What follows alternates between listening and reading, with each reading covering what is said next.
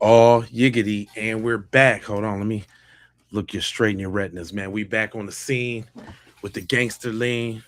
If y'all seen the thumbnail, you see I got all the friends on there looking like straight devils because everybody knows something and ain't nobody saying nothing. There was a few interviews. I guess the family's going on like a tour to say they piece. There's a lot of adding up and subtracting. A lot of people been called devils and devilish for the deeds that they doing. I'm trying to cover it up, but I'm Jay Lava, and you know I scour the internet so you don't have to, and I got it all for you right now. So y'all gotta sit back. We gonna go through it all. I'm gonna start out with my man because I liked what he had to say. He say them boys should be in jail, not now, but right now. Section 1512 of the Criminal Code says that these three white boys should be arrested and face 20 years in jail. If they're not arrested by Monday, I'm calling for a protest. What are the consequences of deleting text messages, social media posts, social media accounts, or privatizing social media accounts, deleting Snapchats, photos, video off a person's phone? It is a federal crime punishable by up to 20 years in jail for anyone to tamper with evidence that would be used in a criminal proceeding. It is a crime punishable by up to 20 years in jail to alter, destroy, mutilate, or conceal a record, document, or other object, or an attempt to do so with the intent to impair the object's integrity or availability for use in an official proceeding. If proof of a federal crime is not enough, let me show you proof that the police investigation is corrupt. I'm curious if the police have, I know they said they're still investigating. Did any investigators ever speak to you about what you saw that day? No, sir. Okay. Cops have not talked to you yet. No, sir. I'll tell you why I'm surprised. Because you knew Nolan well. It's odd to me. Just to gather information. Yeah, that the cops wouldn't have contacted you. Yeah. How are the cops going to tell us that there's no evidence of a crime and not speak to Nolan Wells' best friend, a person that was there on Horn Island? All right, now that we have proof of a federal crime, proof of a police corrupt system, now let me show you how the judge broke the law, aka Warren's stepmama. Judge Ashlee Cole, the stepmother of Warren Hudson, issued a statement, and it is problematic. I want to focus on how the law is implicated in some of the things that she said. Canon 2B of the Mississippi Canons of Judicial Conduct says, judges shall not allow their family, social, or other relationships to influence the judge's judicial conduct or judgment. Judges shall not lend the prestige of their offices to advance the private interests of the judges or others. I'm a judge. I live in this community. I care about justice. A judge must not testify voluntarily as a character witness, because to do so may lend the prestige of the judicial office in support of the party for whom the judge testifies. A judge shall not, while a proceeding is pending or impending in any court, make any public comment that might reasonably be expected to affect its outcome or impair its fairness. I would argue that she's poisoning the jury pool. Canon 4. A judge shall so conduct the judge's extrajudicial activities as to minimize the risk of conflict with judicial obligations. But you should know that the fact that the canons have been violated doesn't mean automatically that the judge is going to be disciplined for them. Someone has to actually report those violations so that it can be investigated by the commission. And that report would need to be made to the Mississippi Commission on Judicial Performance. Over the past 24 hours, I've given you 7 pieces of new evidence that proves that these 3 white boys need to be arrested. I have more. I just recorded. Make sure you check it out. Link in bio. If these boys are not arrested by Monday, it's time to protest. Yeah, I don't know about the protest, my guy. I don't know about that part. I don't know who's doing that. But I do get what he's saying, and I kind of wanted to double down on the first actions that was made by Mrs. Ashlee. By the way, Ashlee and their whole crew just got turned to devils over there on my Facebook. I'm gonna put the link in the description for my Facebook. Y'all go ahead and over there and run my Facebook up because I'm giving them the blues. Do you understand where I'm coming from? But Shorty is a prosecutor herself, and she say, "Oh, girl ain't supposed to be doing that." As a former prosecutor, I'm shocked a sitting judge would do this. Judge Ashlee Cole, the mom of one of the men who was with Nolan Wells before he was found dead, got on Facebook claiming she wanted to dispel rumors with facts, and then laid out this whole timeline of what she says are facts of what went down that day, even though she wasn't there. And this is still an active death investigation. Right. A judge commenting could influence or intimidate witnesses before they've even spoken to investigators. That is exactly what you don't want in an active investigation. It's the reason judges are held to a different ethical standard. This is not how homicide cases go. Law enforcement investigates. Detectives interview witnesses. Prosecutors evaluate the evidence. Judges don't even get involved until legal issues are brought into the court. Right. When you're a sitting judge, you're not just another parent on Facebook. Right. This is exactly the type of situation the Mississippi Code of Judicial Conduct is designed to prevent. Judges are expected to uphold public confidence in the judiciary, remain impartial, and avoid not just acting improperly, but even appearing to act improperly. She literally said she was going to dispel rumors with facts, and then publicly filled in the very facts investigators are trying to figure out. None of this is okay. What do you think about her comments? Hey, man, she is qualified. She's a former prosecutor. I said that from the beginning, though. Just because that's what make it look more sus too, is because the judge knows all the processes and she's seen it 1,000 times before. So she was quarterbacking the whole thing from the beginning. That's why she the first one I turned into a devil on my Facebook.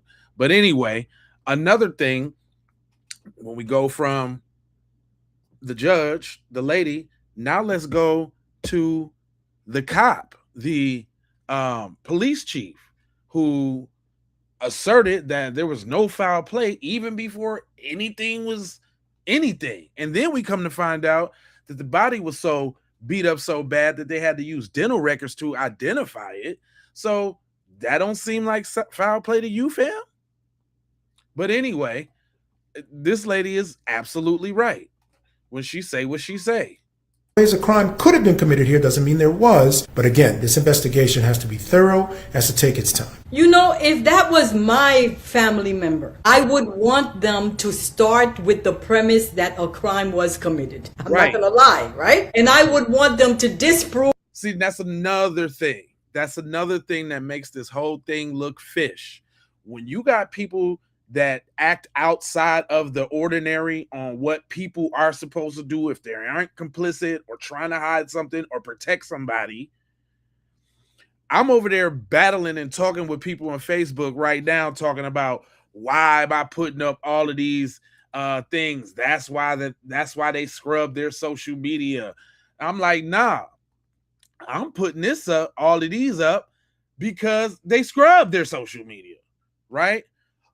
Real quick, let me show y'all what I'm talking about. I'm talking about I got them over there tight. Y'all can come on and jump in the comment sections. It's been going straight down. But Morgan Seymour, he know exactly what happened. And he is a devil, right? Eli Jax Patalo, he know exactly what happened. And guess what? He's a devil. Wyatt Pyron, he know exactly what happened. And guess what? He's a devil. Eric Alcantara, also one of Nolan's so-called friends that left him on the island. Guess what? He's a devil too. FBA on code and we switching up the game. Y'all some devils, ooh. Y'all some devils. You understand what I'm saying? The female that he was last seen with, Katie, devil. She a devil. She knows something. Then I got somebody in my comment section over there talking about she cooperated with police. She's the only one that didn't lawyer her up. That don't mean she don't know nothing. Devil. Right? Oh, yeah, I threw this one in there just the other day just because I forgot to get Chud the Builder. But Chud the Builder is definitely a devil. So is his friend Warren. Warren, fake friend, he a devil too. Warren too. Yup, Warren. And I'm naming their names for a purpose because ain't nobody been putting no faces and no names to these folks out here. But that's Warren. Yep. This is the Mississippi medical examiner. The one that's lying, talking about ain't no foul play, which is the reason why they need to take the whole body to Washington, D.C. She a fire-breathing devil. She sure is. This is the Mississippi Public Safety Commissioner. He talking about y'all need to stop making speculations on Nolan. Nah, you a devil. That's all. That's it. Code and we switching up the game. Y'all devils love style, but don't feel us at all. Y'all some damn devils. They devils. And that song got them tight, y'all. I'm talking about they so tight over there right now. And then this is Ashlee. This is Warren's mom. She's definitely a devil. I'm giving them all the blue. I can't play the sound. Because the sound got music in it and they be trying to do my little ad revenue. You know what I'm saying? They be doing me wrong. So that's why I need y'all to go ahead and hit that like button and subscribe if you haven't subscribed before. Welcome. I'm Jay Lava. I scour the internet so you don't got to. I got all the videos lined up. You better ask about me. I did a 9-hour stream the other day. Went off. Held it down. No, 3 channels to be exact. Not just 2. It's 3. So it's Jay Lava, it's Keep It P Podcast, and it's Keep It P Raw. You did what I'm saying? Bree Magic, thank you. I appreciate you. Thank you for looking out on some realness in the clutch, on the clutch side of the game, right? But back to the regularly scheduled. She was saying, I need y'all to go into it like it's foul play right off the top. Who wouldn't want that? And the fact that they did not do that, that's what make it look more fish sticks. Remember, I would want them to start with the premise that a crime was committed. I'm not going to lie, right? And I would want them to disprove that there was no crime. So for them to start out of the gate saying no crime was committed makes me believe that you're not even going to be looking for a crime. You need to start from the worst case scenario. Exactly. And make the people involved in the scenario prove that they had nothing to do with a crime. What's wrong with starting with a crime was committed, disprove me, right? Yes. You can't just pop out and say, oh, we don't see any sign of foul play. How dare you? When somebody died. It should be the highest form of scrutiny, right? So there's... Yeah, it should be the highest of highest forms. It absolutely should be. Right, but I wanted to get into this interview stuff. I don't know, I don't know if everybody scour said internet like I do. So I brought the tea and the facts to y'all, right? Let's go over these little young interviews just real quick, because there was a couple things said and a couple things led, and I want to make sure I play it. You understand what I'm saying? Hold on real quick. Let me cue my girl up. She got a 3-part series. Shout out to that girl Henny. I follow her on Facebook. Definitely make sure I like the video. But Henny broke it down. She got a 3-part series. We're gonna go through them all. Go ahead, Henny. Have y'all seen the interview that Nolan Wells' friend Javon did with TMZ? No. Javon answers the question about who was arguing in that video of them on the island, the one that's been going viral. And he had something interesting to say. According to Javon, that had nothing to do with Nolan. In fact, it was a whole nother friend group that was arguing. Javon, have you seen the video that's been going around social media where people think that they're hearing an argument between people and they're wondering whether or not Nolan is one of the people in that argument? You just described that you had another friend, not Nolan, another friend who was in and got into a dispute. Is that video the other argument that you were talking about? Yes. So, but is that Nolan in the video? I can't tell. It's too far away. But in that video, I feel like the voices are too clear. Like from the side, it's too clear for it to be that far away, for it to be Nolan arguing. And then also that altercation, it sounds just like my other friend that got into the altercation on the boat.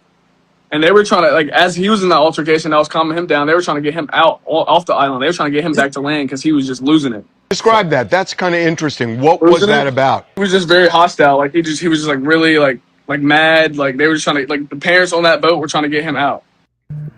Now, this is not the first time that we heard about there being two friend groups, because one of the other friends came out and said they were supposed to be on the boat with Nolan and the other friends, but due to capacity reasons, they had to take a second boat. And then Alexis told us on TikTok that the friend group that had to take the other boat got into an altercation. So this is a third confirmation that there was an altercation that involved the other friend group. Stay tuned for part 2, because I'm breaking this down into 3 parts. Oh, I got you, babe. We own you. I shout out to her because I didn't mean to do that, Joe. Shout out to her because she has been coming with the tea. And hold on real quick. Let me get her a little part. Part 3 of Javon's interview with TMZ. This is part 2 of my breakdown of Nolan Wells' friend Javon's interview with TMZ. In the first part, he spoke about the argument that was videoed that's going viral. And in this part, Harvey asked him if investigators have spoken to him, especially being that he was there on Horn Island, and he was part of the friend group, and he has some inside knowledge. And this is what Javon had to say. Did any investigators ever speak to you about what you saw that day? No, sir. Really? Okay. Cops have not talked to you yet. No, sir. That's odd. I don't see why the cops would have. I don't see why the cops would have to talk to me. I mean, obviously, like, you know, like I had said my plea, like, because whenever I had talked to the people at Sunheard, it was whenever, you know, the body was discovered, and the autopsy people and all those people were there. Stop. Pause. Right. So you mean to tell me that Javon is there and the Sun Herald speaks to him and the coroner's office speaks to him, but the Jackson Sheriff's Office does not speak to him, and he has viable information, yet the Sheriff's Office keeps getting on here and saying if anybody has any information to reach out to us, to contact us, to let us know. If you have anything, if you were there on Horn Island, to let us know. But yet TMZ can get him and the Sun Herald can get him, but the Sheriff's Department can't. Let's continue. I'll tell you why I'm surprised. Because you knew Nolan well, and you knew that he was friends with these guys who were the last ones to be around him before his body was found. And I would think they would at least want to know, hey, just the things we're asking. Right. You know, did you ever hear of any of this stuff? It's odd to me. Just to gather information. Yeah, that the cops wouldn't have contacted you. Yeah. And that's fine. Like, I'm completely fine with that. Like I said, I have nothing to hide. Like, that's my boy, and I want him to find justice. Like that, like this whole case thing, like whatever, like this whole situation, and none of this adds up to me. So like, it's really hard, like, for like people to just like keep on saying things when like none of it adds up, honestly. As the days go by and more people begin to speak out, the shadier this becomes. The more bullshit it becomes. Because how is the sheriff playing in our faces as if we don't know he's been out here asking for help? And now here you have Alexis, who is on TikTok speaking out, another friend who's been on TikTok speaking out, and Javon, who is now speaking out, yet none of these children have been interviewed by the Sheriff's Department. Yeah, all right. Hold on, we got to float to part 3 because she was cooking with non-fat grease real quick. Go ahead, boo-boo. Bond's interview with TMZ. Now, he's talked about the argument on the boat already. Right. He's talked about not being questioned by the Jackson Sheriff's Department, even though he was there at Horn Island, and he has information, and he's part of the friend group. Right. Now TMZ is going to ask him about interracial friendships down there in Ocean Springs and some of the things that have been circulating online about it. And Javon raised my eyebrow. One of the things that I'm sure, Javon, you've seen has been a big part of this story, people making the point that, at least in the photos that we initially saw, that Nolan was the only African-American kid who was out there, at least on that boat. Do you think, having been there on the island with this large group of people, that race plays a factor in whatever happened here? First of all, before they even answer that, I hate how they try to put black people on the spot that can't articulate the situation. We got a whole kid right here that's not able to articulate the situation, you know, other than like just like a yes or no, which puts him in a position, and then he finna start pussyfooting. But then also I'm like, man, that's your homeboy. How you not gonna say what the real is for your homeboy? But check this out. Again,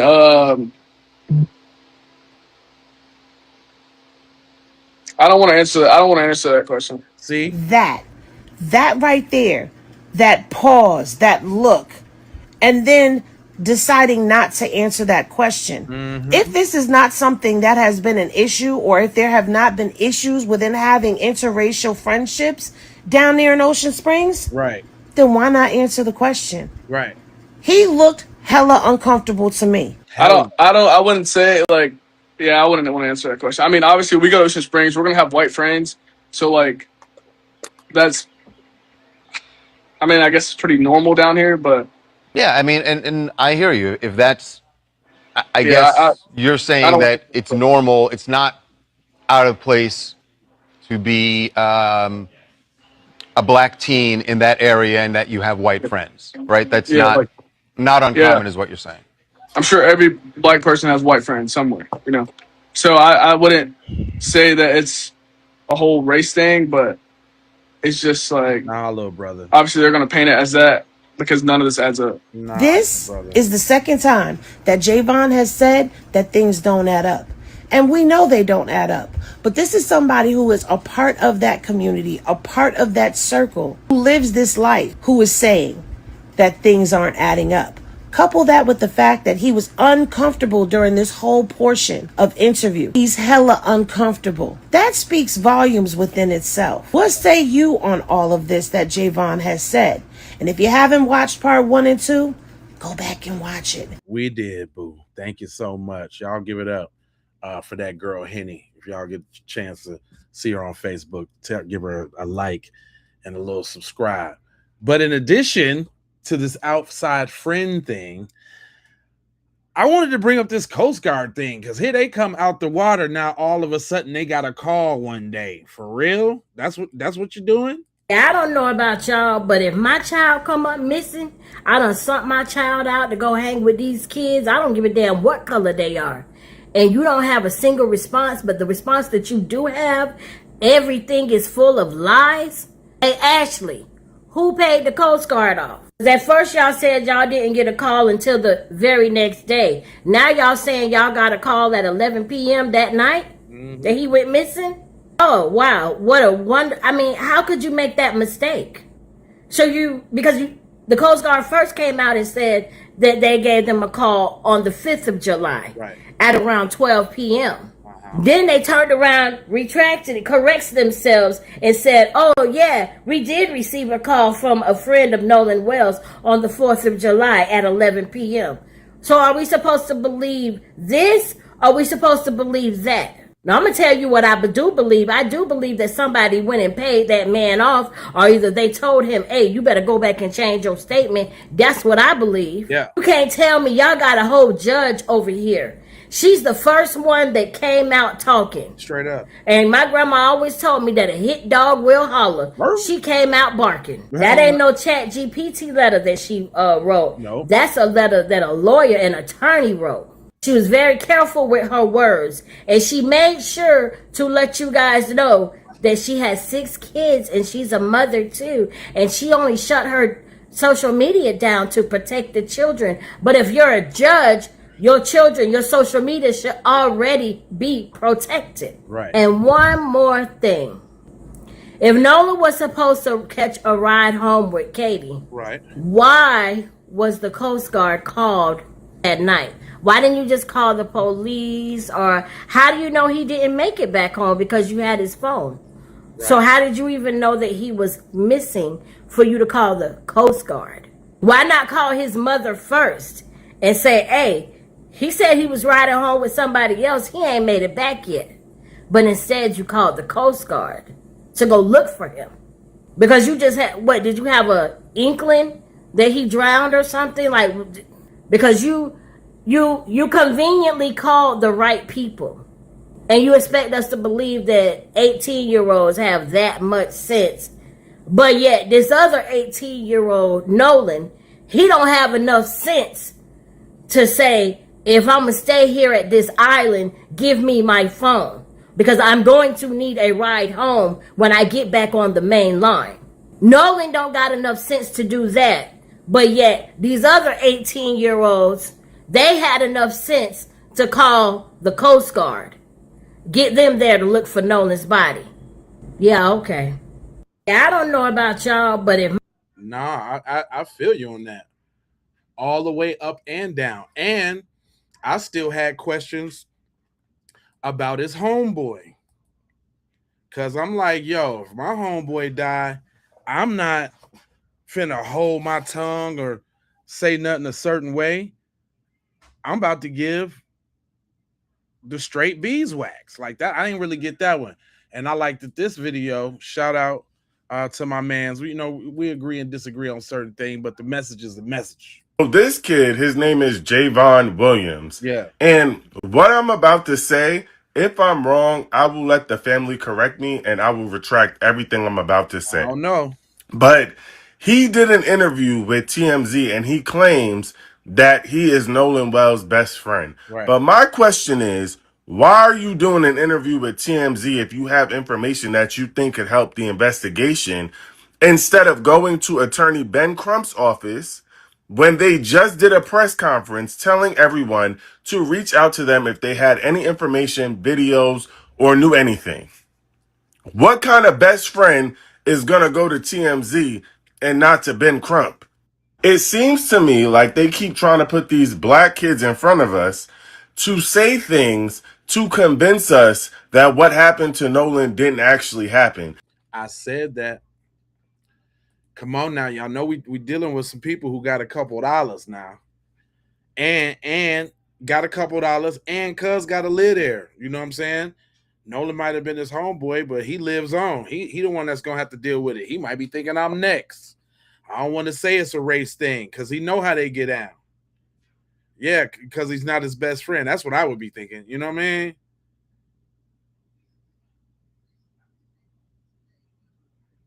Yeah, that's what I would be thinking. But go ahead. I'm going to let him cook out.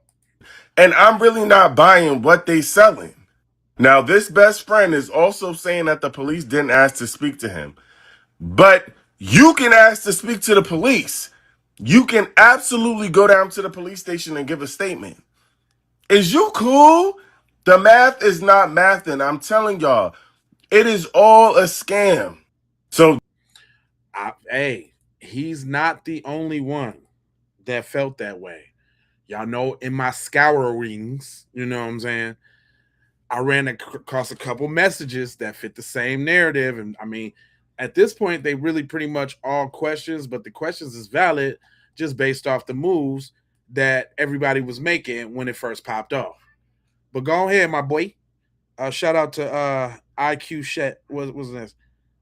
IQ Sheed? Yeah, IQ Sheed. Shaheed. Sorry about that. So this case of Nolan Wells is just getting stickier and stickier and weirder, man. Especially from the people that was around him, the people that he called friends, bro. Like, with friends like this, who need enemies, man? Listen, if something happened to me and we not on some, I mean, I'm not into the streets no more, but I'm just saying, we don't know gangster timing or doing no crimes, and I don't do that stuff no more.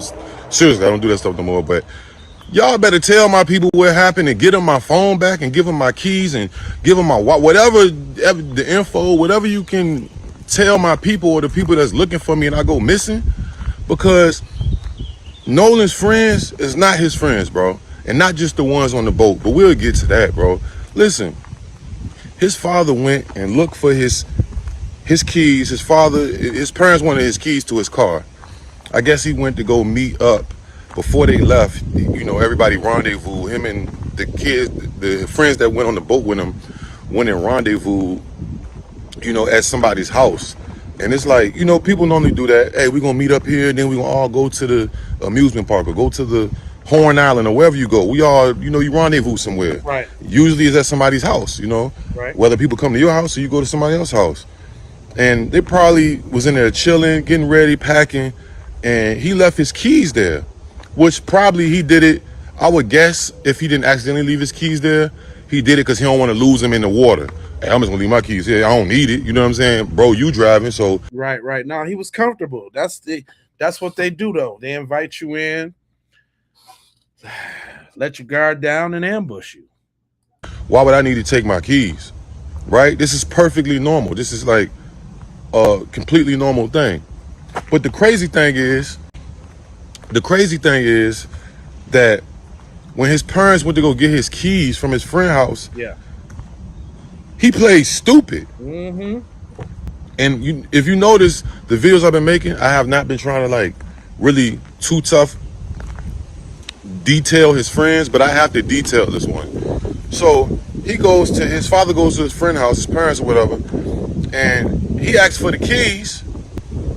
And the boy said, all right, let me go look. He looked for 3 minutes, like being reluctant, like he really didn't want to look for the keys. Right. Come back in 3 minutes and say, I don't know where his keys at. A young lady who was with them earlier over there lets the father know, hey man, the keys is in there on top of the Xbox. Yep.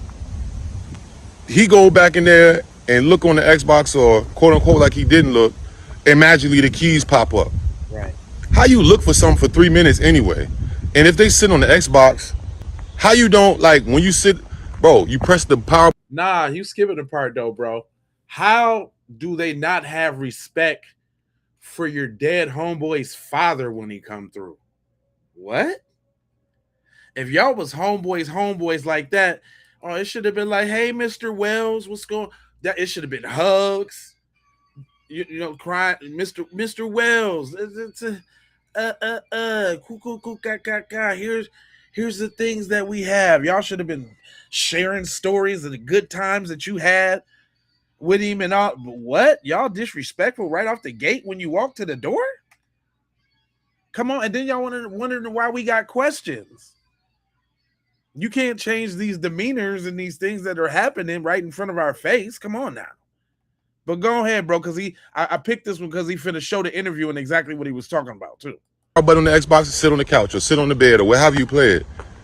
This is, bro, something ain't right about this, bro. We are grateful, especially to our friend Tashima, who actually was one of the people who helped us that night. She went and picked up his cell phone from where it was, and then... And I believe they can't necessarily say where it was because of the investigation.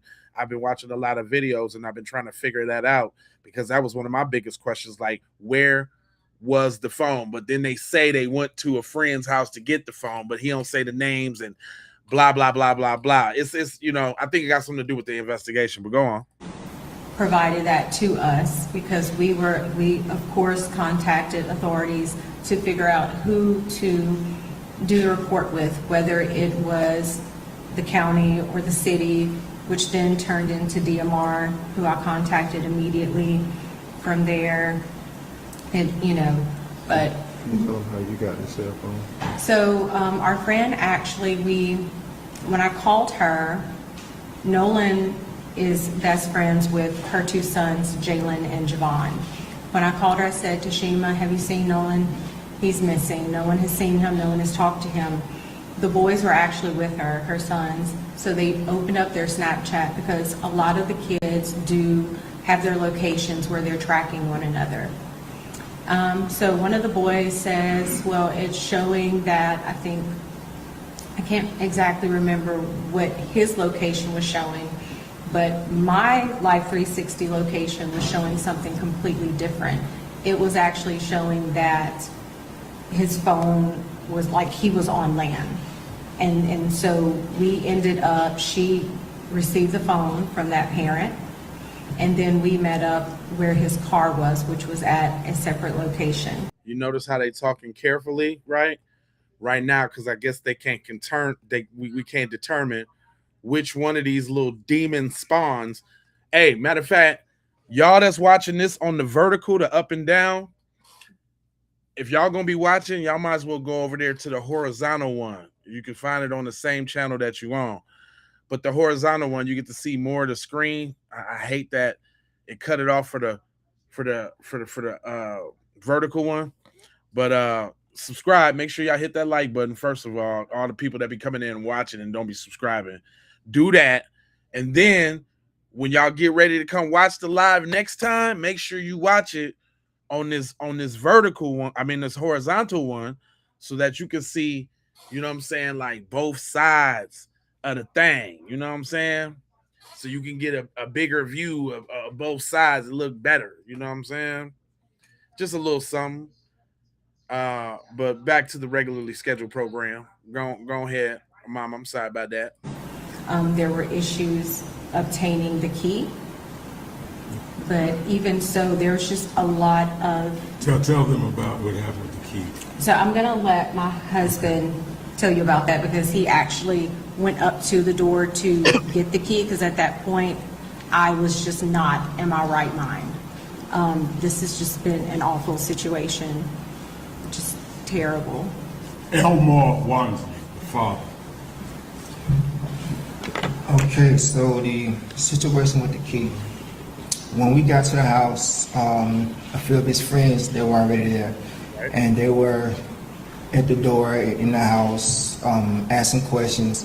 So when I walked up, they were getting, things were getting kind of intense. So I turned to them and told them, I need you guys to calm down. I don't do this to me right now. My question right off the bat is, why y'all sitting up here disrespecting y'all homeboy's father?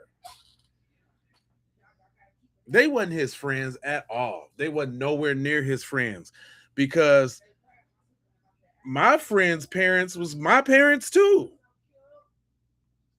You think my friend's parents couldn't tell me what to do as much as I hung around them dudes, as much as I was at their house? You think they wasn't up in our business? You think I ain't have a healthy respect? Rest in peace, Big Den. What? Go around my cousin Dennis, my cousin Dennis, Big Dennis there. Hey, you better act right, fam. Big Dennis ain't playing that. That lets you know. See, for everybody that's questioning and thinking we whining and we victims, no, it's little subtleties and little nuances just like that Black people are inherently, the respect that we inherently have for the people that are around us, especially elders, right? But y'all wouldn't know nothing about that, because you're gonna go shoot your mom because she ain't let you play Xbox. All right. I need them to kind of trust me so they can give me something. So I was able to calm them down. So the guy, he's in one of the pictures, but he came out of the room, half asleep or whatever, I think Jax or whatever. And I said, look, I'm Nolan's father. Okay, so hold on. That was kind of my first time hearing that, and I don't think he was even supposed to say that. He said Jax. So Jax, real quick, let me show y'all so we can get and by the way, these ain't their real pictures. This is their devil pictures that I made of them on on Facebook. But Jax is this one right here, the big fatter one. Eli Jax is his name. He the one to the right of Katie, the little devil chick in the middle. So now we kind of get a little context of where they was, and because I was always wondering who had the phone. And when you look at Cuz, hold on real quick. When you take a look at Cuz, I mean, I know hindsight is 2020, but I'm like, man, you wasn't never in life Nolan's friend. Just looking at Cuz, like, nah, you wasn't Nolan's friend, fam. I don't know what you was doing. Rest in peace again to my boy Nolan. But this is Jax. Jax is this guy, Eli Jax. Hold on, let me show y'all his face real big. So that's the one. He scrubbed his social media accounts. This is the only picture that exists on the internet of Cuz right now. I'm talking about, I scoured for a lot to try to find a picture of this dude to even turn him into the devil. Matter of fact, I ain't gonna lie. It was hard to turn all of them into the devil because they didn't have no pictures up. But yeah, I had to get him because they know what happened to Nolan. I definitely had to get him. Matter of fact, again, go follow me on Facebook, J Lava.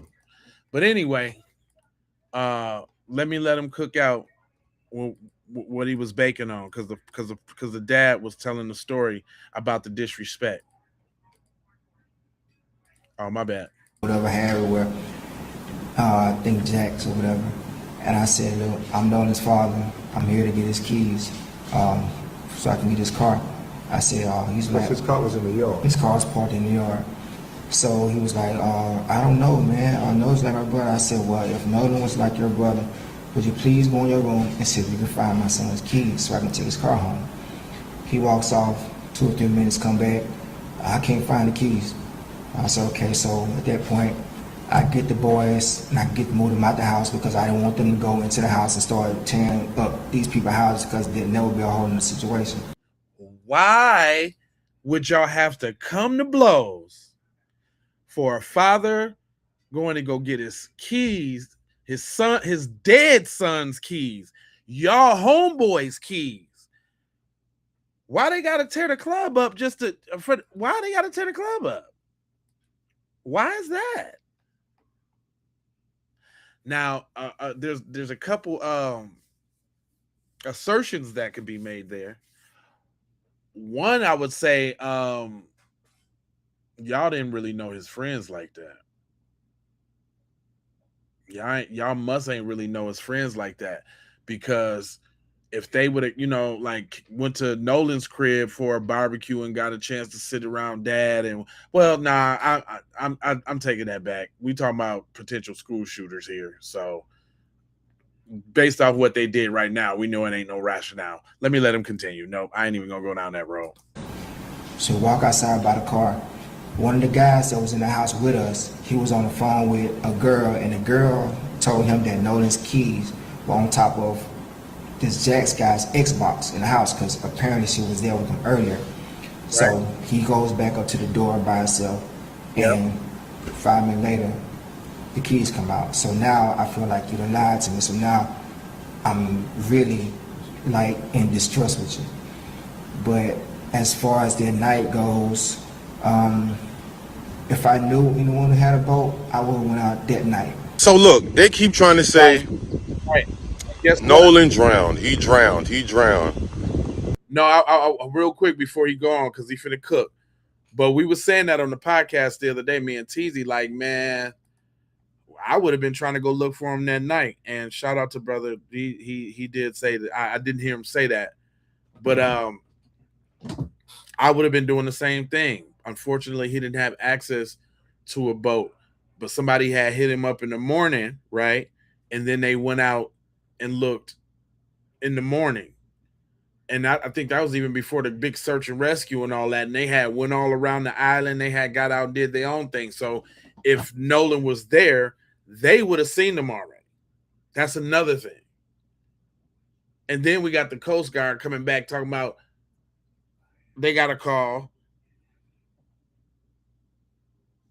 Then you got the search and rescue team talking about they didn't see nothing, and then the body just wash up. No high or low tide or none of that. It's all fish sticks, y'all. But my man's was cooking though. I want to let him get his piece off. They saying he stayed back with the girl. He stayed back. He didn't want to leave the island. Come to find out, bro, it was people that staying on the island, like with tents or whatever. They're tented up. They're posted on the island overnight. So there were people there that he could have got some help. On top of that, it was 2 boats docked, which usually it means somebody's staying in them boats. He could have found some help out there. Like, what's the whole suspicious actions of everybody? Right. So you telling me out of all the 200, 300 kids that was out there, or how many other people came there that day? It probably was a couple thousand that came on the island that day, throughout the whole day. Because, some people come and leave, some people come and stay, leave later. Okay. Nobody knows anything. How does that, just think about that. That's like you in an amusement park with all these different people, and something happened, and then nobody's seen nothing. Not only that, didn't he stick out like a sore thumb because he was like the only black person there? Let's not forget about that. Thing, like, come on, bro. This is why we're suspicious of this, man. This is why his parents are suspicious of this. This is not normal. He just disappears without a trace. And then on top of that, his friends got his phone and his keys and they don't want to give him back. And you got to send somebody else to go get the keys. That go back to that respect thing. Because, I mean, come on, let's keep it real. Like, let's all right, we all in the boat together. We all in the boat. Let's just say our homeboy told us that he was gonna stay back. Cool, we gonna go with that because we was taking on the water, and you know what I'm saying, we all had to get back, right? As soon as you get back, the first thing you're gonna do, instead of taking all your social medias down, you finna try to get in some friend groups or get on your timeline and see, hey, where the homie at? Did he get up with old girl? Did everything go right? Woo, woo, woo, woo, woo. Y'all should be almost in like panic at that point. But we also know that they went partying that night, right? You should be calling, seeing what's up. Is your boy okay? He left his keys at my crib. He left his keys at my crib. He was drinking and drowned. You don't believe that. Shut up. Anyway, so you're not so the very next day, instead of y'all going out to eat and doing a huddle at breakfast to get y'all story together, now hold on, not even the key. I forgot, not the keys and the phone. The keys. So we forgot to give him his phone back earlier when he left his phone on the boat. I'm trying to say it like they saying it so we can put it all together. So let me go back. We on the thing. My man say he's going to go get up with the girl. We start taking on water, so we had to dip. We had his phone, so we really couldn't get up with him, but we thought he'd be all right. There's other people out there, so we had to bounce, right? When you get back to the crib after y'all done fix the boat, woo, woo, woo, woo, woo, you ain't try to text nobody that was on the island like, hey, yo, what up? What's up with my man? What's up with my man? Yeah, y'all seen Nolan? Ain't nobody seen Nolan? Damn. Okay. Before we go to the party that night. Damn, did y'all anybody hear from Nolan? You ain't hear from Nolan? Oh man, we need to be getting on the phone. We need to be seeing what's up, not going to the party. And I'm gonna give him that night. Okay. He all right. No, you know, Nolan's cool. He good. He got it with somebody. He might even be in some guts or something. He might be smacking. Don't want to be bothered, right? The next day, when you ain't got no confirmation that your homeboy is nowhere to be found, you ain't hitting his mom up like, hey, Mrs. Wells, we got Nolan's keys and Nolan's phone. Yeah, I'm sorry. We got his phone. We was taking on water and we had to dip real quick. He was on the island talking to this girl. So, you know what I'm saying? It all happened so fast and ain't nobody tried to swim 10 miles back, man. It takes a long time to get from the shore to that island, fam. Ain't nobody swimming. And why would he swim? He wouldn't even have to, because there was people that was camped out on the island. It was 2 boats on the island and a tent on the island. So he didn't have to swim. And if everybody was all cool and he was college kids and he's the star football guy like that, everybody know Nolan. You think they wouldn't have let Nolan chill?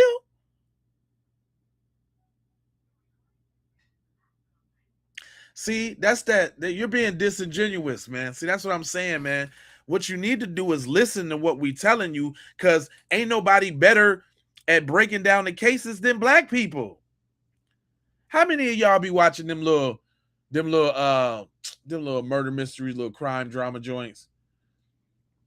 And they be saying like some of the most obvious stuff, like, y'all didn't know that? You didn't know that it was Walter the whole time and his wife has been deceased for 20 years and y'all just now circling the block on a cold case? Well, we know why they do that. because it's the immunity from the law, the complexion for the protection, which is what they're trying to institute now, and we're not having it. See, that's what you got to understand too. We didn't see this play out. This ain't our first rodeo. Ain't nobody swimming 10 miles, fam. It's just not happening, fam. You can get out of here with that. You can just get all the way up out of here with that, dog. Ain't nobody swimming no damn 10 miles, dude. I don't care what kind of athlete you is. And he had the stamina to do something. Let's not forget that his dad said that he was training for a special workout session thingamajiggy college whoop-de-woo on Monday. So he had his mind clear. He wasn't about to mess up his cardio and his body and be feeling terrible so he can't perform to the highest that he can for what he was doing.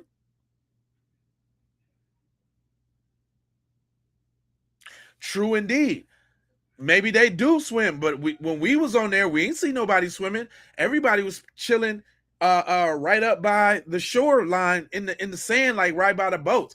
You ain't see nobody out there swimming. What, no jet skis or not? What reason do you have to be out there swimming when everything's going on? All the music is right there in the sand.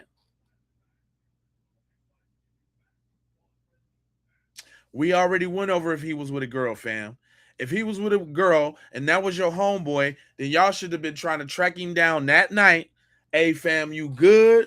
She going or not? You need a ride? We got your keys in your phone. Fam, where you at? Come on, man. No, none of that sound right. Y'all must be bots. Because sometimes y'all just be saying stuff that don't even be making a lick of sense. A lickerdale of sense. Hell, man. And because there's so many questions, Terry, that's why we not running with the official story. He said, why would they track him down that night? Why wouldn't they? See, okay. You know what? You're right. See, ladies and gentlemen, that's the reason why I let them type in my chat. Because as you can see, common sense ain't common. And that's where we mess up sometimes, totally thinking that, you know, just because we own it and that's how we was raised and it's common sense and it's the right thing to do, the right thing, the most logical thing, the thing you do if you got a soul and a heart and you actually care about who you with, you're going to make sure they good. He like, why would they track him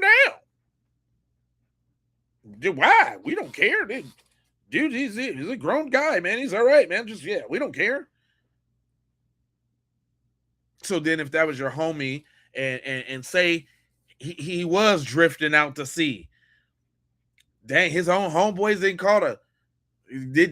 because they didn't call the Coast Guard because they said they didn't do that. Then the Coast Guard tried to double back. They didn't do none of that. They didn't call the police, call his mom, call anybody. Hell, they the ones with the boats. Why they didn't? If one of them had a boat, then I'm sure they're in the friend group with somebody else that had a boat.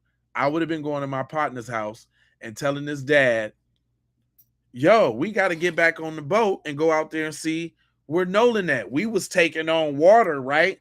We had to go. Come on, man. You understand? We got his phone. You know, last time we seen him dipping, he was with a girl. We got to make sure my boy is all right. You wouldn't know nothing about that. I see. Like, that don't make sense to you. That doesn't register to you. But that's how we see it, right? That's how we see it. We got to make sure everybody in the crew is all right. Period, point blank. End of story. Win, lose, or draw. If they popped it off or not. I don't go nowhere with nobody. You know what I'm saying? And I ain't ready to get down with them and like see it through to the end. We gonna make it back to the crib, me and you. Now we might come to blows about you running your little drunk ass mouth, but see, I ain't hanging with people like that. If I know you get like that, I ain't hanging with you. So I really do mean that. But I've seen instances and cases like that's another reason why I don't accompany other people with other people that I don't know, because they cool with them, but they don't necessarily mean they cool with you. You see how we play? You see how we think? If y'all just sit back and learn some, We'll tell you how it is, and maybe you can incorporate these real skills in your life so that you don't be a buster. Because leaving your homeboy is a buster. But you see, that shows that y'all ain't got no code, honors, or ethics. I mean, I understand why, because all the people that y'all look up to is dirty, rotten scoundrels, criminals, rapists, genocidal, homicidal maniacs. So, of course, y'all wouldn't have no camaraderie with your peoples. Of course you wouldn't. We came together, we lead together, right? No man left behind. We on that protection mode for sure. Like, you don't have to be in an army or nothing like that. Like, what was y'all? My thing is this: what was y'all doing? In school. I was gonna ask, what was y'all doing back in school? What kind of people was y'all in school? But now it makes sense. Y'all was dweebs that used to get beat up because you ain't having no integrity. That's why y'all over here in my chat spewing nonsense, because y'all exactly the dweebs that we think you are, because you was getting beat up because you ain't had no testicular fortitude and looking out for your homeboys. That's why you was playing Dungeons and Dragons. You little busters. Anyway, my man's was kicking it though. You gotta send some. I mean, you gotta send somebody else to go get the phone. Nah, that's not right. His dad gotta go fight for the keys. Yeah, man. Kids, friends are not your friends, man. That's why I like to choose. I rather call them family. You know what I'm saying? That's my fam. I don't really do the friends thing too much because friends. Y'all notice I say fam a lot. I come from Minnesota, and he right. You got to be very. I done had the same couple friends, the same friends I'd had since like 7th grade. Now I've incorporated new business partners, which relationships from business became friends, right? Because we get money and we doing something or we working towards a goal. But you know what I'm saying? Like when you get grown, that's pretty much what it is. Like ain't no grown person hanging out with no friends. Nigga, I got shit to do. I got content to make. I got stuff to do. Now we can go out of town. We can go kick it. Go take over a new city or something. That's grown people stuff. But friends is very loose, on the loose side of the game. You never know how they are until stuff hits the fan, bro. To that situation. Or if you get in a tight jam, you know what I'm saying? Yep. Not just some like this case where he's gone missing, but you gotta like when somebody has to perform, like pressure's on and something hits the fan, that's how you gonna know who really down for you. Just want to get that free game to all the youngins out there. And all the real ones, some older people might don't know that. This is crazy, bro. I don't have friends with boats. But if I knew someone with one, I would have went out that night. And it so happened that his coach saw all the stuff on Facebook that next morning and called and contacted me like 5 in the morning, asked me, did we want to go out? And I told him yes. So within an hour, he was at the dock. We met him and we went out. We docked the boat, got off the boat, walked on the island, walked a pretty nice stretch, came back, got back on the boat, went around the island, looked, came back around, and where we went to, that's where apparently they say that his body floated up. I don't know a lot about water currents over there, but I would think that we would have saw his body. And on the trip there was a family that stayed a night on the island, right? Like actually tented out on the island. So if he was left, he would have saw that family on the island, and it was 2 of the boats docked, so he would have had help. So I don't know. I think we stayed there for like an hour and a half. That's when Jackson County and the sheriff department showed up, and they were going to. See, so key details, y'all. They did a thorough search, solo dolo. Then everybody else came through, did a thorough search. The island ain't that big. It's yay big. And they ain't find nothing. Then all of a sudden, boom, there goes Nolan. Come on, man. Come on. Do their rounds, And I had a classmate of mine, him and his 2 boys, they came out and they searched, and then they got back in touch with me and said the Coast Guard had finally showed up in airplanes. So what is so critical, what Elmore is saying, is they went out on Sunday, and the tide, if it brought his body up, he went missing on July 4th, as they say. His body should have been there on July 5th. Why would it not appear to July 6th? And that's one of those things that's just not adding up. So lastly, we got another one of Nolan's friends who was not with him on that trip. I believe he went out there to Horn Island. It's kind of, it's something not right about this, about what he said, bro. I don't know. Y'all have to help me out because I don't want to crucify a kid. It's a kid. You know what I'm saying? But nah, everybody been tiptoeing and tread lightly, man. He's not speaking like a homeboy who just died is supposed to be speaking. It just is what it is. Why don't nobody want to help him? He even in this interview right here, he even said, "Oh, I don't want to talk about that." Talking about the racist, you know, kind of culture or the things that happen in Mississippi or that's being from Ocean Springs. Man, listen, if my friend went missing, even if I won't with him, yeah, man, because they do be being prejudiced sometimes. I'm telling the parents, like, yo, yeah, them boys that he was around or the other kids that they was talking to, yeah, they was kind of, I seen them one time. You would want to help, but instead, nobody wants to tell like what they know. Or these people are looking for their son, and now they're looking for answers because they found their son unalived on a island. And don't nobody out of everybody that know him, and that was supposed to be his quote-unquote friend and teammate, ain't nobody got no info. But when he was alive, y'all was calling him your friend. It ain't right, bro. But y'all look at this video and let me know it's something off about this kid interview, bro. I'm not saying he had nothing to do with it, but you can definitely tell he knows more than what he's saying. Javon, have you seen the video? We watched that already. Let me let him.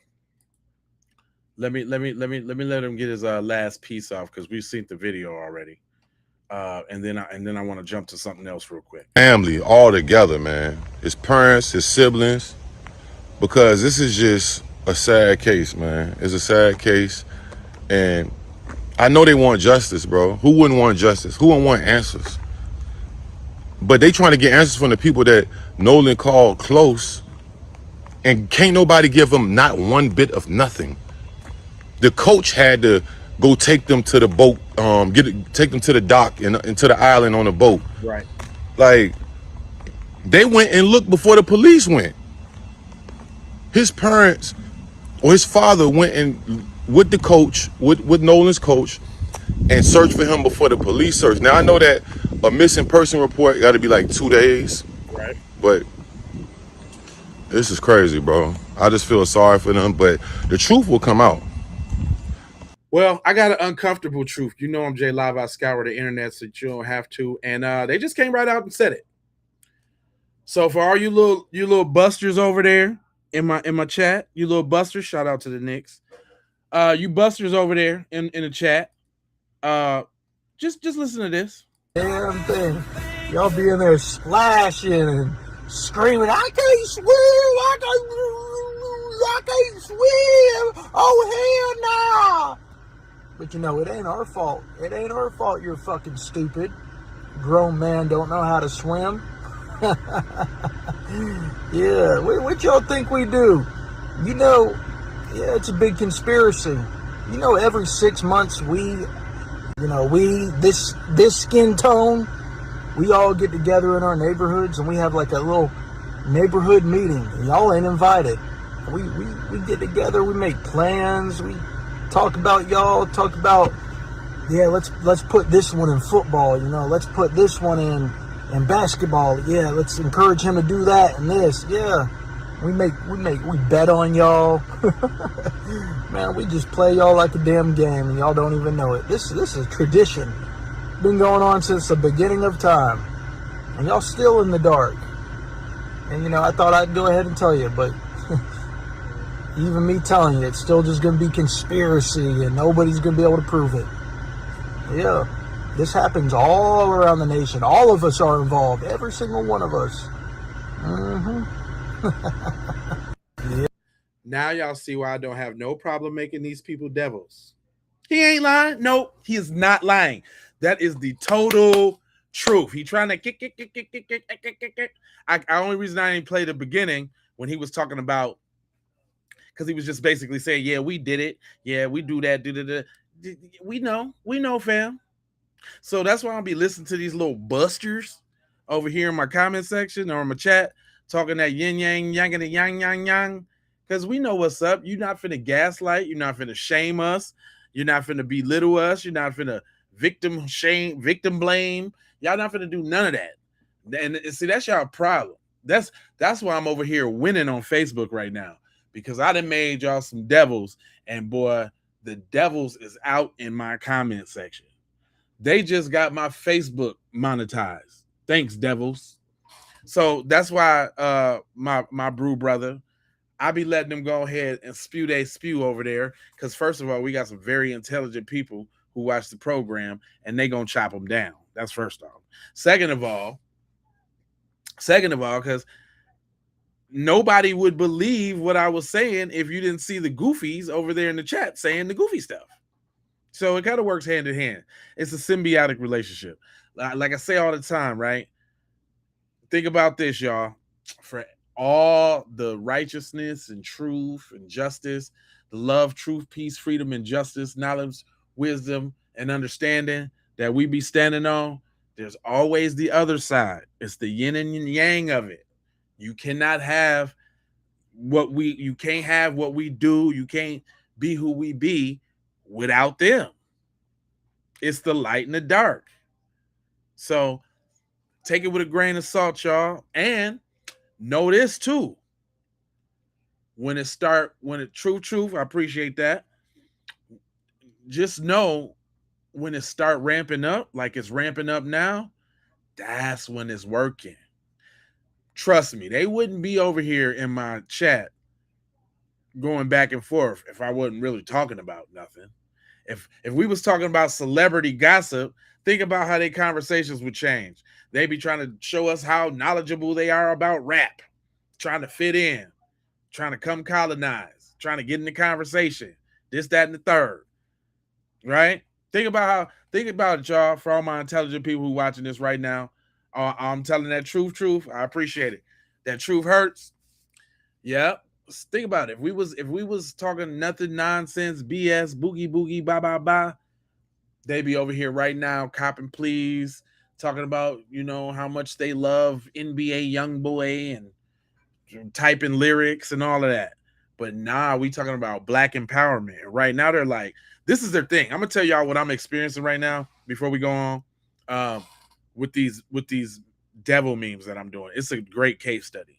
I get people in the comments saying, this is why we're doing this, or this is why we're doing that. Because y'all making Metcalf P memes, and like, fam, we late to I told somebody, I was like, man, we late to the party. We just start doing this. Y'all don't remember the Trayvon challenge is what I told them. Like, don't you remember the Trayvon challenge? We wasn't making memes. We wasn't we was too dignified as black people back then to do that. We still was on the identity politics back then. We still gave a care about how people see us back then. But then once we realized it don't matter how you look, it don't matter how you dress, it don't matter if you got a bonnet on, it don't matter if you sagging or if you got a suit on. They don't like you anyway. So guess what? You just do you. Now, on the flip side of that, that don't mean we don't have standards as a community and get down on somebody for how they presenting in public, because regardless to what you say, you know what I'm saying, we are each other. You see what I'm saying? So we got to be thinking about what's the best for the group. That's B1. That's B1 philosophy, right? Because it ain't about just you. It's black first. What's good for the group, right?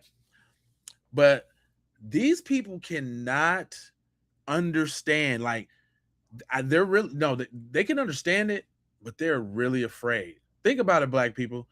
Think about how we've been dropping our nuts on everybody lately.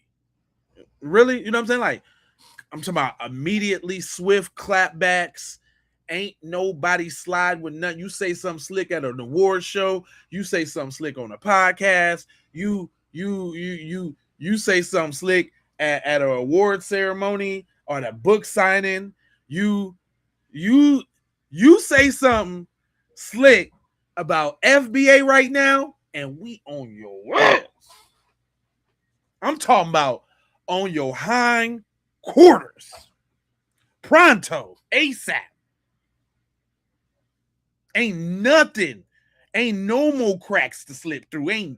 I'm talking about ravishing pit bulls with the master bite grip lock. Nigga, on ya. And y'all gotta think about it, right? Y'all gotta think about it, fam. Y'all gotta think about it. They not used to this. Like I say all the time, it's our fault for being decent humans. I'm gonna just say it like that, because I'm not blaming us for being decent humans. Well, what I'm saying is sometimes you gotta fight fire with fire. Water's cool. Water's cool. You can put the fire out, but you know, if you got fire too, then you can burn all the little fuel around the fire, and it's done. Done Diggleberry. Done Dutenheiser. You know what I'm saying? Nip it all the way in the buttocks. I wish I could play the song, but the song is copyrighted to me and Teasy. And if you play it on your own channel, then they give you copyrights, man. I used to play a lot of music on the broadcast and all of that, man. But once I had start to try to take this seriously, right? I had to think about, you know, I gotta do. See, and that's another thing. Even the suppression of what we saying, there's a lot of people who got messages, man, that I be wanting to play on the broadcast. But if they say FUCK too many times, they're cutting the ad revenue. Like, I do the whole 2-hour streams for nothing, and they say, "Oh, advertisers don't want to advertise on this kind of content." The content where we speaking the truth, but WAP is monetized. Lil Miami, Young Miami is monetized, but y'all messing with me because somebody said a bad word in a video. So when y'all drop these jewels, I appreciate you. I appreciate the jewels. Oh, shout out to the members. We got a few members this month, so shout out to y'all. I'm crafting some members only content. Trust me and believe me. I'm just trying to figure out which day I'm gonna do it, but I want to give to y'all especially, and I'm gonna just do some broadcasts just for y'all, for the members. Shout out to the subscribers, the members. Matter of fact, most of y'all think y'all need to put y'all if y'all didn't hit the bell for notifications, hit the bell for notifications, because it's gonna change a little bit. I'm not gonna go live on both orientations no more. I'm gonna do it on just the horizontal, not the up and down one, right? I know it's a lot of y'all in here on the up and down one right now, the one that got me at the little screen right there. But if you was ever here on the big one, I'm live and in color, and you can see the whole thing. You know what I'm saying? Thank you. I appreciate that. You know what I'm saying? I'm just trying to work and put the good word out for the black peoples. That's all. But I really want y'all to hear your boy right there talking about they did it. We knew that, punk. We knew that already, you little punk. like you coming with something like we ain't know that already. Like you waking us up. We know you did it, but what we dealing with right now is this. Hey, look, this is what we're dealing with right now, y'all, as black people in this situation. It's a weird dynamic. We are watching the breakdown of the dominant society because they don't like being looked at with the side eye based off the stuff that most of their people do. Even the racist people are acting like we shouldn't assume and y'all should just let the set. They over there in my comments right now talking about let the second autopsy come out. Why we even need a second one? Why we need a second one? It is total. Listen, y'all. Y'all gonna get a little less scrutiny. You're gonna get a little less side eye. You know what you should do? Fix your folks. Holla at your people. Holla at them. Fix your folks. Oh, I hit the button on accident. What's up? Yeah, I'm big live and in limited color. Hit that like button, man, and make sure y'all subscribe, man. Most of y'all be watching the video, don't even be subscribing, man. Hit that subscribe, man. Let me get this new video for y'all, man. But I need you to hit that subscribe. Matter of fact, you know what? I know what it is. It's been a lot of black people scolding you guys, and sometimes I need to mix it up and have some white people talk to y'all. Sometimes y'all. I gotta mix it up because obviously, you know, my chat does not represent, you know, everybody's sentiments. You know what I'm saying? There's some decent people, you know what I'm saying, out there. But here, let me my man's will tell you, right? Well, let's get some of them other voices in here real quick for you. Hold on. I got some other voices for you because I guess black people have been scolding you guys too long. The black guy, the angry black guy, the racist black guy on the screen, that's all he does is just talk about white people. He just doesn't like, he's racist. Shut up, Buster.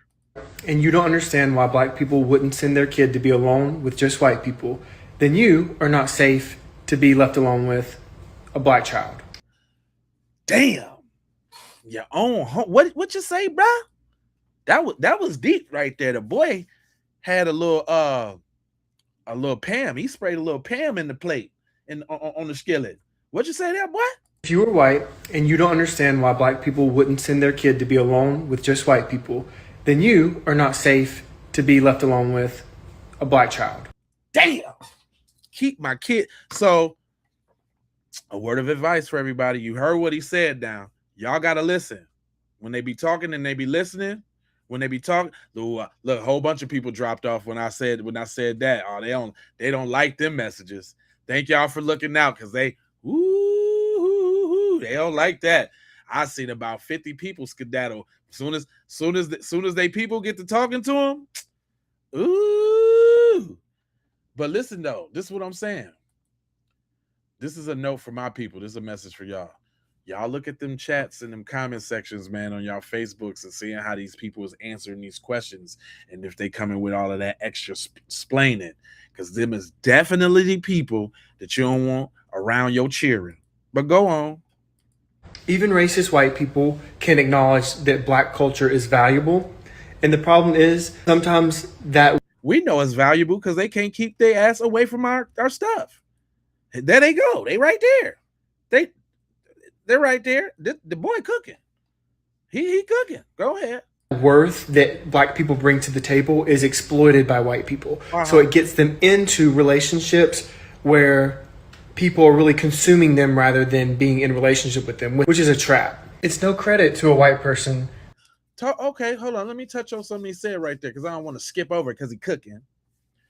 He said in consuming them. So I'm gonna take y'all back real quick, real quick on the quick side of the game. Think about what his friend group looked like.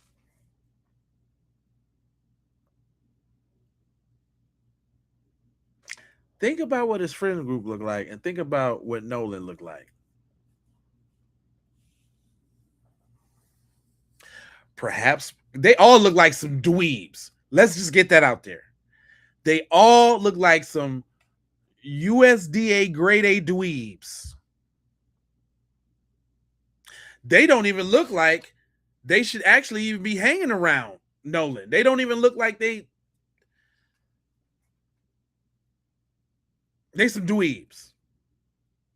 I done heard Nolan talk, and I done heard his swag. I know he got some swag about it.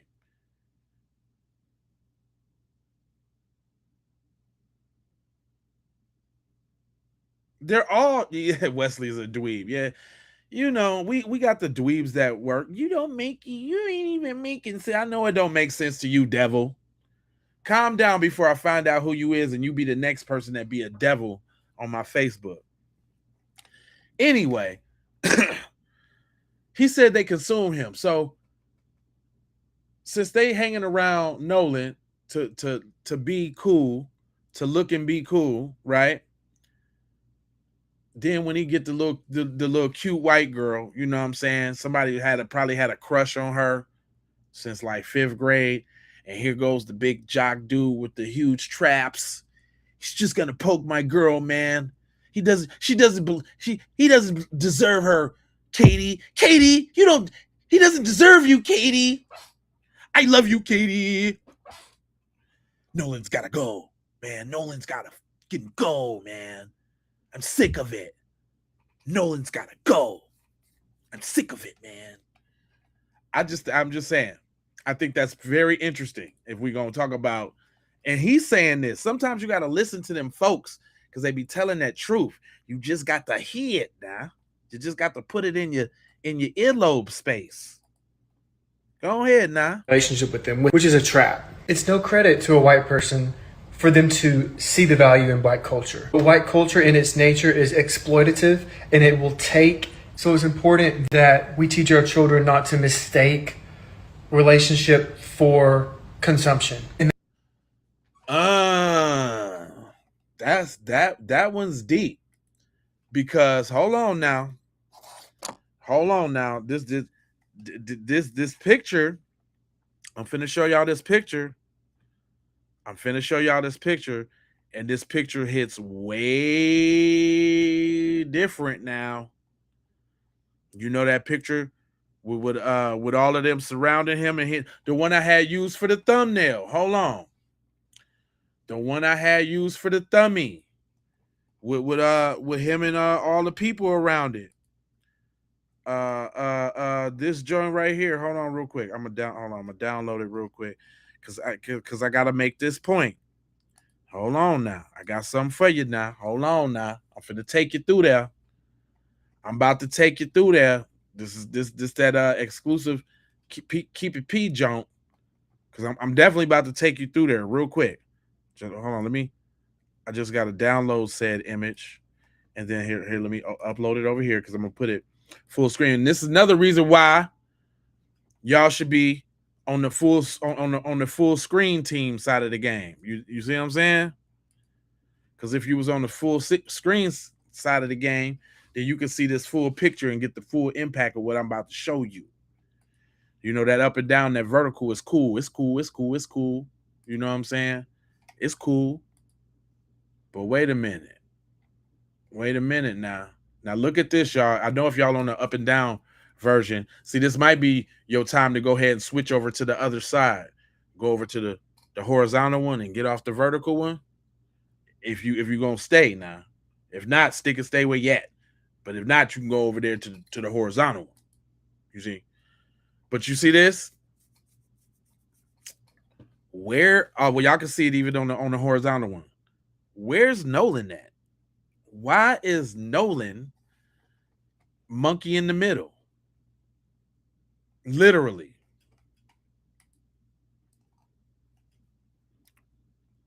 Why is he monkey in the middle?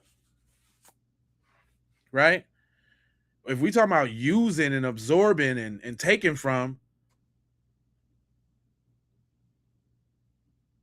they all got glasses on trying to be cool, and Nolan is just being cool by itself. I appreciate that. DSB, I appreciate that. Yeah, they do just so y'all know, the reason why, if you want to support the channel, is the CPM on the monetization on the horizontal ones is way more than the vertical ones. That's all. So it just makes sense, you know what I'm saying, for me, and I appreciate it. But y'all getting this here now. You see your boy in the middle, right? Is that used? Is that colonized? That like that vampire? That's that vampire.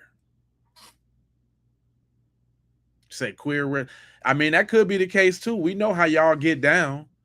It could have been one of the dudes in the friend group that secretly had a crush on him. We know how y'all get down. I seen Jackass. I don't know no other group that play with the butt like that. That's y'all. We don't do that. Y'all done seen Jackass? Have y'all seen Jackass? Put a 1 in the chat if you've seen Jackass. Any one of them. Put a 2 if you have not, because I would love to explain it to you. Which is the reason why Mr. Wesley in my chat even mentioned queer, because they all got this little thing going on where the first thing, you know, saying they go to their mind is sugar, spice, and everything nice. Little Buffalo Soldiers, or little Buffalo Bills. I can't even disrespect Buffalo Soldiers like that. Okay, so Jackass is this movie with a lot of old skateboard dudes in it, right? And basically, you know, it's like it came out before the internet was popular with pranks and all of that. Just that their pranks don't be pranks. Now, keep in mind, ain't nobody ain't nobody black in their homeboy group. Nobody. You didn't say, see, I told y'all. Look what your boy just said. Look what he said. I told you can't make this up. It's not gay if you're on a boat. That's what. Did you just say that, fam? My man said it's not gay if it's on a boat. Yeah, it's still gay, my guy. Oh yeah, it's still fruit. It's still fruit. Anyway, they do pranks, you know, like pushing each other, you know, on the shopping cart towards the median and falling out all goofy, which that stuff is not cool either. But in these pranks that they do, this is what they consider the prank. This is my all-time one. There's plenty other ones. Like they'll take a firecracker and one dude to strip down naked. I mean a bottle rocket, and then one dude to stick the bottle rocket in his tutor and set the bottle rocket off. We don't do that. There's no scenario in no type of way where anybody in a friend group that I have or the friend groups that I know is finna to allow one of the homies to lie down on the ground and toot his thing up in the air for another homie to stick a bottle rocket in it, light it, and that's funny. There's no joke in that. Not one. And that's why y'all see them. Listen, now take this with y'all. You gotta learn something when you're here too. That's why you keep seeing them what's gonna happen to Carmelo in jail memes. They always got Carmelo hugged up with some big black dude, or they got the one where, you know, they got a dude behind Carmelo taking this, that, and the third, or that's what be on their mind. But the skit that I was talking about in this Jackass to solidify that's their culture, these dudes thought it was funny to take a Hot Wheels car. Y'all know what a Hot Wheels is, right? I ain't that old. A Hot Wheels car is about this size. Well, this is a Hot Wheels car, y'all. They thought, on the movie Jackass, go check it out. I'm not lying. They thought it would be comedically funny if one of the homies put the Hot Wheel car in a condom, lube up, stick the keister the car, and go to the doctor and get an x-ray. And the look on the doctor's face when he sees a car in my butt, what? What? What'd you say, Doc? That was funny?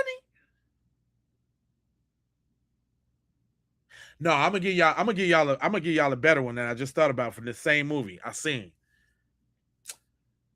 This is supposed to be funny. This is comedy. You ready? This is comedy. They got, you know, them funnels you pour your oil in. You know, like when your car, you don't want to mess your car up, so you get your nice little funnel to pour your oil splash free. These dudes fastened a hose to the bottom of the funnel. No. I'm sorry. It wasn't the funnel. If I remember correctly, no, they did two of them. They did it twice. Yes, this is absolutely sick. Yes. But this is box office selling more. This was in the theaters, all three versions. I might be skipping around in the versions a little bit, but this is what they did. Listen, I think they did two versions of this prank. I don't know why you would even want to revisit this one, but oh well. The first one, they had a funnel with a little tube connected to it, and guess what they did, my dude? They hooked the other tube to the end of the keister and went around farting in the funnel for people to smell it. And they thought that was funny. Oh, I didn't even get into the TV show. You know what I'm talking about. Louisiana, what up? But you know what I'm talking about, right? So then they did it again, y'all. And you know how you got them face masks, like for smoking, like, you know, you put the little bong mask, like it looked like a gas mask, but it's for smoking.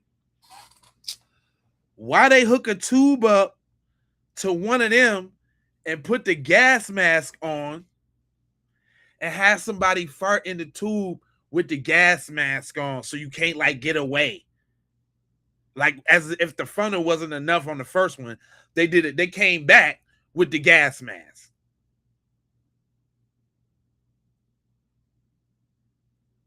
Yeah, they did a lot of weird out of closet stuff. Yeah, that's what made me stop watching it. I only knew the dudes because I used to like Tony Hawk. You know what I'm saying? On the PlayStation, everybody played Tony Hawk, Bam Margera and all of them, Chad Muska and all of them, right? You remember that? Thank you. And one of them threw up. Yeah, but why would you put a mask on your face to smell somebody's fart? Where's the comedy in that? So I say that to say, people, that's the reason why I lead a chat up, because we got gas mask poop smelling dweebs over there in the chat, and they reveal themselves by the things that they say. And this program wouldn't be what it is without the goofballs in the chat. Give it up for the goofballs in the chat, y'all. But anyway, let my man cook out about why it's not safe to leave your black children with white people. But white culture in its nature is exploitative, and it will take. So it's important that we teach our children not to mistake relationship for consumption. Right. And that same system has been evolving to protect white people and has been perfected over hundreds of years, sort of like an apex predator or a great white that has. Sort of like planning to take your boy out to a deserted island and making sure he don't come back home. He said it. I didn't. I'm just putting the two and two together. Did you hear what he said? Did you hear? Did you hear what he said? You got to be listening. Say it again, dog. Perfected over hundreds of years, has been evolving to protect consumption. And that same system has been evolving to protect white people and has been perfected over hundreds of years, sort of like an apex predator or a great white that has been evolved to be the perfect predator. So you saying, dig me out. Hear me out on this, y'all. Roll with me on this. Roll with me. Roll. So you saying the people that used to lynch and hang people out in the Times Square right after church, that sent the postcards, that did the alligator bait, they lost a taste for that? And just, y'all done seen Dexter? Look how good Dexter is at offing people because he needs to do it. Follow me on this. Follow me. You just heard your boy say that they do meetings. I'm willing to say they don't even need no meetings. I'm willing to say they got devil telepathy and they all just think devilish on accord and they don't even got to meet. They already know just be evil. That's it. You telling me? You telling? Yeah, you said I ran them out of the chat with that one. Ooh, because I be telling that truth. There'll be more. YouTube be sending them back and forth all streams, so there'll be more. But listen here. You telling me that they ain't perfected how to get away with killing a black person yet? I mean, judicially they got it down, right? Hold on, let's even bring it up. Electorally they got it down. Judicially they got it down. On the hold on real quick, y'all. I'm gonna close the door. They got that. They got it down pat. Do you think that for one moment that they haven't perfected the skills and the know-how on how to cover up what they do to black people? Jeffrey Dahmer, especially like when they go have help too. They knew everybody in that town, especially with their mom being a judge and the doctor and all. They already knew what was going to happen. They just didn't expect us to be on code like we is nowadays. Mm-hmm. They ain't updated their stereotypes and all. They really ain't got the pulse on the black community. They ain't know that we was on code like that. Said adults got to go down, the kids don't. No, the kids did the murder, and the adults tried to cover it up. So they harboring criminals. Thank you, baby. I'm eating that good old spaghetti over here real quick. Let me put a video on so I can take a couple bites of this because the spaghetti and this garlic bread got me on something. Let me see if I can get somebody to chat it up with y'all real quick because this might be a long one, baby. We got a lot of people talking. Not only that, though, before I even go there, and this is a good segue too, it's still happening. My man's from Mississippi, OG, hold on. Tell him OG real quick why it take me a couple bites of this. But OG say it's still happening. Okay. Now, tonight I am driving Uber Eats. I do that for extra money. Right. And this is just me documenting my experience of being a black man in his 50s living in America. Now, I live in the South. If you can't tell by the hat, I live in the South now. I went to this pizza pub in Goodlettsville, Tennessee, called Long Hollow Pizza and Pub. Okay. And when I walked in, yeah, you would have thought those people saw a ghost. There was nobody of African American descent, and it was packed. And there were Metro police officers there, which I'm not afraid of them, but it was the most uncomfortable feeling that I had felt since the 70s. It's like one of those movies when you go to a remote town and you run out of gas and you walk into a little diner to ask for directions and everybody stop what they doing and look at you. That's what it felt like. Damn. So, Long Hollow Pizza, while the receptionist was nice, that will be my first and last time in that place. I would not even go to pick up an Uber order. And thank God it was daylight. So, anyway, thank you. See y'all? What y'all talking about? It's still going on. Still happening. And you know, I got all the stories. I got all the stories. I got one where Shorty said, it was kind of heartfelt too, man. It's well, if we speaking in terms of patterns, and we want to piggyback on what Cuz said, it's still going on. And y'all problem is we peeping the patterns and speaking about it. But she said they come in groups. There's a pattern. Mm-hmm. I know that I'm not the only one that's following the crackers pattern. Nope. They kill a black person in groups. Didn't I just say that? You think they ain't perfected them lynching skills? Come on now. Listen up. We sound racist because we pattern recognition. Shut up and learn something, boy. Even when you hear about the fake suicides in the trees, Right. they grab them in groups. Right. Nolan, groups. Carmelo Anthony, he was surrounded by white people. Groups. Mm-hmm. And then, what same thing happened? Everybody get on code against him. So not only the people that perpetrate the crime, but his whole little ecosystem. That's why my man about to be out. Free Carmelo. They come for us in groups. Even in slavery, to the pictures where you see black men hanging from trees, it was groups of white men. Yep.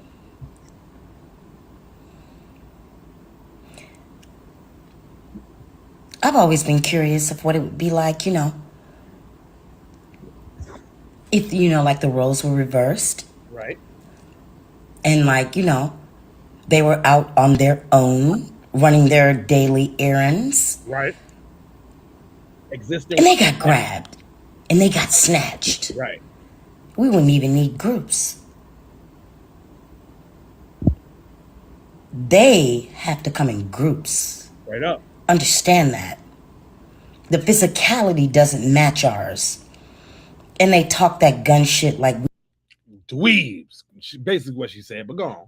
We ain't proficient with our own shit. What's a fucking gun? It's very easy to shoot. Go to the range 2 times. If you're talented and you're black, you know how we adapt to sportsmanship and competition. You'll catch that shit in 30 seconds. I can shoot really good. They come and get us in groups. They're always in groups. Pay attention. I ain't starting nothing. You ain't. I'm just, putting it out there in case anybody was wondering, Like, God, they come in groups. They do. Y'all be vigilant out there when you're walking your normal route and going different places. Because they come in groups. You'll never see a single cracker. These crackers that attack us on social media with so much venom. Man. So much fight. Yeah. So much tough shit. Yeah. Memes and threats and shit like that. The motherfuckers don't move like that out here. Right, Y'all know they don't move like that out here in the real world. Social media, they all John Wick. Right. But we know in real life they don't move like that. Whatever cells they have in every state. Dweebs. Their plan is to come in groups. When they come for you, they come in groups. You'll never see a single white man coming to a black man ever in their fucking life. Oh, come on now. You just stopping too many of those now. I was with you now. But what she's saying is true, though. Think about all these little situations, just like the little Walmart situation that just happened. What was that? Some big old husky, musty, little snow roach encroaching on the sister. And she told him, hey, man, watch your back, fam. Guard your grill and knuckle up. And what he thought he was, Tony Tough Ass, and got a little lead popped in him real quick. Little baka. Right? Here go another example. Here go another example. Just like I put him up on my YouTube page. The white dude that ran, and it's always a white dude. Yeah, it's always y'all. Matter of fact, I can show him to you because I I did a reel about him, and I turned him into a devil, rightfully so. You know, turning him back. I turned him back to his natural roots. I forget the case, so that's why I got to look it up real quick. Here you go. What's his name? Jeffrey Tyler Kinzer. Rode past this family outside, having a great time. Kids out there, elders, all of that. Everybody out there chilling, right? He rode by, say some little racial slurs out the window. Everybody ignored him because they was just handling their business, right? This dude come back with body armor, an AR-15, finna get ready and try to ambush the family having a good time, children and everything out there. But this dweeb goofball that didn't update his stereotypes, that thought it was still back then, got ready to get out the car, and one of the OGs on the scene gave him the buck up, and sat him down real quick. He ain't die.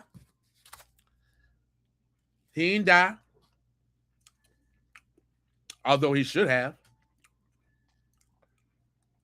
For pulling something like that, he should have. Yeah, I said it. He should have. But this y'all. We be minding our business, and here y'all come, chimping out, deviling and with your devilish deeds, just chimping out.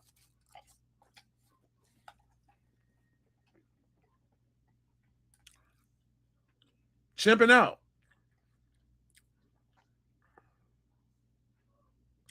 There's way more people watching it. It's on multiple channels, buddy, across a bunch of different platforms. You sounded smart when you first said it, but I get you. You sounded smart when you said it. You did.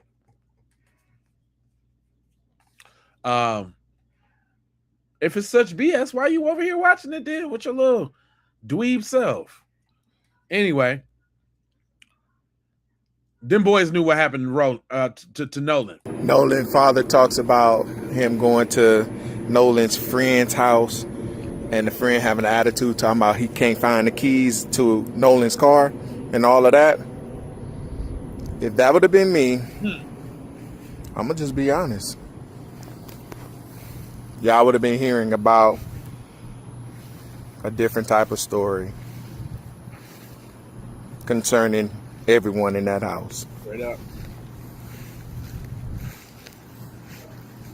How you gonna have the mitigated gall to have a fucking attitude? That's how we know your bitch Man, I didn't know he was gonna go there. Go ahead. ass wasn't his friend. Get the likes up, man. Give me some jewels. Give me some super chats or something, because this stream is done. A hit dog gonna holler every single time. Every time. They know exactly, them three white boys know exactly what happened to Nolan. They were a part of what happened to Nolan. Nolan's father talks about him going to Nolan's friend's house. Are you tripping off my gun sounds? Look, back up. Had to give him that pow, pow, pow, pow. Give him that thing. Yeah, somebody put the 1350. Boy, that ain't got nothing to do. That ain't got nothing on 2691. So you can keep that, Josh. Go get that 91 together. That's what you can do. You know what, 91? Look, this what y'all, this the kind of crimes y'all do. Look, and I turn y'all to devils when you do it too. But look, let me show you this your folks right here. This your folks. This do you know this dude? Because it says a rage-filled Georgia Trump supporter in custody after he shot his wife and daughter in the his head, murking them. Dang, Ralph. This is Ralph Edward Mincy. Meet Ralph. Ralph the Devil. That's your people? That's your folks? Huh? Because see, them the crimes y'all do. Yep. You know what kind of crimes y'all do? Y'all do crimes like this.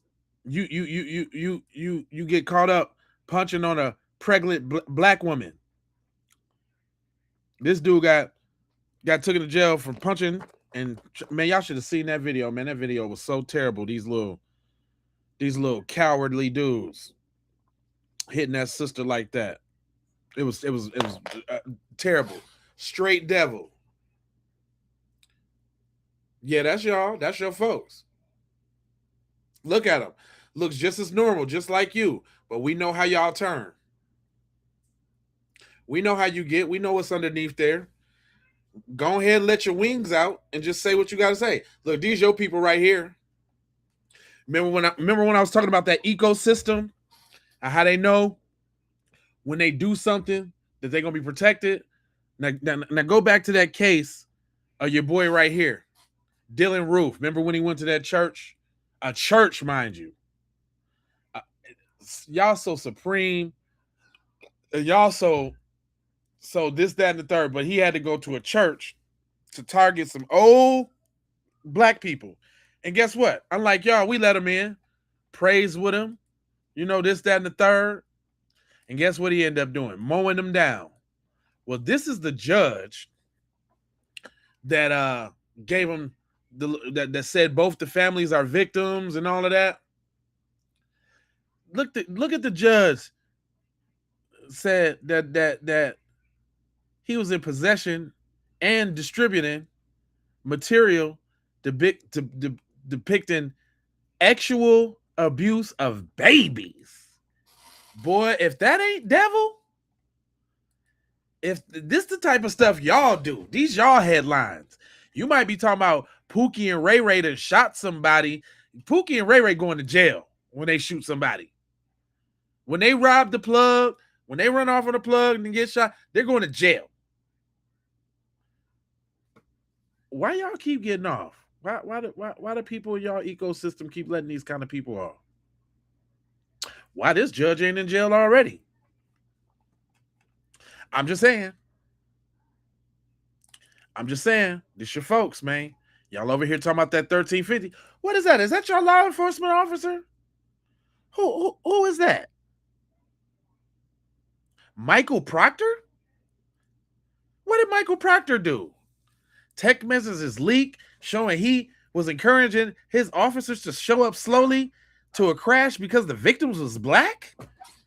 Who do that? Devils. Devils do that type of thing. That's devilish. It's devilish, fam. Maybe you should just do better. This is my country. What you talking about? Boy, you just got over here 2 seconds ago off of Ellis Island. What you talking about? You little European mutt. You don't even know where you come from. You be saying I'm part German, part Spanish, I'm part Yugoslavian. But you don't even know what you... Shut up. You ain't even real American like that. What up? What's up, what up, D? Shout out to my members coming through, rolling through. I appreciate y'all once again all the time. Y'all can go ahead and follow the channel, sign up on the lookout side of the game, because my boy said the F-bomb a couple times too many, man. I think this stream's already gone with the ad revenue. Or I'm gonna have to, and look, this is what YouTube do to us.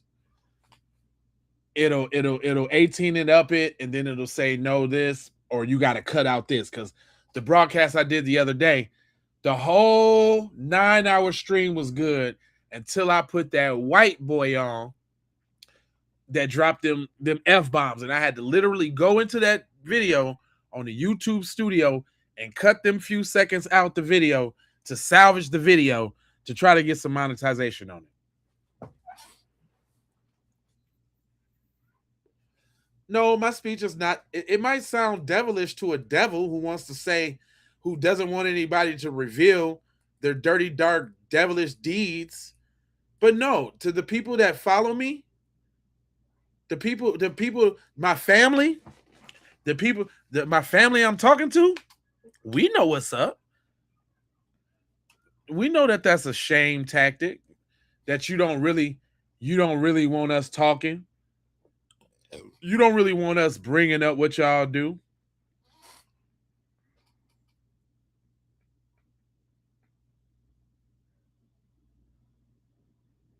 Why don't you go zone off Chicago and go live there with your devils? FBA for Lizzie, for sure, all day long. Actually, on that note, very, very good segue. I appreciate that, sir. What I need y'all to do is I need y'all to go on over there to sayitwithyourchest.com and go ahead and go grab you some of them shirts so that you could be proud FBA out in the street. We got white, we got blue, we got pink, we got red. Red is always my favorite, right? We also got them cut the check. We come into Washington to get our check with the Reverend Doctor on now, right? We also got them when we talk about a check. We talking about the checks being cut specifically for foundational Black Americans. We got them too. Cut the check for foundational Black Americans. That's right.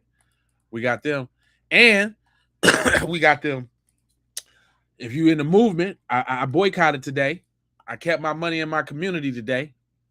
I boycotted today. You know what I'm saying? For the men and the women's and the men's. You know what I'm talking about? And we got them. Oh, so you mad because I'm foundational? Oh, you must be mad, huh? Well, foundational ain't going nowhere, and it helps separate us from the Tethers. Shout out to all the people of the diaspora that's actually really down, right? I see everybody be getting on Godfrey's tailbone, rightfully so. I was actually gonna make a broadcast about him too. But yeah, we got the t-shirts, we got the long sleeves, the short sleeves. You know what I'm saying? The FBA Jones. You know what I'm saying? Come on through. And back to the regularly scheduled program. Now that I had to do that real quick. Links is all in the description all the time. You see what I'm saying? But yeah, y'all devils. And this whole case stinks to high hell. And one thing you're not gonna do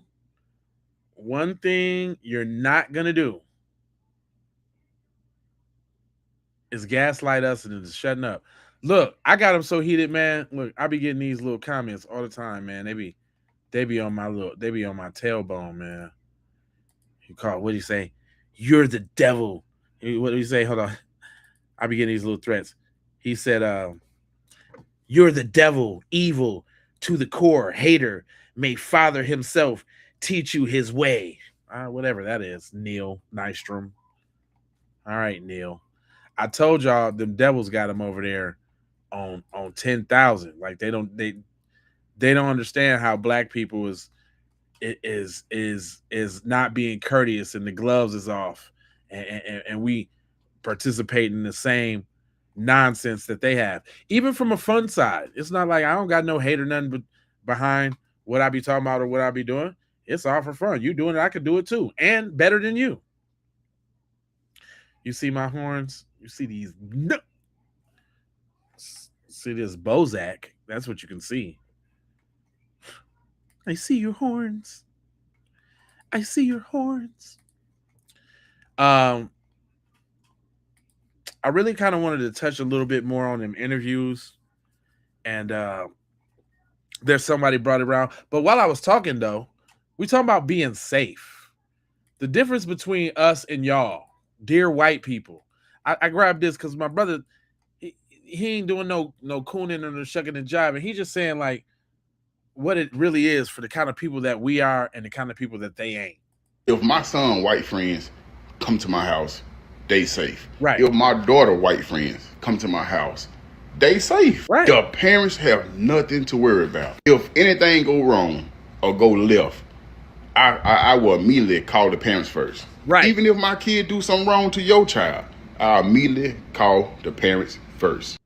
And see, that's why y'all can't understand why we thinking and we moving and we feeling like this.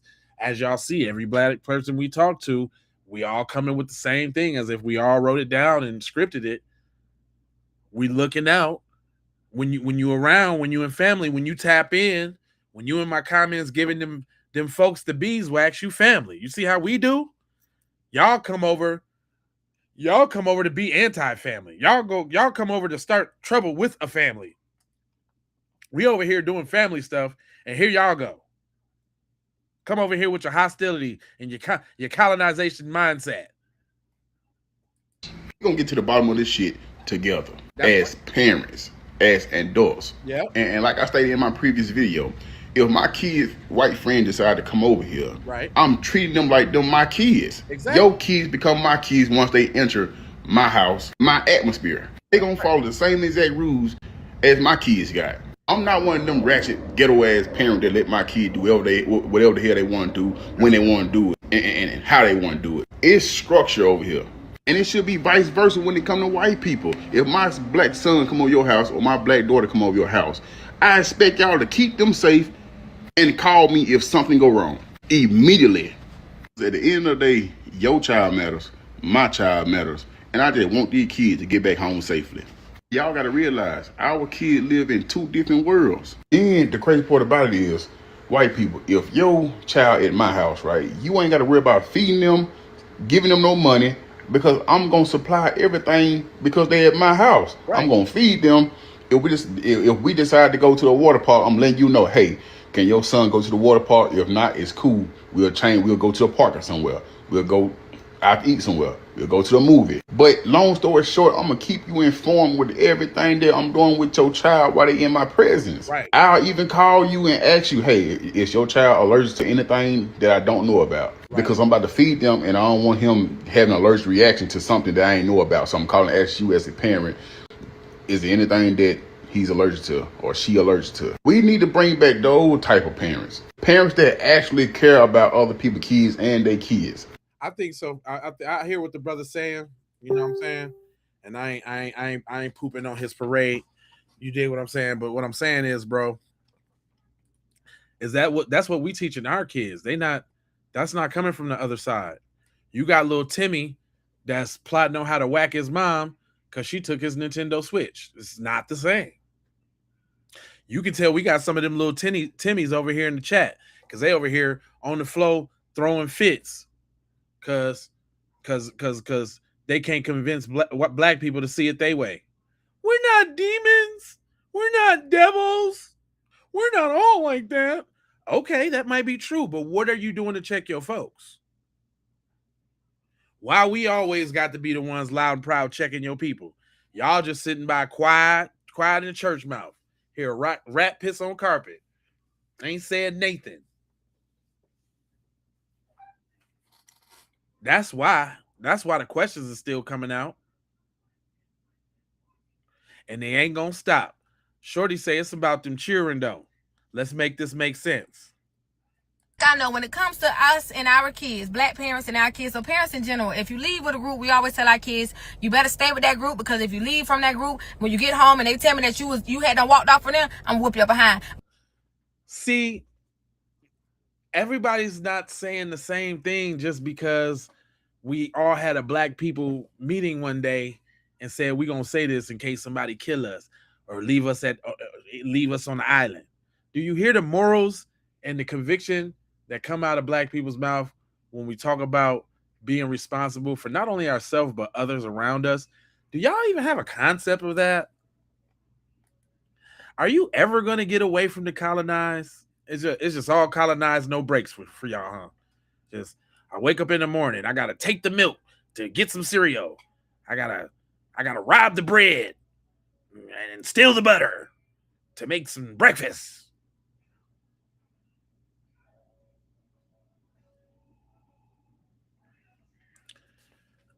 You said I agree. I can't stand taking kids to hang out, but then ask for money.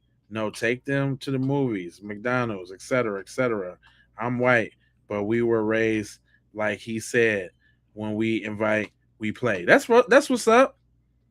That's what's up. See, why can't y'all be like her and just have some just cool conversation in the chat? Why you always gotta say stupid stuff? Why you always gotta be stupid? Shout out to you, sis. Just saying, busting down your testimony. All right. Well, thank you for letting me know that what we can't do is we can't assume that those type of sentiments is universal, because assuming said sentiments are university has unfortunately resulted in the death of a lot of us. And so these ain't nothing but cautionary tales. These is wake ups. Again, the P for the Keep It P in podcast is for the people. So I do like to get the sentiments from the people around so we can know where we at and we can learn from each other, right? Because we ain't all a monolith. We all think differently. But there are some things that remain true. But everybody know if you leave together, you come back together. Everybody don't know that. Everybody don't know that. And not everybody is self-aware enough to not think of everybody the way you think of yourself, because only you think of yourself, and you ain't never gonna know nobody else unless they tell you or you see what they doing and how they move, which again is pattern recognition. Go ahead.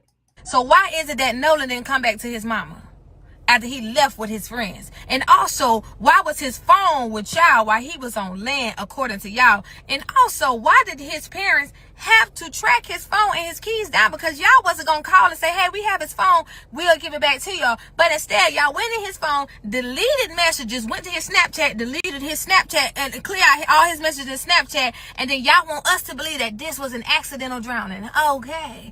But not only that, the coroner that has him right now, and one of the boys' mom that is also a judge, they associates. So of course they're gonna try to say this was a drowning, but thank God Ben Crump decided to order independent autopsy so we can actually see what happened. But all in all, y'all said it was drugs and alcohol allegedly on the boat. Who bought that? Because those were minors. So if the parents won't be involved with what happened to Nolan, y'all need to be involved with who bought the alcohol and the drugs, because, and according to y'all, the drugs wasn't just no cigarettes and Black and Milds, it was that booger sugar. So what's going on with that too? Also, why is it that the judge is making a statement on the boy's behalf? Hey, you're not their counsel, baby. You can't do, hey, hush. And why y'all page private? What y'all scared of? Like, no, seriously, just tell us what happened. What did y'all do to Nolan? Well, we already know why the page is private, because they're gonna try to pull a snake like Eddie did and say they barely even knew the kid, because y'all some damn devils, and that's what y'all do. That's why. That's why. Cause that drowning shit ain't working. It ain't working because y'all story said he stayed behind on land, but his mama them said that his body was pinged on land before it was ever reported missing. So what did y'all do? They had that. Listen. What happened that night? I think I'm gonna go ahead and give my little educated hypothesis now from everything that I've been hearing. They went out there. They left. Okay, so let's say he got up with the girl. She said he was going back to the boat. They went back to the boat. The argument ensued. Maybe it was a jump. Maybe it was whatever. Somehow, cuz they jumped him, they pushed him off the boat. As y'all see in the pictures, wasn't no life jackets nowhere, so wasn't nobody trying to jump in and save him.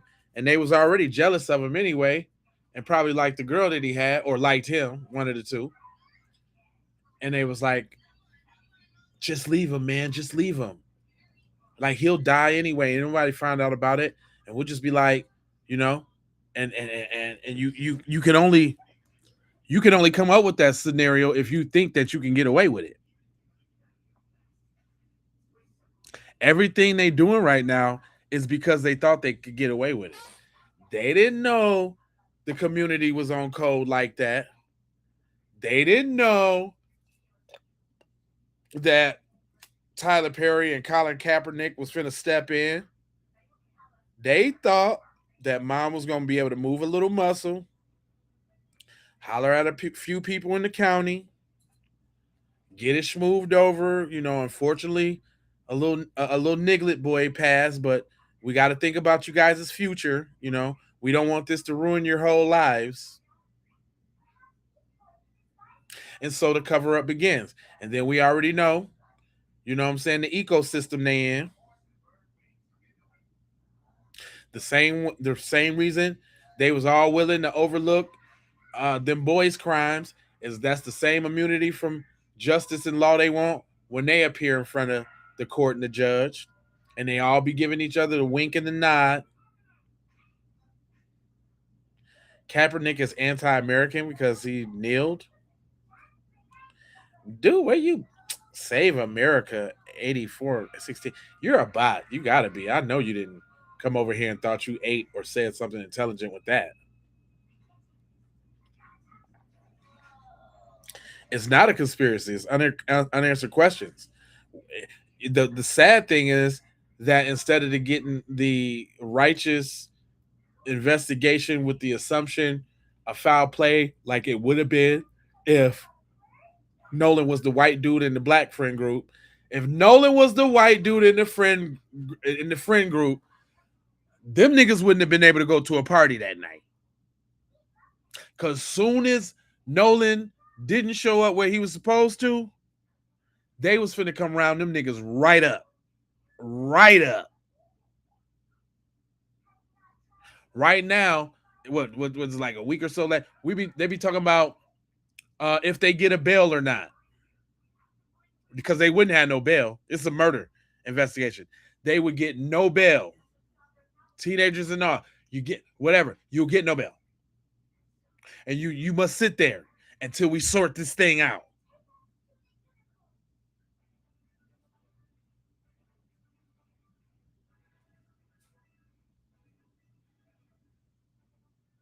What do you say that would have put them on that 72-hour hold? At least that, fam.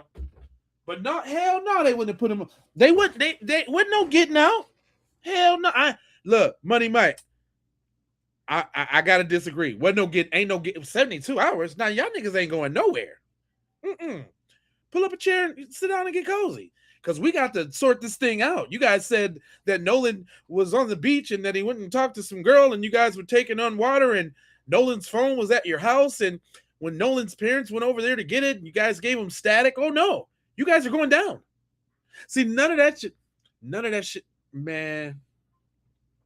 That wouldn't have happened with no black kids. First of all, because they wouldn't have did it. I can't even really make the scenario in which the black kids did it. Because they would have been scared as shit to have something happen on their watch to that little white boy. Come on now, let's keep it real.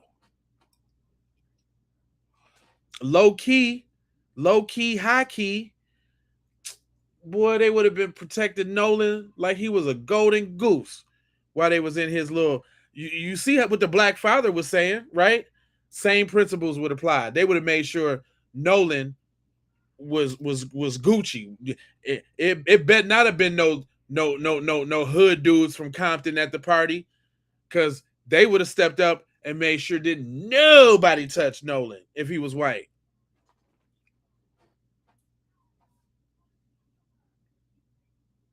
I'm talking about, and let's keep it real. I hate it when it happens when you see these videos out in the street.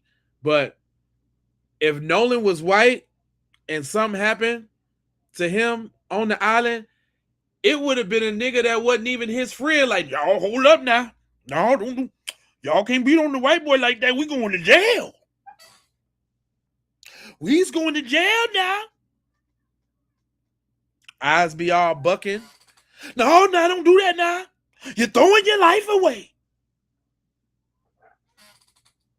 Come on, y'all now. Don't do that to that. Y'all work that out when we get out back on Shaw or something. Niggas would have been eye bucking, testifying. Some nigga would have ripped off his shirt and stood in front of Nolan if he was white. Like, no, I ain't gonna let y'all do that to him now. We got to be fair. We got to be fair now.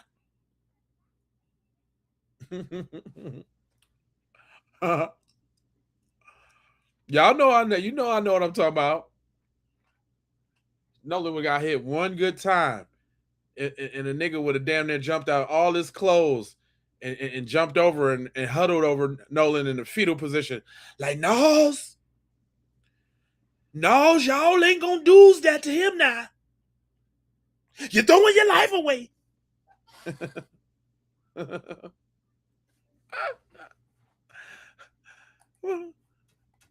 But mommy was cooking though. See, that's what I'm saying. That's another thing. These mental gymnastics that some of these niggas is doing too. Some of these niggas is doing a lot of mental gymnastics to cater to these folks' feelings. And guess what? I don't give a damn. Watch me or not. Shame me or not. Try to gaslight me or not. I don't care. I'm on your hind quarters, right there in the backside. Pow. Right there on you. Like a probation officer. Which means I ain't letting up. Go ahead, though, boo. Story said he stayed behind on land, but his mama them said that his body was pinged on land before it was ever reported missing. So what did y'all do? I didn't finish telling y'all what they did. So the little thing happened, right, on the boat. They knocked him off. Oh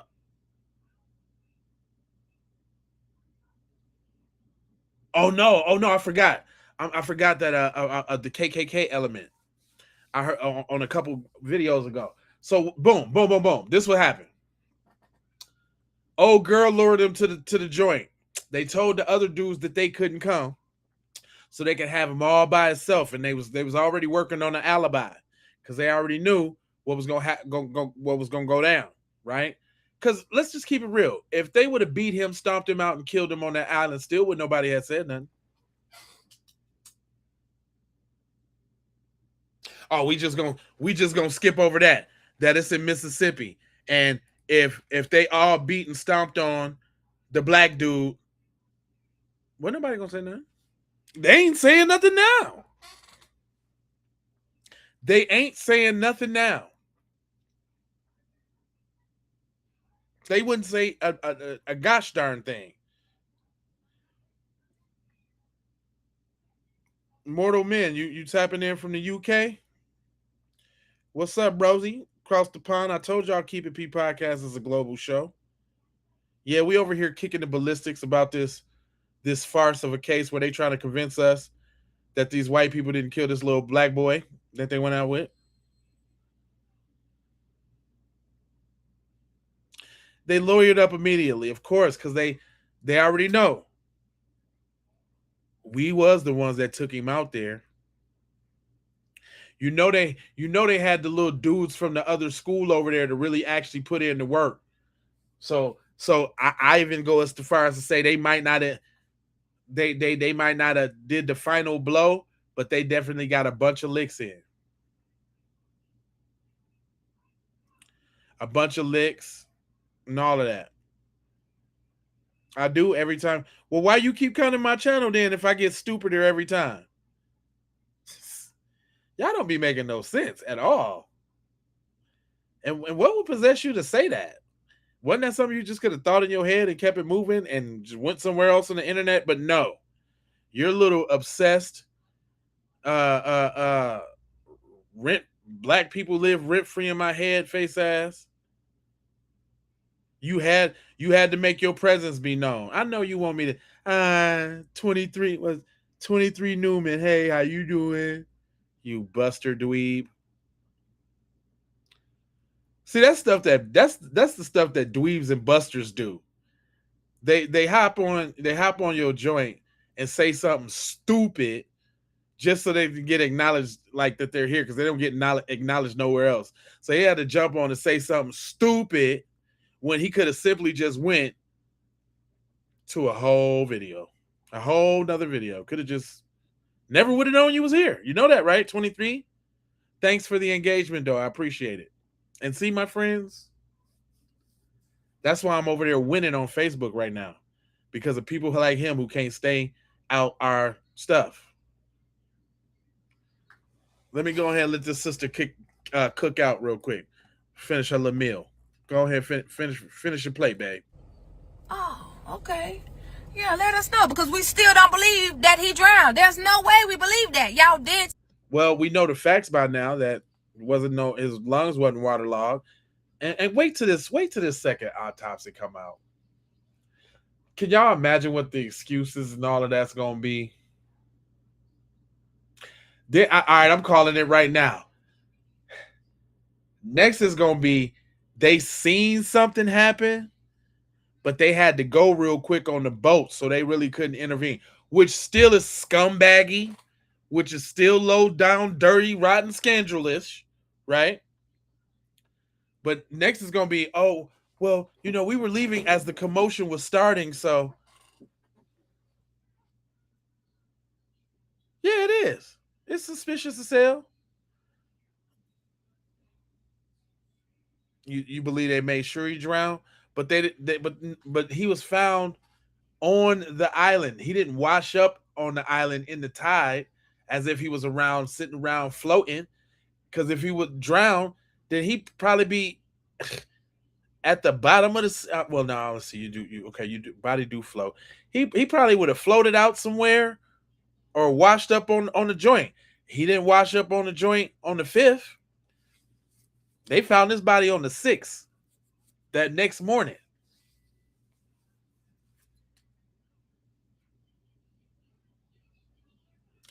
I be trying. And it don't be nothing but the truth, Mike, though. Mike. Oh, I see you got the 7-4. You folks, dog? My girls, folks. You J's and D's, man. Love, life, loyalty, knowledge, wisdom, understanding, brother. I be dropping them jewels and shit. People be hitting me in my inbox like, is you folks? Like, nah, I know about the Stones and the folks. I'm from Chicago. I know about it all. Let me go ahead and let her cook out, though. He said, not too many people on that island and not one person. Man, he was the sore thumb on the whole island. He was the white elephant in the whole room on the island. The only niglet, just about. And this too. This the thing. Oh, hold on. My brain be getting to work, and I be thinking, y'all. How come white people all up in our business any other time, but when the shit matters, they don't know nothing? Now all of a sudden, they don't know what a black person was doing. But we can't even chill at the pool in our own complex without showing that we live there. Did nobody question him? Hey, buddy, where you going on the island? Hey, buddy, where you going? Well, nobody like, hey, what's the black kid over there doing? What? You guys see what the black kid's doing? Because they was watching them. Let's not forget, Nolan was the star athlete dude. Everybody knew who Nolan was. So that automatically rules out that they left him behind on the island because there was 2 boats and a camp on the island. You think they wouldn't have let Nolan come through?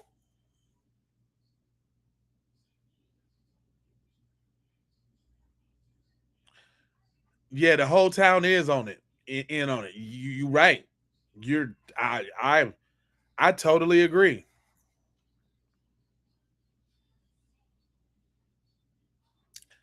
Nah, we know why they don't.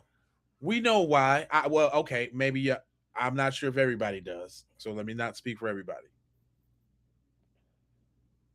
But what we're dealing with right now, though, simply put, they know who they is. Y'all got to think about it, though, man. It ain't never really been a time ever where black people has been more vocal, where black people has been clapping back more, and you run up on us talking that chimp out, and you didn't got paws put on you. They ain't used to this, y'all. Look, that's That's why they over here in the chat, because they low key trying to see what we gonna do and how we gonna do it. They want to know the plot. That's why they over here, y'all. That's what let me know I done made it. Once you got some little snow roach monitors, oh, you doing something. You don't get snow roach monitors if you ain't doing nothing. Yeah, we tired, but 2 tears in the bucket. When it's on, then it's on, then it's on. When it's on, it's on, it's on. It's on, it's on. It's up and it's stuck.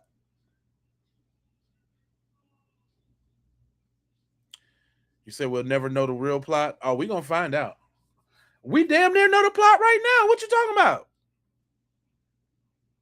I know the plot is they killed him. How it happened, technically, blah blah blah.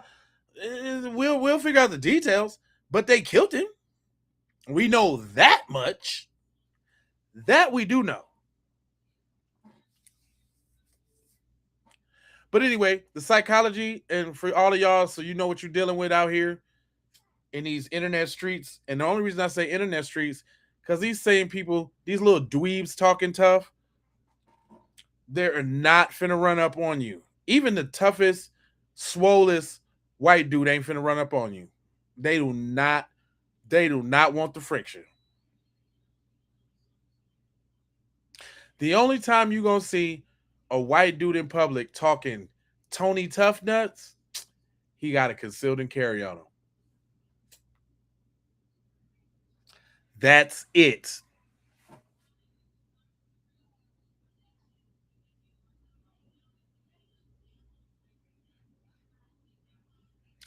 They ain't none of the people that you see in any of these social media forums that post any of those memes and 1350 and watermelon felon and all that.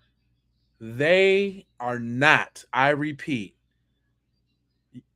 you won't see them in a public space.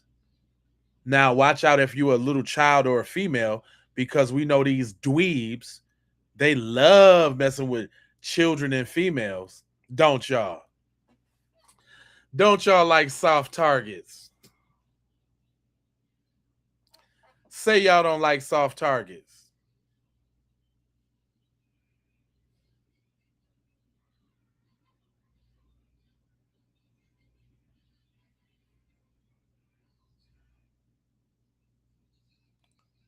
Huh? I can't hear you.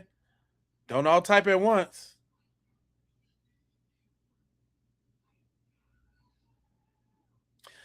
Yeah, they only brave in a group. But I ain't hear y'all say nothing about soft targets.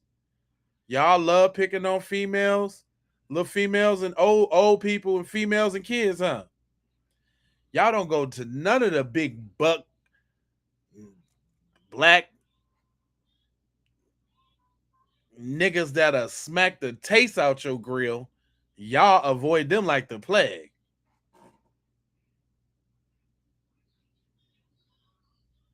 Somebody even thump you on your forehead, you finna fall out on your back like a roach with your legs in the air. Oh my God. Oh my God.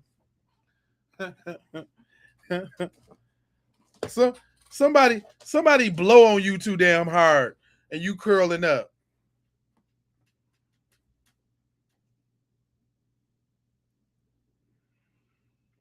You said the worst part about this show is the implications that the murderers might have, the connections to get away with it.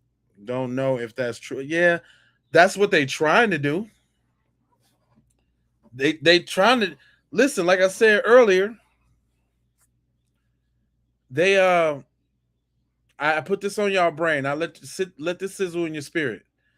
We talking about the same people who was lynching people. Took they cheering to the lynching. You seen that one picture with the little white girl looking up, smiling gleefully at the hanging, bloody, battered, bruised black man? You think the taste for that Listen, let me tell y'all something. It's like drugs, okay? It's like drugs. Think about this now. I want y'all to think hard about you. I ain't never thought about this. The people that was at them lynchings, and even the kids at them lynchings, right? Do you know how much of a rush or a stimulant that was to witness something like that? The blood curdling screams of terror.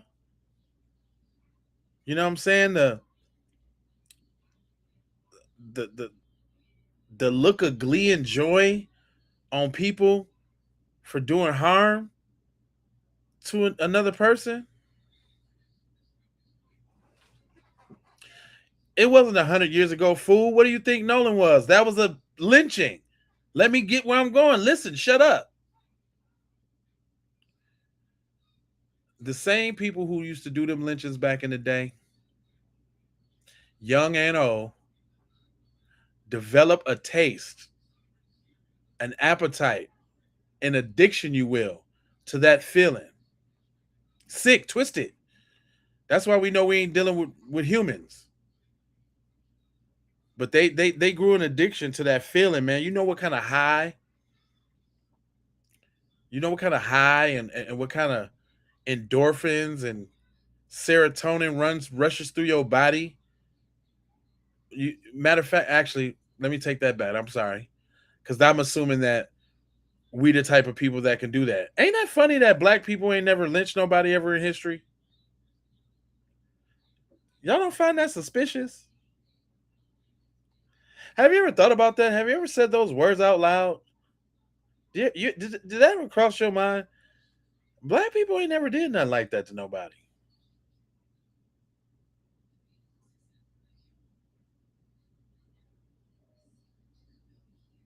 They had an animalistic high. The canine DNA people.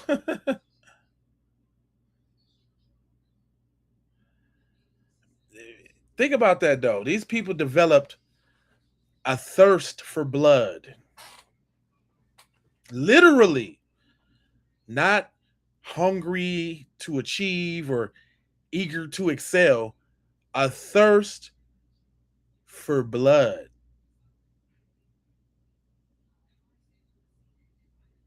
In more ways than one. So we know that when these lynchings was going on, they used to fight over the nigger knuckles, the phallus. They used to cut that off, lips, ears, toes, one by one, fingers, hands, arms, body parts. Right now, even probably some of the dweebs that's in my chat right now got an auntie or a grandma belongings in their attic right now, and it's a jar full of nigger knuckles from a damn lynching. Right now. You know Grandpa Joe took you up in the attic and showed it to you that one time. And you thought your granddad was the coolest in the world, huh? Because he had a mason jar with a nigger knuckle in it. You looked up to your grandfather, huh? You thought he was cool as hell. You said, I want to be and live like my grandpa one day and be able to get my own nigger knuckle one day. That's what y'all inspired to?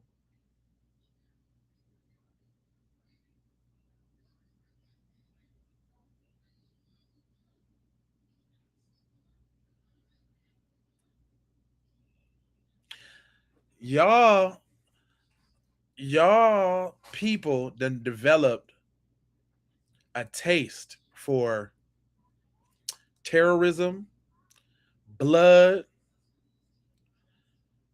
curdling screams for help. Because think about that, y'all. Think about. I know it's hard for us to do, but you got to learn how to think from the other side sometime. Could you imagine getting off the train at some little rural town, right? You get off the train, everybody all hype. You walking around, you don't know nobody.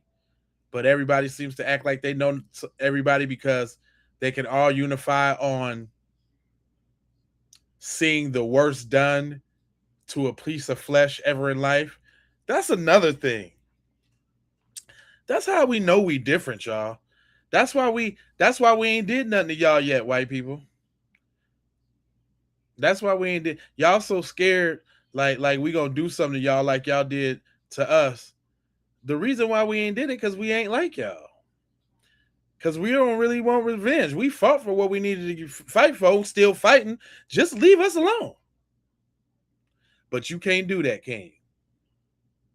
That's why they stay close all over our backside, all up in our mentions, all up because they over here to see, man. Man, how's they feeling about these cases, man?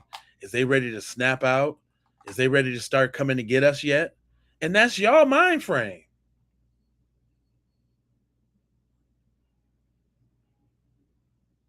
Yeah, that song is different. Y'all some damn devils. It ain't no other way. FBA on code.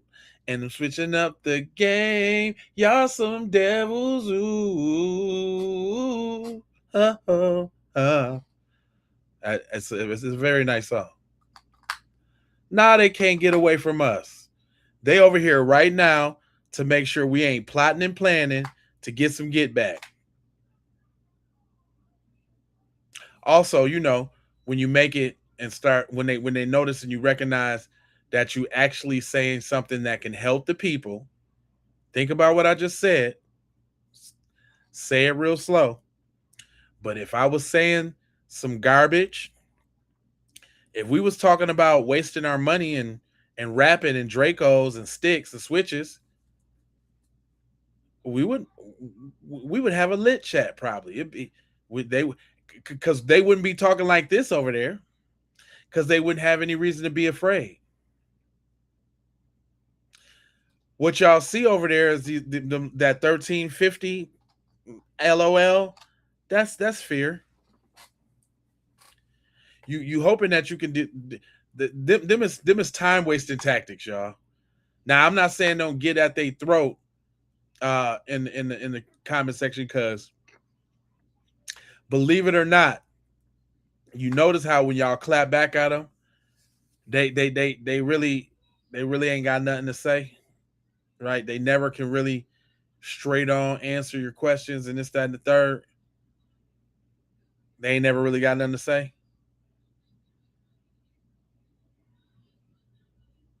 But yeah, man, this is the classic. This is an affluenza situation. Y'all know what affluenza is? Y'all remember that? Affluenza is a white privilege term that was come up with for Ethan Couch when he crashed his truck, unaliving 3 of his friends on the way to Walmart one time. And not only did he not go to jail for unaliving his friends, he got probation and was supposed to be on ankle monitoring. And this dude said, skip all that. I'm going down to Mexico. They went back and got him from Mexico and ended up letting him out again, y'all.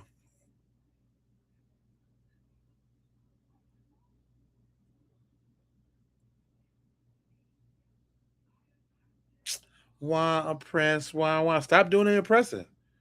I know you don't want to hear that because it's your folks we talking about. You a part of that oppressor class. And don't make you feel bold or tough or something like that because y'all ain't never took nothing by straight up war, hand-to-hand combat. Y'all got all y'all conquests by being dirty and nasty with disease. Smallpox don't make you a gangster. It just make you nasty.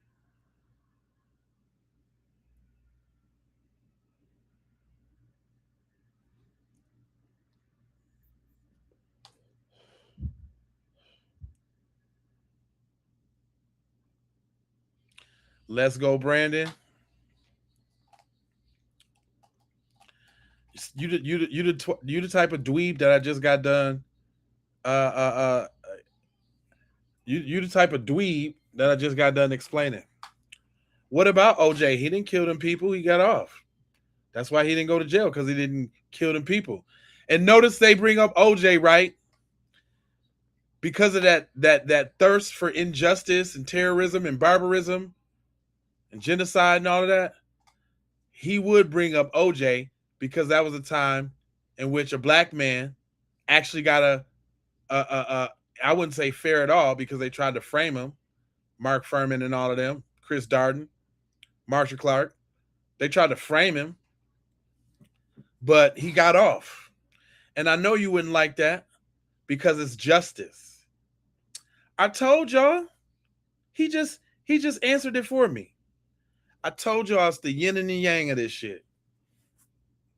We over here fighting for love, truth, peace, freedom, and justice, knowledge, wisdom, and understanding, love, life, loyalty. And they over here trying to figure out who's the next Negro we can hang. Because I got this bloodthirsty, devilish, vampiric ass spirit. And y'all just can't help yourselves.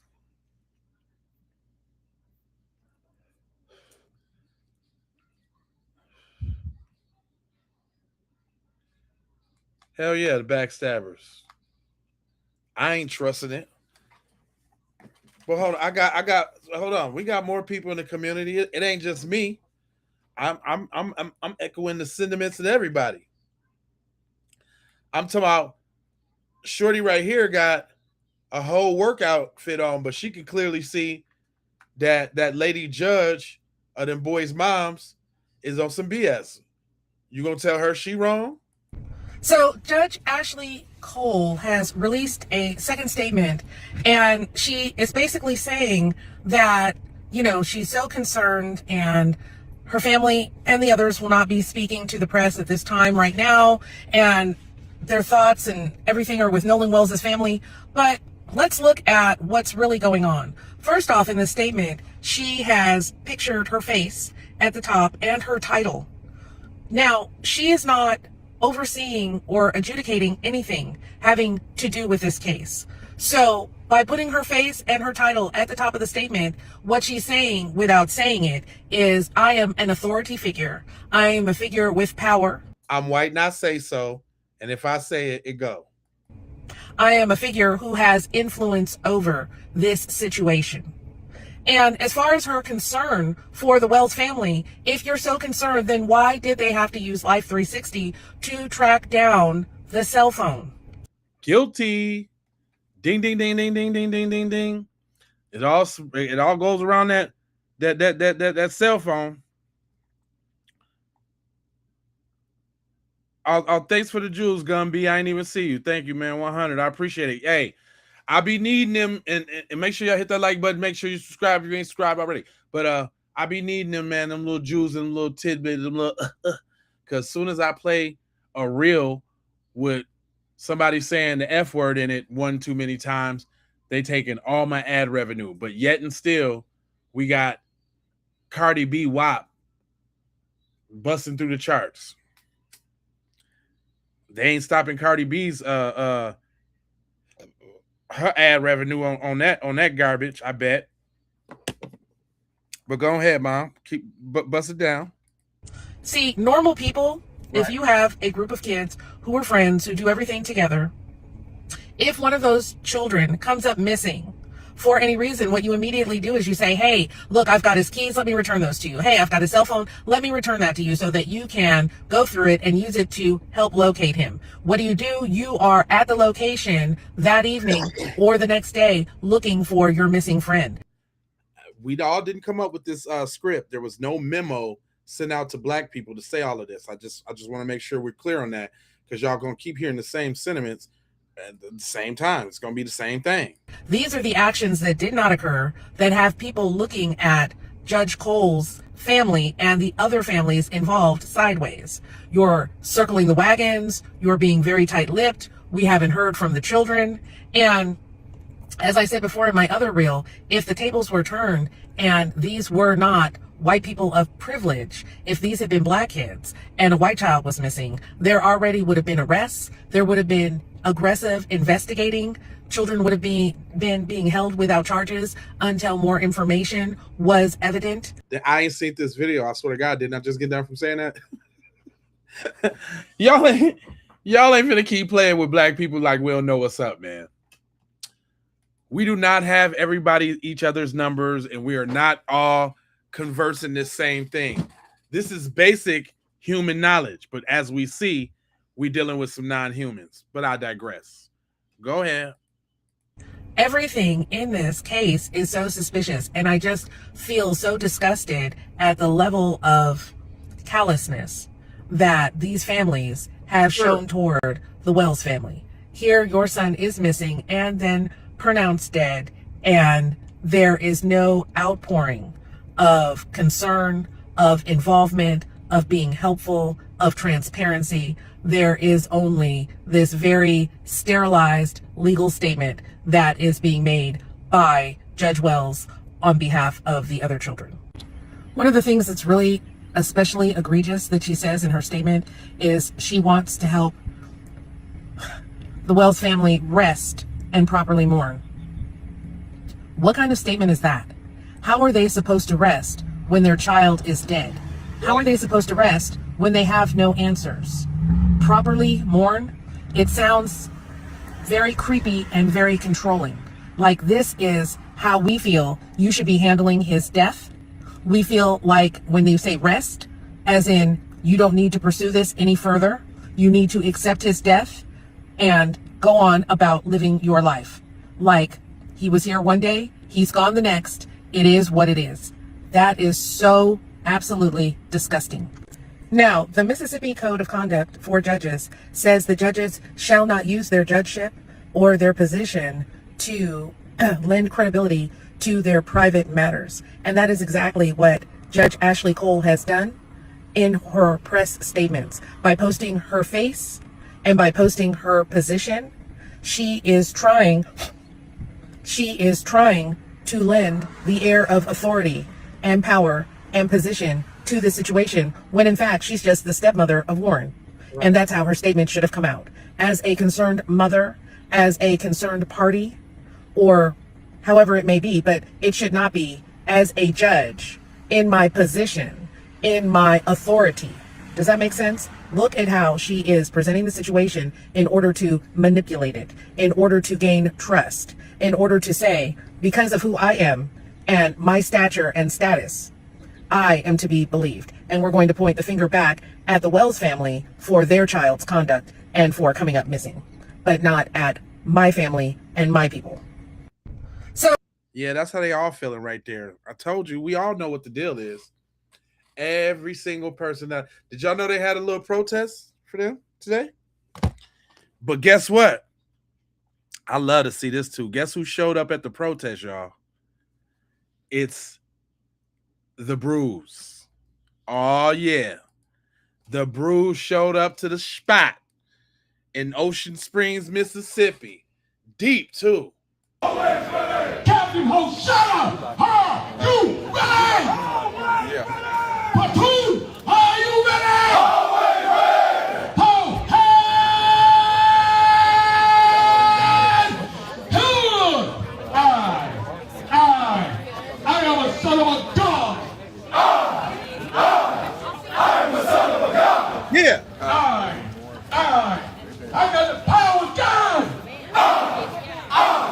I got the power of God! Woo! Hey, hey, Nolan Wells! Hey, Nolan Wells! Judah, part of the 12! You're right! Hey, Nolan Wells! Hey, Nolan Wells! Not forget about you! Not forget about you! Ooh, I love when the Brews come through! Ooh, I love when the Brews come through! Y'all can say what y'all want about the Brews, dog. I mean, you know, I got my little quarrel with the Brews and all of that, but them still my brothers, and I love when the Brews come through. They was deep too. You heard all that bass, all that man Black bass and all that voice. You heard that, boy? Y'all heard that? See, y'all don't really see. This why they over here in the chat look a who in this shit.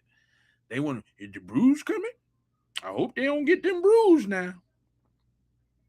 We better tighten it up and ship it out right now. They go get them bruised. It's over now. Them Hebrews don't play. Yeah. I love when them dudes show up, man. I don't care what nobody say. Shorty say she got little Missy. Shout out to little Missy. She started out with this little clip. Nolan Wells' parents make it clear that it's not about race. This is about getting answers and about getting what's happened. See, that's one thing I don't like about Benjamin Crump. It seems like soon as he show up, then people can't say how they feel and what it really is. Yes, this shit is about race. I don't care what you're talking about.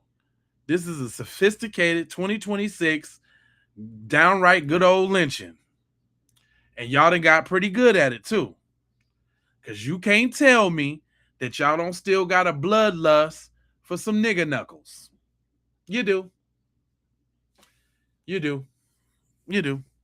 Yep.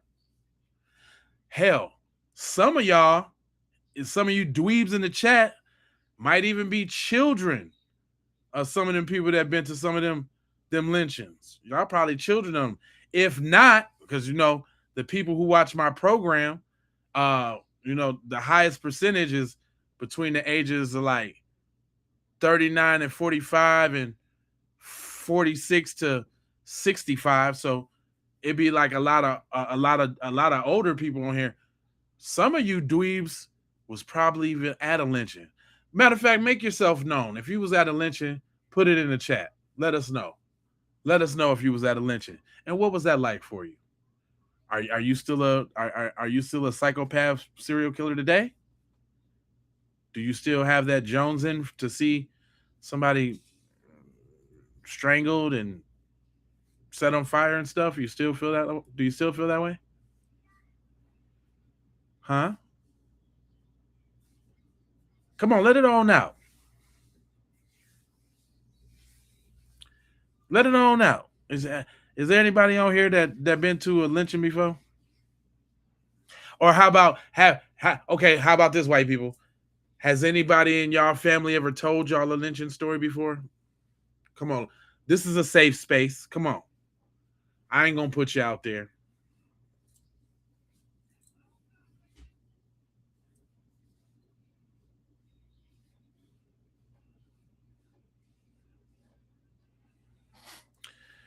Yeah, but you know what, Jerome? You can only carry 2 guns at a time. So having 50 guns don't do nothing for you. You can carry just as many guns as I can. It's all about what you do with them, buddy. You probably scared of the pop sound, you little buster. You close your eyes and shoot.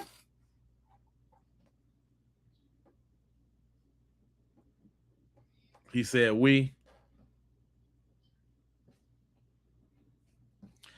And so you white now? Oh, you adjacent, huh? See, that's what we be saying about you Tethers. Y'all be trying to suck up to them folks so bad. You over there in the comment talking about some we, hoping you get a pat on the back from them folks. Get them likes up and make sure y'all subscribe, man.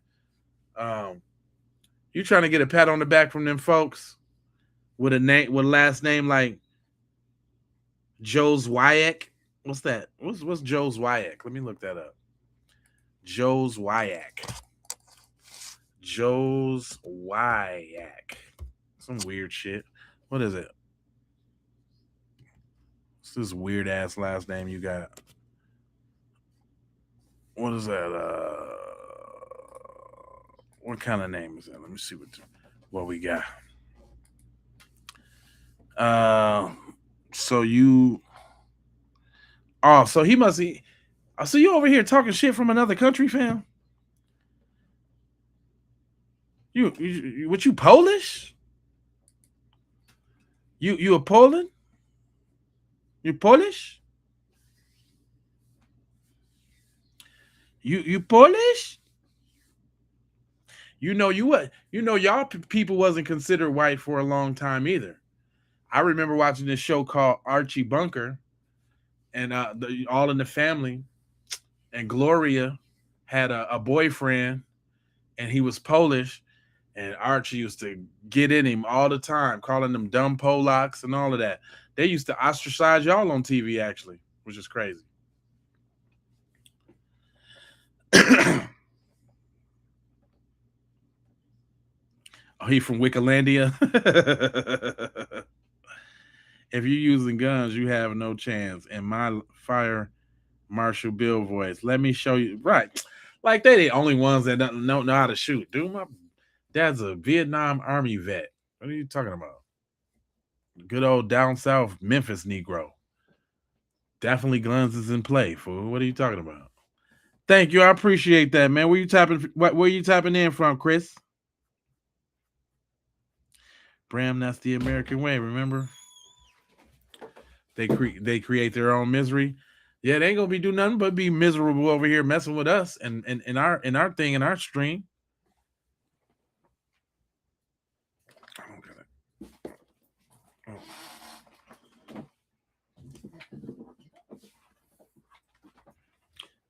It said be marksman and let every bullet count.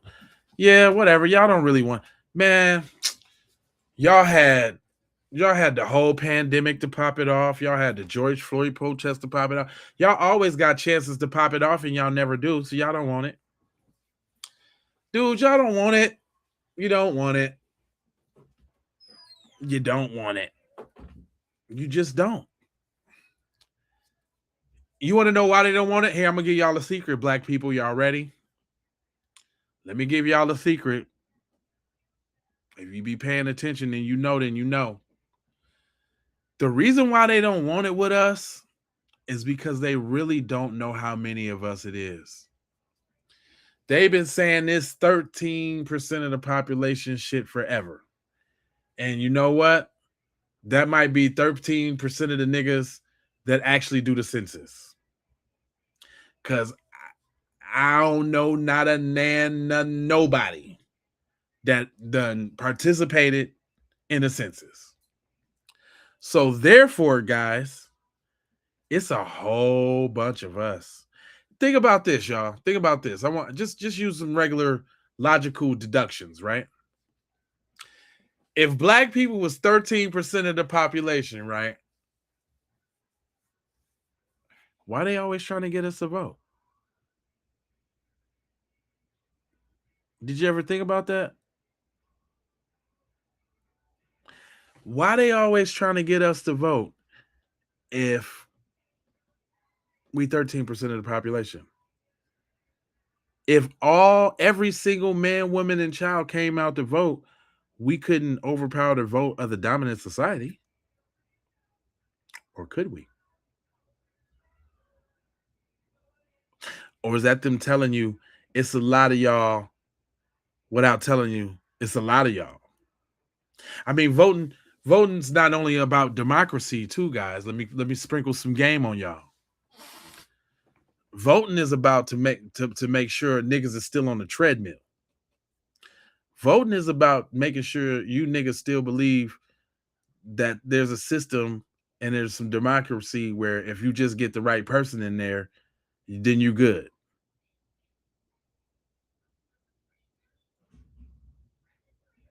But did y'all think about that though? They need yo. I'm talking about they be pandering hard to us during. Why do you think that is? Why do you think that is? No, get your booty to the polls. They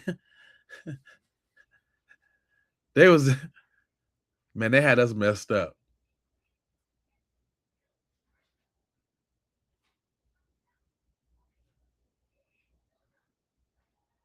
What it was like, no vucking, no voting, no voting, no vucking, or something. They was trying to get chicks to stop giving us ass for votes, or something like that. What was that? Or was that the jab? I don't know. It was all a blur. That shit was all crazy.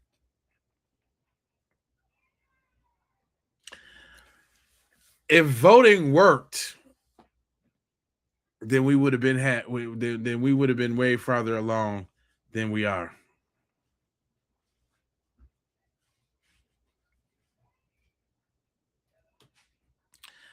No, they want us to vote because we actually the ones that determine the shit. Y'all keep so think about this too though. You can't have it both ways. You can't say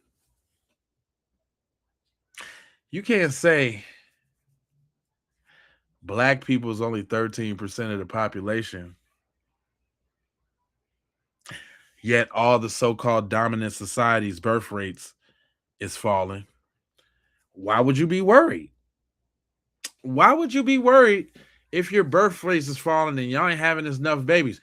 You on top, ain't you? You ain't worried about that little 13%. What's the little 13% gonna do?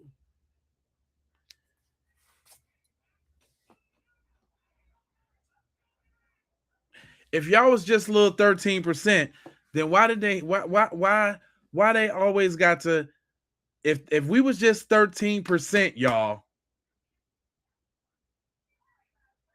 why they got the bus, ship, fly, motorbike, scooter, goddamn go-kart niggas over here? Ellis Island. If they was so majority, why they have to bring in all the immigrant white peoples? And that didn't work. They all over here. They didn't incorporate everybody into being white. Oh, you Italian, you white. Oh, Polish, white. Scandinavian, white. Czechoslovakian, white. Asian, white. Mexican, white. You're just white. You're white. Why they gotta bring all the Mexicans and all of that over here and classify them as white now? Why is that? And then it ain't like they need more numbers to rule, right? Look at South Africa. South Africa's over there bullying all of them little beanhead niggas with just a few people because they got all the resources and the money. Well, same thing here in the United States. They got all the resources and all the money, but y'all still need to bring all the immigrants in and try to convince them to try to fast track immigrants for citizens and all of this for the little 13%, them little 13ers.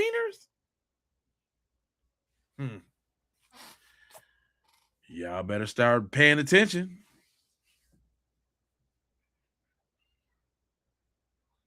And okay, for us to be 13%,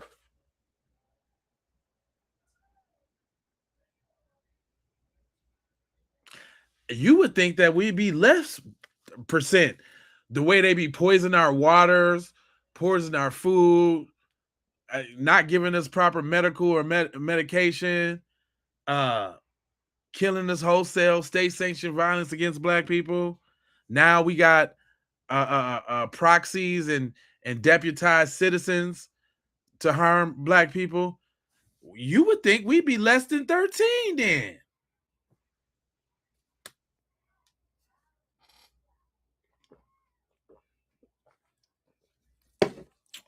I appreciate that. You would think that we'd be less than 13, but we're not. Listen. This is how y'all know we're not 13%. America's the superpower of the world with the nukes and all of that. What do they care? They ain't never care how the world looked at them. They never stopped the victimization or the violence or the terrorism or nothing. So what would stop them with all of this technology and all of this stuff they got? What would stop them from just getting it done?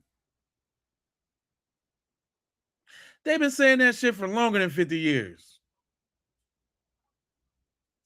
You're right, but they've been saying And I'm just saying. I'm just saying. I and there's some big ass families too. Fam, it's more than 20%, fam. I'm telling you. I'm telling you. Man, we somewhere like 30. We really between 30 and 35% of the population.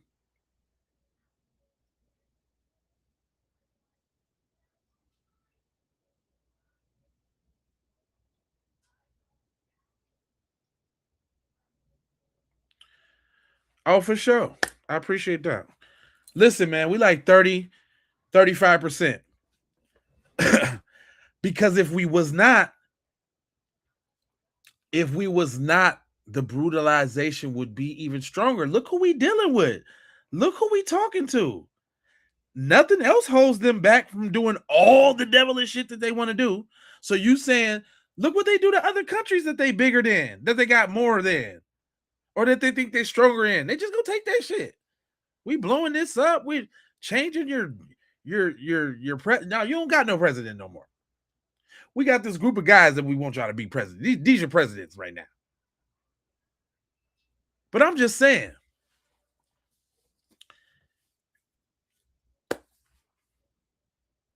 if we was the little 13 that they say that we was, thanks for the Jews, man. Thanks for the Jews. I appreciate that.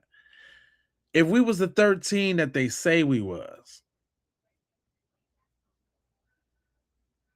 they would already pulled it. They trying to pull it now. Chat GPT is inherently racist and biased. Thank you, my Jamaican fan. That's what's up. I see. You know what? Jamaica is pretty high on my rankings. Y'all. When we talk about countries, it's U.S. and then it's U.S., the U.K., and then Jamaica. So shout out my brother. Right? You always my brother until proven otherwise. Black people don't have hate bones in their bodies. Tether doesn't describe somebody from the diaspora. It's an action word. It's something you actually actively have to do to undermine foundational Black America. But I say that all the time. We got some stomp down brothers in the diaspora. Thank you. I appreciate you tapping in and repping your fag. That's what I'm talking about. I respect my guy. Bo. Straight up.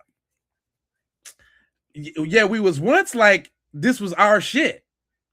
Now, okay, let's get deep a little bit. How about America was already built up, already together, and all of that? And how about Europe and all the other nations had to gang up over here to come take it from us? How about that?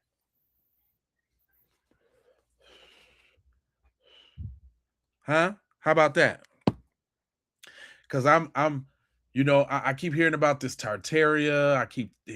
I keep studying about these Capitol buildings and the origins of when they was built, and none of it's making sense when you got a cathedral with all of this architecture in a town full of 1,200 people when it was the inception, and y'all rolling around on horse and buggies with shacks with Abe Lincoln log cabins.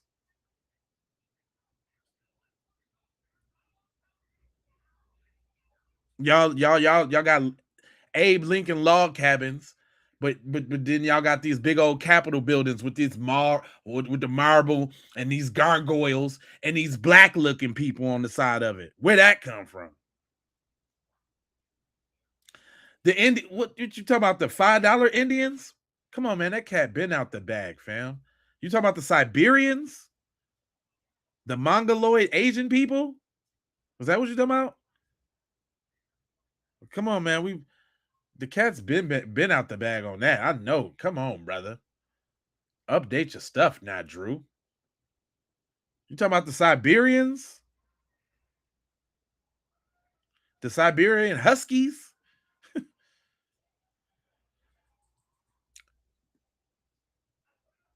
What did ask me? Answer this for me, then, Drew. Why is it that every landmass on here got indigenous black people in it, but all of a sudden America don't? When we know black people is the original humans of the earth and have branched out to all the lands upon it, do you know Australia, before they sent all the criminals and thieves and rapists over there, that there was an indigenous people called the Tasmanians? Do you know that? Do you know when the white people got over there, it ain't no Tasmanians no more? They done made this nigga a cartoon on Looney Tunes. It's a handful of, they ain't all dead, but it's a handful of Tasmanians over there. And if you see them, they got woolly hair, they got big noses and big lips to be out in that sun. Oh, that's what's up, Peaches. I appreciate you there. This is what I do. You lived in Germany. There are like 3 black people there. I always wanted to go visit Germany. I know Germany is a little different. I always want to go different, just to go visit over there. I feel safer over Germany because they don't play over there. They don't play that over there. They might have a little this, that, and the other, but they rock with black people over there. The German language was started by a black man. Just so you know, little tidbit, guys. Yeah, I'm dropping some jewels on y'all real quick. I consider myself a thought leader. I have some original thoughts of my own.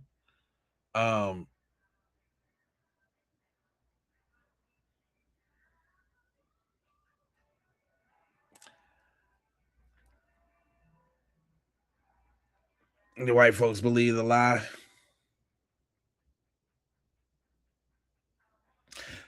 Dude, they listen. Not only was there Tasmanian people in Australia before all the thuggish, ruggish YT people got there, but do y'all know who King Leopold is?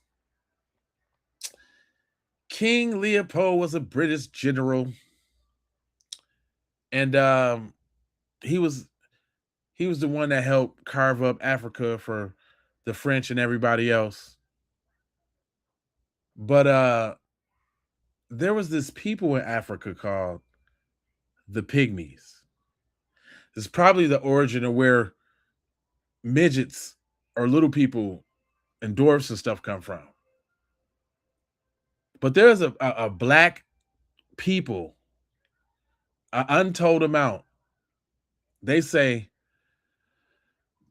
a crazy, stupid amount. We talking about hundreds of millions of people. Do you know this dude wiped them all out? Not like a few left. Not like it's a couple on a reservation.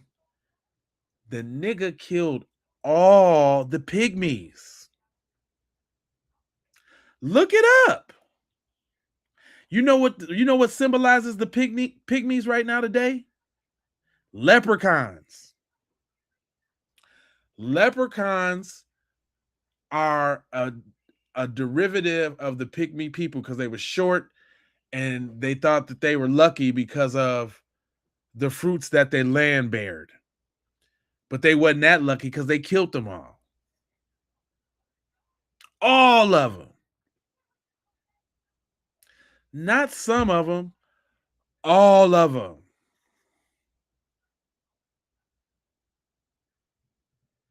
So as you see, even Asian people was black. Europe was black before the Caucasians started taking over. And I've been studying about this Yakub dude. You know what I'm saying? Who's supposed to be the father of white people. I got to do some more of my research because I don't be ruling nothing out, man. The truth is stranger than fiction. And if you know, then you know you don't know nothing. And you know most of the stuff you've been told is a lie. But the information's out here, though.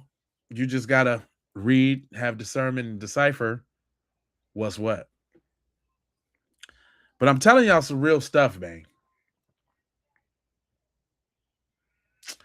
I'm lying. Yeah, okay.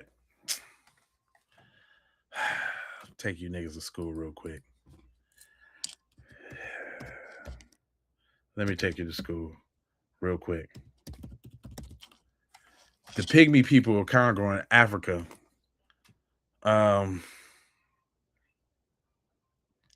Check this out. It don't take nothing. Google's your friend, bruh. All you got to do is just go Google it. What you think I'll just be talking? So, the pygmy peoples are defined as an ethnic group. Those men have average height of less than 150 centimeters, 4 feet 11 inches. In general, most pygmy populations, such as the AKA the Mbuntu of Central Africa, feature adults in sizes ranging from 120 to 150 feet. Anthropologists and research have defined pygmyism. Oh, they done made it all. So now it became a term. That's wild. From the people they killed. Look how they be still. They didn't kill the people. And now the people's a term now. Pygmyism. That's wow. That's crazy. Let me see. What's his name? Was it King Leopold or was he a general? Leopold. Let's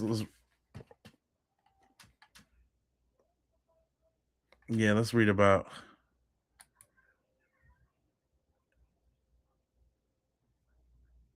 Okay, so it said African pygmy adult males generally blah blah blah blah blah blah. During King Leopold II's brutal private rule of Congo Free State in the late 19th and the early 20th century, those indigenous groups endured severe atrocities. Tragic historical events during this era highlighted the height and the cultural differences between the people in the Congo. So they killed all the little ones. African people. They even had what? They had an exhibit. He said the Leopold's territorial police force, which had killed his wife and children, Banga was later brought to the United States. So they kept the leader and brought him to the United States as an African pygmy at the Brooklyn Zoo in 1906. History records of his exhibit listed him as 4 feet 11 inches tall and weighed 103 pounds. Wow. So the pygmies of DR, the world's shortest set of people, have endured hardships over 130 years, going back forth to the forced free labor and assault under King Leopold II of Belgium. Okay, I thought it was Europe, which is still in Europe, but whatever. Now oppressed and exploited by their Bantu masters for cheap labor. Okay. Also, it's still a few of them around, but not as huge of a population as they used to be before they was genocided. That's crazy.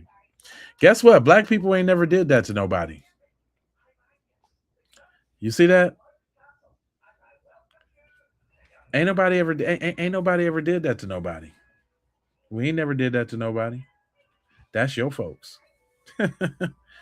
That's your peoples, man. But sis, real quick, I got a couple that I got to get off to make sure this program is complete. So I ain't really worried about the time right this second. But here we go. A moment that you thought that if something went down, if your son needed these friends, that the loyalty would be questionable because he was the only black person in this circle that he was in this day. This is a CNN interview with Nolan Wells' family. If y'all want to see the whole entire interview, go to CNN, okay? I need y'all to pay attention to what Nolan Wells' mom says in this interview. Do not just listen to respond. I'm going to keep telling y'all that. Listen to what this woman says. this is the thing. Regardless of the color of anyone's skin, your hope is that the people your children call friends will be there. Like that is any parent's hope, right? What is your volume up? Did y'all hear what Christine said? It's not about their skin color. She never once thought that her son was unsafe because he was around nothing but white boys. She looked at those boys as her son's friend, just like Nolan Wells looked at them as his friends. I'm gonna need y'all to stay out of my comments constantly saying that this family is putting this as a race thing. And then time, just like in my first video, y'all wanted to swear it was about race. I never said nothing about race. This woman has not said anything about race. What she is saying and what I was saying, this is the mother of the child that was lost. This is the father of the child that was lost. Listen to these people and stop just getting comments saying dance in out of these world. Like y'all are saying stuff that just don't even make sense. This family don't care about their skin color. They care about the what ifs. They care about what happened to their son. They want answers. That's it. Nobody cares about the skin color. They care because their son left with friends and did not return with those friends. That is the big fucking problem. do you make of the explanation that it was because of a pump malfunction that they left? I would not leave anyone else's child on an island. I would not leave anyone else's child stranded. You can give all the excuses you want, but you do not leave someone else's child anywhere. So again, it wasn't about those kids' skin. It's the simple fact that their child left with them and did not return with them, and now their child went missing and then came up deceased.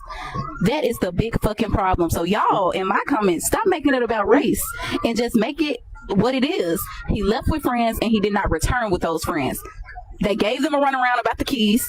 They didn't come and give them the phone. They kept the phone. They had to track it to go get it. It's the simple fact that their child did not come home and he will never come home, and they want fucking answers, as they should get it. Just like she said at the beginning of the interview, any child should have the same respect. Any kid who goes missing, those parents should get answers. Those people's families deserve freaking answers of what happened. And it should be assumed that there was some foul play, just like they would for them. To their child. I would not be able to sleep at night. I mean, I can't right now, definitely we can't, but I definitely would not be able to, knowing that I didn't do everything as his mother to ensure that I knew what happened to him. And that's all we're asking for, is we're asking for answers. I pray the Wells family gets justice and answers immediately because they deserve it. They deserve that. Like, that was their child that they lost. Like, yes, we're hurt as a community, as the world, and nobody likes this because it's such a freaking tragedy, but that family is truly hurt. We will never know what they go through unless y'all in this world know how it feels to lose a child. And I'm gonna speak on that because it's who is that? Melanie. It is about race, boo. It is. It is about race. It has to be about race because the same courtesies wasn't afforded to Nolan in his life as they would with one of their white friends. And you can tell that because they didn't even like his dad when they showed up at the crib. When he showed up at the crib trying to get his keys and a cell phone. Or they didn't even give him the cell phone. It's blatant disrespect from the top. Where does this disrespect come from? A disdain. Where does the disdain come from? A prejudice and racistness against black people. Ding, ding, ding, ding, ding. At me every time I see people in the comments talking about they're so strong. How are they doing interviews? How are they gonna get justice for their son if they're not doing the interviews? How is their son name gonna get big if they're not doing interviews? Of course they're strong. They have to be strong right now. I wouldn't dare want to imagine what the fuck they're going through. Why would you be in the comments even asking how can they be up there and oh my God, she hasn't cried once? That woman cries in every interview I've ever put up. I just do not put it because it's so fucking sad. A moment that you thought that if something went down, if your son needed these friends, that the loyalty would be questionable because he was the only black person in this circle that he was in this day. And this is another thing I don't like. They keep trying to force them to talk about it. And you know, when Ben Crump show up, he is trying to play down the race thing, obviously not necessarily for the justice, but the monetary thing afterwards, like on the civil suit side of the game, in case there's somebody to sue. So I don't like that. I don't like when the money is involved. People can't say what it is and come straight down the middle. And no offense taken, Melanie. You know what I'm saying?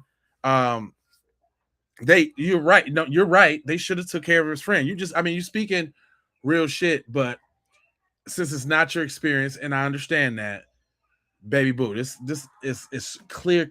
This is a clear cut case of murder. You ever seen Life? When the sheriff came in there.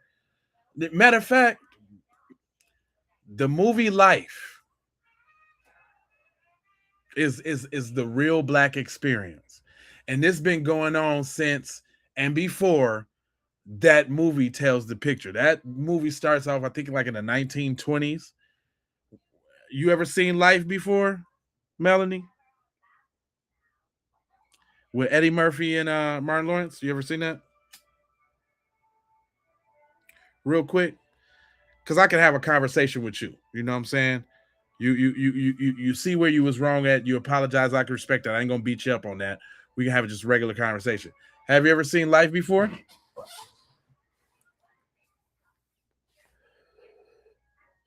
So think about the Prince. That's one of my favorite movies. I know every word back to back. Right. Matter of fact, funny story about that. I was watching that movie on bootleg for so long, for years. Like it was like a whole brand new movie when I actually seen it in color when it came when we got the DVD and all of that later. But anyway, the movie Life is nonfiction. Within the story, there's some jokes and some this, that, and the other. But if you really think about it, it's a very morbid, very the story of black people's lives, man. Like, it's not fair at all, but somehow we find a way through it and make it up out of it, which is another thing that I liked in the movie, because they ain't never stopped trying to get free. That was another underlining thing about that. They ain't never stopped trying to get free. They never gave up on the possibility of getting up out of there. But here you go, two individuals, black men, that would be doing anything else that a white man would be doing at that same time. Twofold too. There's two things going on too. One, you see two black dudes paying for something another nigga did, right? Because if old boy wouldn't have sliced Sheriff's little face like that, Sheriff wouldn't have killed him. And because he killed him, he needed somebody to blame the body on, or in his case, he was just being a devil and got joy and glee. Like, you remember he said, at least the state of Mississippi got 40 years of cheap labor out the deal. Devil mentality, right? Total disregard for life, right? But in this story, you got two people, man. They had a truck full of booze. What was that gonna get them? A fine?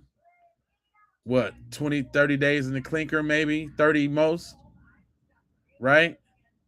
But they was a victim of the system that was set up around them. Shit, wasn't that it? That was in Mississippi.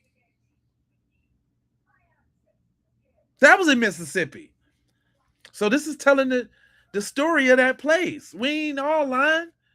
Eddie Murphy got money. He was able to go and tell this story masterfully. But here you go. These two niggas, they pay for something another nigga did. And one thing that's true that we also hoping that's happening in this situation, not all the white people was bad.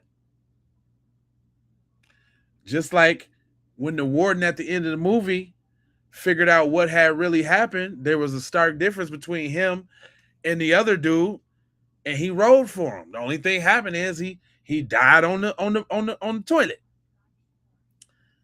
You know, also in the psyche part of the game, though, that was actually deceptive in itself, and probably put in there because Eddie Murphy knows certain things about movies and how to get them greenlit, and he knew that he needed a white savior of some sort, or a white a positive white person of some sort, because you remember the dude that ran the camp, he was a dog. You know what I'm saying? The the the the the sheriff was a dog. The people that was in the jail was a dog. So all the depictions of the YT people in the movie wasn't favorable until you get that one at the end that make you change your mind about them all. That was finna let them go. See, look, there is some good white people out there. He was getting ready to let Claude and them go, but it died. You see? Eddie Murphy is prolific. What do you, boy, you better shut up. You just better shut your whole little mouth. That's one thing I won't have on this channel is black icon disparaging. You will not say anything about Michael Jackson. You will not say anything about Eddie Murphy. You will not say anything about Bill Cosby, Diddy. I don't care who it is. Shut your mouth. Watch your mouth. Anyway, even that little part in the movie was psychological to get us to let our guards down. You see? And I think that was the problem with Sinners. I think that's why the community was such an uproar of Sinners, because all the people in that movie that was YT was depicted to be, you know what I'm saying? Oh yeah. Now I don't pass nothing. I just take it to the head, cuz I just take it to the head. I appreciate my core people who rock with me, man. There's a bunch of stories coming up, man. What y'all want to hear about, man? What y'all want to hear me brush down? I got some ideas for some stuff that I want to do, but would y'all watch? Like, I want to do these shorts, like, and short for me is like 15 minutes. We used to do a lot of like 15, 20, 25-minute content. I want to start ramping up my production on the channel, so I'm gonna start putting out these 15-minute joints, at least like 3 of them a day. That's how I got up to 5,000 videos on my channel. We was doing like 3 to 7 videos a day, right? So I want to kind of go back to that. So I'm gonna be like covering some little topics, but all the topics is always gonna be centered around some B1 stuff. If I can't figure out how to teach a lesson, or something with, I don't just do gossipy stories. Like, that's just something that you won't catch over here. Although there are some gossipy stories that I could talk about that can be good examples of black empowerment, but I don't want to mix the channels up. So this is what I'm gonna do, y'all. Right now I'm on this like promo campaign where I'm doing the vertical and the horizontal stream. So that's why y'all see it'd be like 6 streams, right? 3 horizontal ones and 3 vertical ones. I know I'm cold like that. Don't worry about what I do. I'm finna break up the content. So on the J Lava channel, it's gonna be more me and like my hobbies, because I like do DJing, I make beats, I do a lot of other stuff, and I'll be recording that too. But I don't be wanting to put that on the Keep It P podcast, because the Keep It P podcast is about the people and the family. And then on Raw, on the Keep It P Raw, that's where I wanna get real petty, and that's where we're gonna snap, jab, and crackle back. I think even for since we now getting subscribers, and I appreciate that. I'm thinking the subscriber-based content should be on Wednesday or Sunday. It's something about them 2 days that I'm feeling. Members, maybe y'all can get in the chat. Thank you, Joyce. Members, y'all can get in the chat and converse with me, because it's really about y'all. I just want to make sure I do it when the members can be on there, because ain't no use of doing members only content and all the members can't attend. But you can't go back and play it back. So matter of fact, if y'all ever do the playback, put playback gang in the comments, so I know you're on the playback or if you was live. But I call myself want to do another late night stream. I've been trying to do streams. Well, do that, man. Do that, man. What you see is what you get. I'm a real dude. I ain't taking no slack from no crackers though. Racist ass crackers. You know, I hate to make that separation. Like when niggas be like, there's a difference between niggas and black people. I hate that Chris Rock even ever said that. I think that's so whack. But if we're gonna go there, you know, there's a difference between white people and racist ass crackers. Racist ass crackers. You know? I'm cool with a couple cool. Matter of fact, somebody I forgot who was that just said, you got a white friend Nick, Jay. What's up with that? Well, I can't have a white friend Nick. What's wrong with my white friend Nick? That's my nigga. I can't have a white friend named Nick. That's stupid, y'all. Don't never get so pro-black where like you like I don't even go outside when it snow because it's white. Like, I don't even write on paper because it's white. You know what color my floss is? My floss is black. Fam, it ain't like that. Plus, that's not intelligent and smart anyway, man. You got to be savvy, man. You got to be able to talk, walk, move, schmooze, cruise with everybody. If you don't, you ain't gonna be successful out in this world. How could you say you don't rock with or do that? That's dumb. That's the dumbest thing. You know what I'm saying? So I don't know if y'all know. People be like, you're racist. I don't speak in absolutes. Y'all see on this program, I put qualified white people up to speak some truth, just so not only that, have a new sub. Oh, that's what's up. See, that's what's up. He said, thank you for staying truth and honesty and grounded. I try to be. That's the Gemini in me. Believe me, there's a ghetto nigga on this side and there's a baby white supremacist on this side. Listen, let me tell y'all something. Every nigga got a baby white supremacist on their shoulder. And you can tell because you could hear it. You can hear it today. That baby white supremacist be the nigga on the shoulder telling all these niggas in these videos that be watching, I don't want to make this about race now because I don't want to hurt Miss Millie and them feelings now. Sometimes feelings got to be hurt.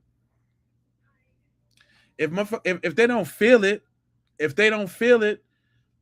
and when I use the word feeling loosely, because I'm not saying all of y'all is aliens. I'm just saying the ones that show up in my chat. Some of y'all be acting like y'all got some humanoid in you. It's just a lot of y'all, man. Yeah, a lot of y'all be off. That's why, y'all, another thing. Go head over there to that. We got a private Facebook group. It's Keep It P Podcast. Go over there, but more importantly, you all right, first thing first. Get on over there. Javon them Williams. lava wheels, the reels on Facebook for them reels. These devils, man, I wish y'all could see how many notifications and how many people is calling me the scum of the earth right now over these reels. Look, this is Nolan's whole friend group. They're all devils. That's Morgan. That's that one dude, Morgan Seymour. That's the dude, Eli Jax Pitalo. He a devil too. That's your boy Wyatt, the big goofy lurk looking one.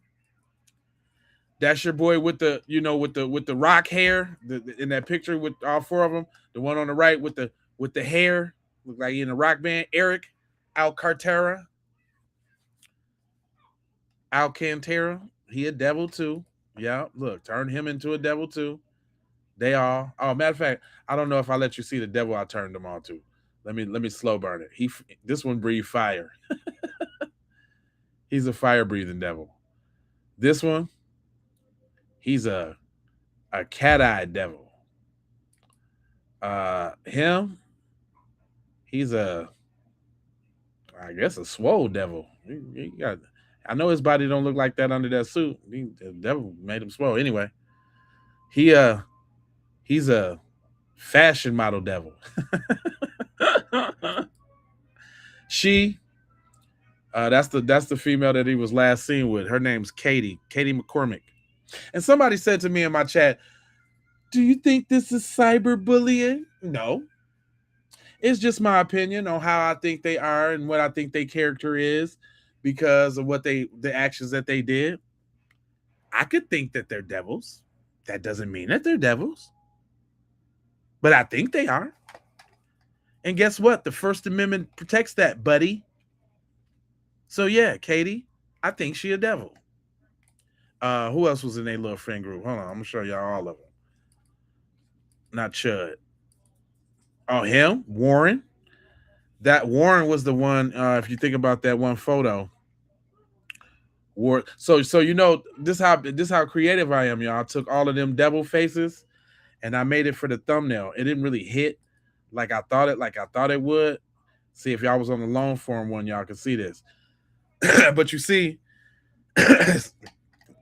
he in the middle. We got Eric, we got Warren, we got Ashlee. That's the judge lady right here. We got Katie, we got Eli, we got Morgan, and we got Wyatt. The axis of evil. They know. Of course they know. Of course they know. Oh, Chud had to get it too. Anybody that's a devil is gonna get it, fam. Yeah, I had to make Chud one too. Don't that look like Chud with a tail, with his little batch ass? Little bottom power bottom. Power bottom Chud. Chud power bottom. Chud sugar boots.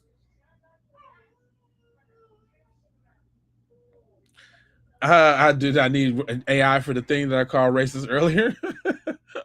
Somebody said that too, because look, I had told the Mississippi coroner lady. This is attorney in Waco.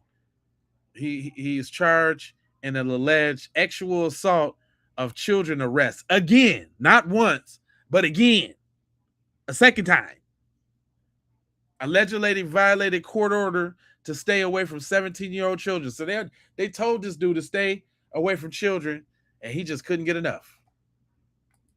He just couldn't get enough.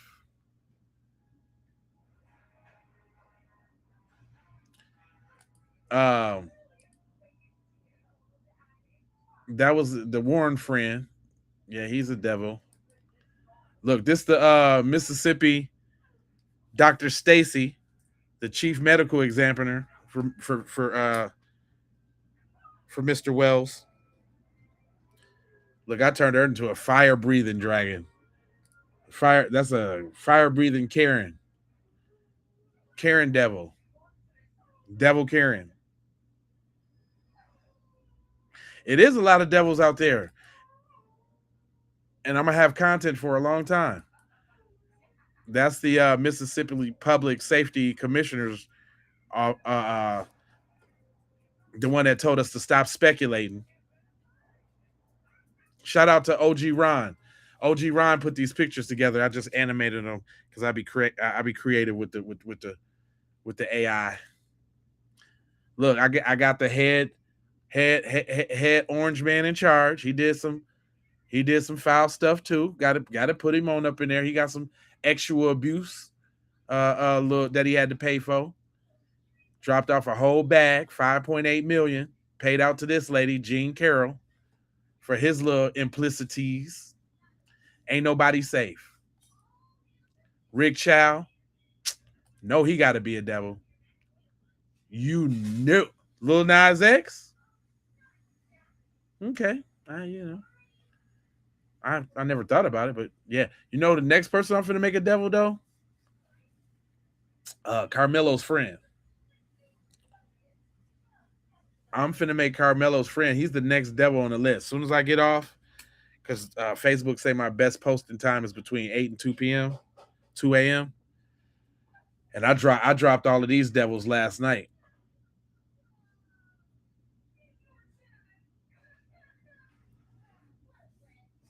I dropped all of these devils last night. I was working last night. This dude right here, Bethel police chief, resigns as he faces 70 counts of crime indictment. 70 counts. 70 cuz? This dude I showed earlier, he didn't took out the wife and the daughter, gave them both a little head trauma. Terrible. That's the Ashlee, the judge lady. I don't know why it turned her into like a transsexual devil, but whatever. Maybe the AI knows something I don't know. Oh, the Democrats and the Republicans both are wings of the same racist ass bird. F them both. Real talk. I'm voting for the person who's coming with them tangibles. I'm voting for the person who's cutting the check for foundational Black Americans, or who has that crime bill for foundational Black Americans. Either one of them. Them the only two things that's going to get me to the poll this year.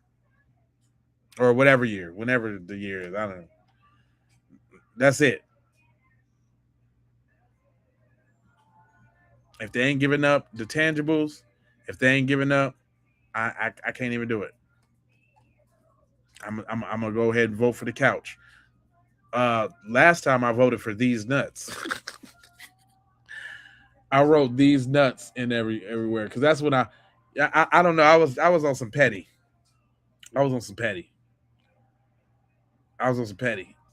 Like, because usually I would just sit out like I did the one right before it. But I was like, you know what? I'm finna go vote, but I'm voting for these nuts.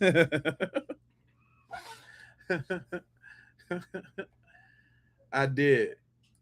I wrote these nuts in the ballot all the way down. Look at this dude. He's a devil too. He beat up a Black woman. This is my new thing, y'all. Everybody's becoming the devil. Like, and it's working for me. You know, it's so great to find something or like a niche that actually works. I love turning people into devils. Look at this Judge Roach. They made him a blue black devil nigga. They had Judge Roach messed up.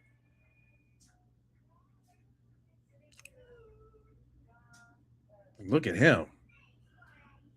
See, that's how y'all look. This AI be trying to tell me something because it ain't like I be describing the devil. I be like, do a devil with a red shirt and a horns. I don't do none of that. All I do is say, this is my prompt, y'all, for the devils. Man should morph into a devil, or I'll be like, man should morph into a devil. A man should morph into a fire breathing devil. And the AI do this. So if AI saw fit to make his devil look like that, he got a very particular devil too. His look real deal dark side. That's the Judge Roach that was on Carmelo Anthony's case. Judge Roach devil. Gave him a tail and everything. Look at the little tail over there swinging. Who else I got? Oh, look. The Metcalf Devils. I did them too. Ain't nobody. I ain't. Listen, fam. I'm going straight hard for my peeps, man. I'm going hard. I'm not holding no punches.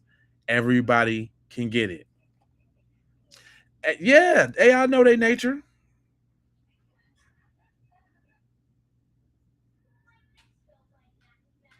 You toured hell, nobody wants that. That's pretty interesting. What kind of stuff did you see down there in hell? Do tell. You want to tell, Taylor? Or are you just saying stuff? What was like, hey y'all, real talk. I was driving Uber one day, right? And one time I got, they be doing them shared rides, and I hardly ever take the shared rides, right? But I had a accepted one, right? On exit. So the first dude I pick up, it was a Black dude. He was cool. it was a black dude. He was cool as hell. We driving, we go pick up this white dude, and I'm talking about, when you get them scooter to shooter vibes, like Cuz is about to blow it up. Man, Cuz got in, he was quiet and all of this, so I tried to, do my little thing. Hey, what's up, man? Okay, you going here? All right, man. All right, buckle up. We out. Uh, he got to saying some weird shit. Like he was kind of like, he wasn't like cussing, but he was. I guess he was talking about the situation that he just went through with him and his mom, and how he hates his effing mom, and how he wants to do this, that, and the third to his mom, and he was starting to scare me a little bit the way he was talking, like, because he had a little backpack on too, and I didn't know what was in the backpack. So I'm just trying to talk to him the whole time and trying to keep his spirits up and say positive things. And then right before he got out, he said to me and the black dude that was sitting there, and you know how we could look at each other and what each other was thinking. Because that's what I was looking at him like the whole time. Because the black dude was in the front seat with me, Cousins in the back. So I'm looking at my brother like, man, this dude tripping. Woo woo. Why, before this dude got out on everything I love, he was like, you know what? I like you. I spared you because I liked you. Because you just came in contact with a demon. Just like that. And pimped off. Me and the black dude look at each other like, did you hear that, nigga? And when, we started joking and laughing, he was like, yeah, that's when he's like, yeah, because when Cuz said that, man, I had to lift my little seat up and got on alert a little bit. You know how we over here making telepathy plans and shit on what we gonna do, and we got to get this nigga in the back seat. we making plans on what we gonna do. Man, that shit was real, but there are demons out here. There's demons. I do not believe in things that I don't understand or that I can't see. Just because I don't know about it yet, don't mean it ain't happening. You know what I'm saying? And you got to take that approach out here in this world, because the truth is way stranger than fiction. You would think that the things you think about is so outlandish, and man, listen, ain't nothing new under the sun, fam. It's probably done happened and 50 times over. Straight up. I'm not even like super religious or nothing like that either, but just getting older, you know what I'm saying, I stopped being so closed-minded. And I do notice and recognize that there's spirits, there's devils, there's angels, there's demons, there's jinn, there's everything. And there's aliens too. I want y'all to know that. It's aliens. Oh, Uber sucks right now. Oh, that game that fell off. That's why I've been streaming more. I'm like, man, let me go ahead and do my job more, man. I'm not finna be out on the street driving around risking deactivation when I can do what I love and chop it up with the family and bring y'all this information. I literally just stepped off the porch and made myself stop doing that hustle, because if you know, like I know, Uber and Lyft is hard to stop doing because the money just be so every day, this, that, and the third. You know how that lifestyle go. And I recently just kind of cold turkey stopped doing it. I did what I needed to do before I had to stop. You know what I'm saying? To get a little ahead and make sure I'm straight. But I'm like, you know what? I'm like, I never took the YouTube or just my media conglomerate serious at all. Like, I've always dabbled in it, but that's always while holding down a job or doing this and doing that and the other, going to school, blah, blah, blah, blah. was like, I never really went hard at this. Like this is all it is. And that's, Will Smith be like, man, you can't have no plan B. Because if you got a plan B, then you ain't gonna go at plan A like it's the only thing. Now that doesn't mean that you don't have things in place to fall back on a B. But what he's saying is you just gotta focus on A and A only. If you put all the time into A that you would try to spread around to B and C, then A will flourish. And guess what, y'all? It's flourishing. I think that my broadcast has never done better out of all the 5,000 videos that I've put up. And dude, my J Lava channel is 17 years old. The Keep It P podcast, I think that came out in, I think I want to say 2020, something like that. And then the Raw is even Keep It P podcast Raw is even newer. But yeah, man, I think I'm gonna give it all I got on this one.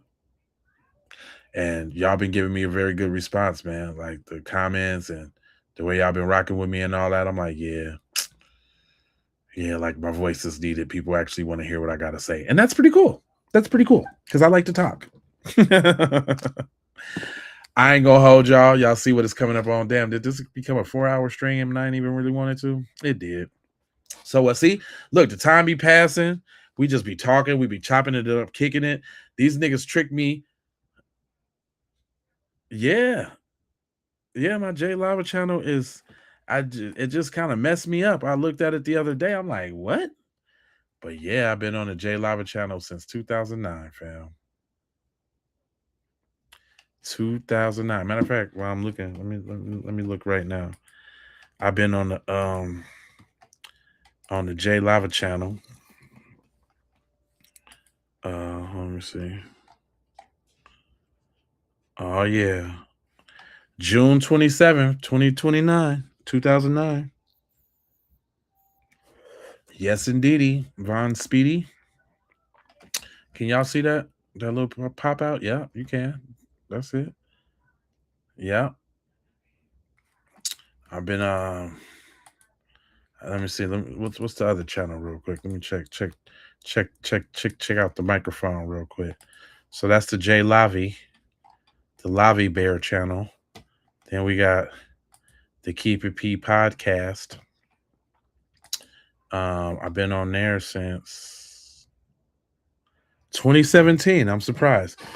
It must have was dormant for a while. I must have just made it and didn't use it. 2017 for that one, and then Keep It P Raw. Keep It P Raw 2020. And for some reason I start channels in June, which is crazy. I'm seeing this one was started June 29th, 2020. I just noticed that. I don't know what's up with me and starting channels in June. When I start this one? November 23rd. That's a strange day. That's the day after my daughter's birthday and a couple days before my mama's birthday. What made me start a YouTube channel then? Anyway, yeah, you know what? That's why y'all gotta go. Yeah, I've been around for quite some time, sir. Yep, I done switched up the channel so many times. I done started and done so many different ideas, man. You just gotta keep going till you get that shit right, dog. Or you gotta have a passion for it too. Definitely passion works. I wish I could play the first video I ever put on my channel. See, I've always been doing music, so just about every one of my videos got music. Like the first video I ever put up, I had recorded this on like a camcorder. This is before I went to school for video, but I had like recorded this on a camcorder because I had a record company called Union Music Group back then, the UMG. 612 Minneapolis. So I had picked up a little camera, and then I started recording some of the shows and some of the happenings and some of the people in the look at that. Look that, y'all, the world famous First Avenue, downtown Minneapolis, where Purple Rain and Prince and that type of thing, But matter of fact, hold on. This is funny. Yeah, where my picture at? My picture should pop up. Let me see. I used to wear I was like the little CEO guy back then. Look at Jay Lava right there with the little CEO shirt. Little Jay Lava back then. But yeah, man, I've been doing this for a minute. I don't have a problem chopping it up. Let me see. I think this got some old Jay Lava in there. How I used to look back 20 years ago, boy. I always been fly though. I can tell you that. That's just something I'm going to be. Yeah. Oh, I actually had a hairline then too. Look at me with the sport coat on. I was on my Kanye back then. I love watching these old videos. Man, I would suggest to everybody, man, that y'all should with all this technology you got, you should record your life. You should put it up, man. Just as a because these like video diaries. Back when I used to rap, looking at this stuff. Oh yeah, I was always Mr. Flyface. Just rolling dice in the studio. Wow, this goes back to all different type of memories. Don't drive and sing. Man, boy, I was a wild boy back then. Boy, I was doing a little bit more than that, boy. Look, this is funny. Hold up. This is hilarious. You know how you see your old self and you be cringing? I can play this because ain't no music behind it, but listen. This is hilarious. Hilaire Bear.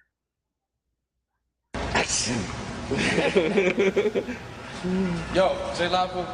Hey, shout out to my boy D on the camera, man. He unfortunately passed away, man. That was the person I started this record company with, and we fell out before he died. And we never really made up or nothing like that, but I did share some memories with Cuz. Shout out to D. You know what I'm saying? Day in the life of, you know what I'm saying, UMP, me, nigga OG on the video right now. We're gonna make a little young small deposit into the young company account. Gotta keep that shit right, man. Got some bills to pay. We finna show y'all some shit. It's Saturday and shit. You know, it's like early to us. We just got up, 3 o'clock. 3 o'clock, I just got up. Must have been a wild night before. Is they close? TCF, that's how old this is. Boy, TCF ain't been a bank in so long. We're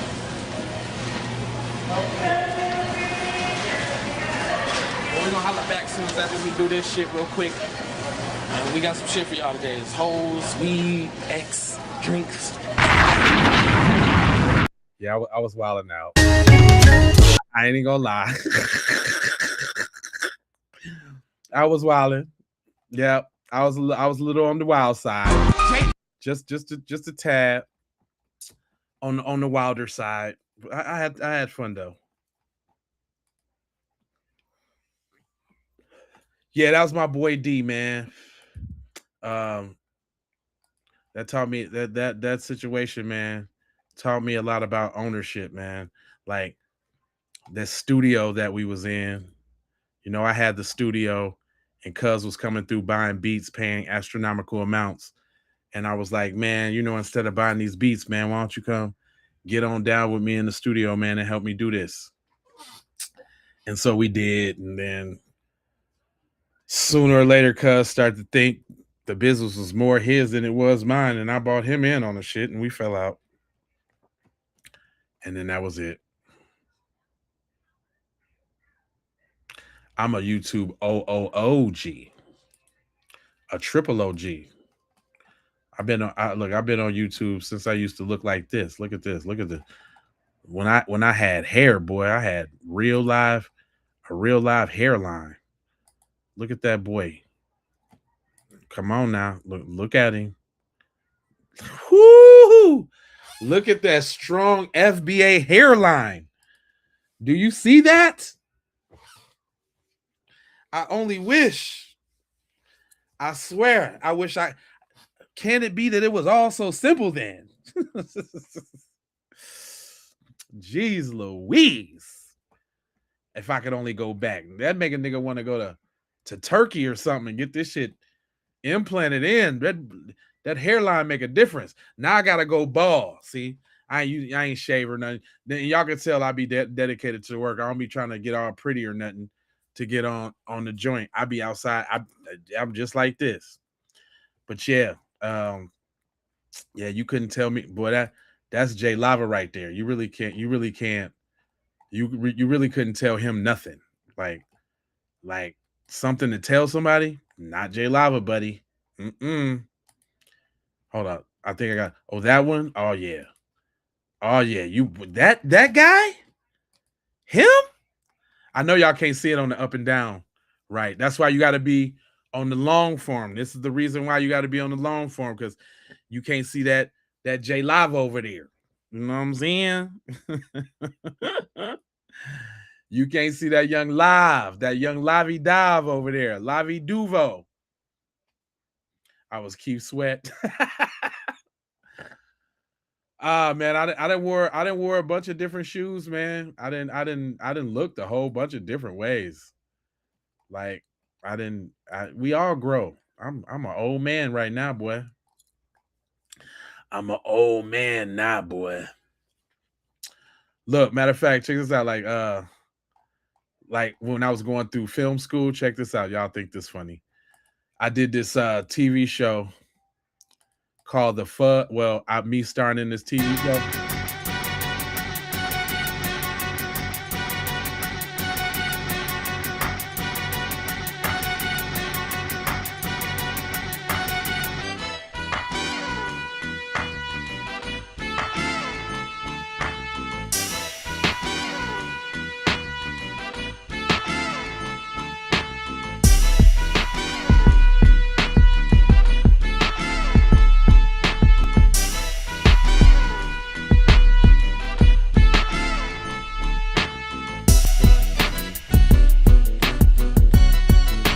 Hey, shout out my boy Donovan too. Rest in peace, Donovan. He was the only one that helped me on this school project. And listen, y'all, I got that leather jacket on. Nigga, it's like 100 degrees outside with like 98 humidity, nigga. Man, I was sweat like a mug. Hey, stop!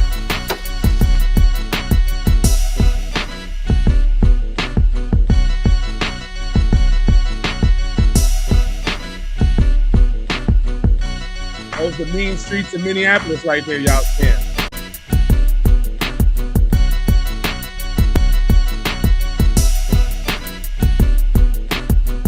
Hey, and the only reason I can play this beat, because this is a beat that I never registered, and I should, because it's kind of dope.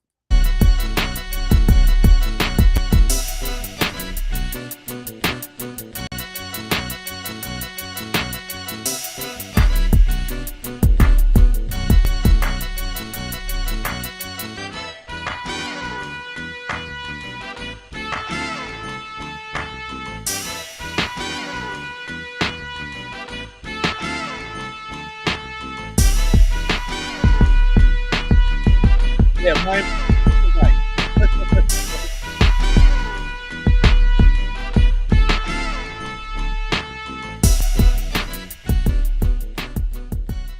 Well, I kept me a Black and Mild too back then, boy. With the white, yes, with the white socks. Yeah. You peeped that? Yes. Hella white socks. Swear to God, I thought about that too, like when I was wrestling Cuz down to the ground. I was like, we got a white sock. Oh, the funny part is, front of the Minneapolis sign. That's my part, though.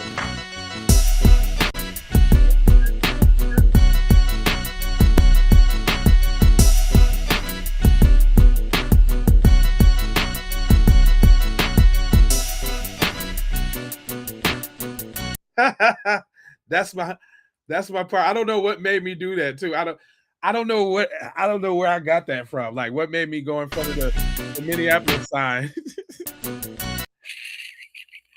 I think that is hilarious.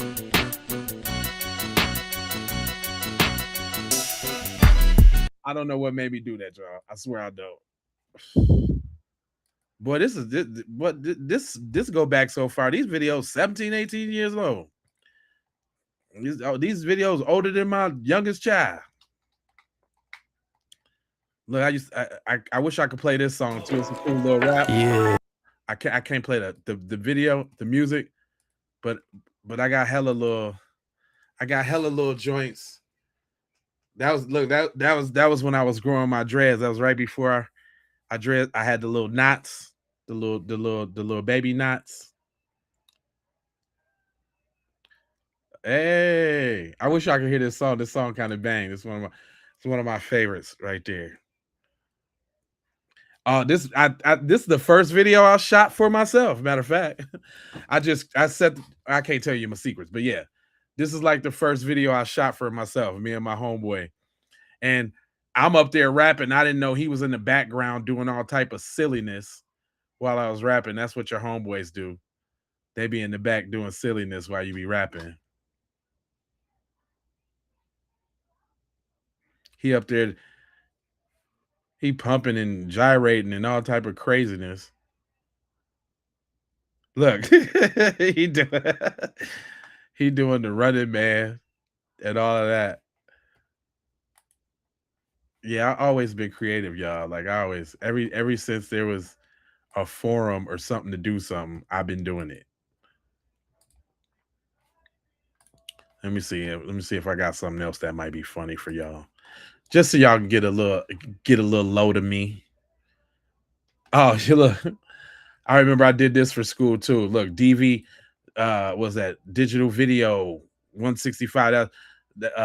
Leah and Isaac was people in my class. And then of course I had my homeboy come up there to school and do something with me too. I forgot what this was. I think we was doing like a little mob scene or something like that. So Tony's your man, right? Tony's my man. I handpicked him myself. He's a stand-up guy. Well, I want you to call Tony in. Hey, Tony, come in here for a second. Tony, the boss wants to talk to you. The boss wants to talk to you. I heard you do no talking. Well, one of you's been doing some talking. And I want you to handle the problem.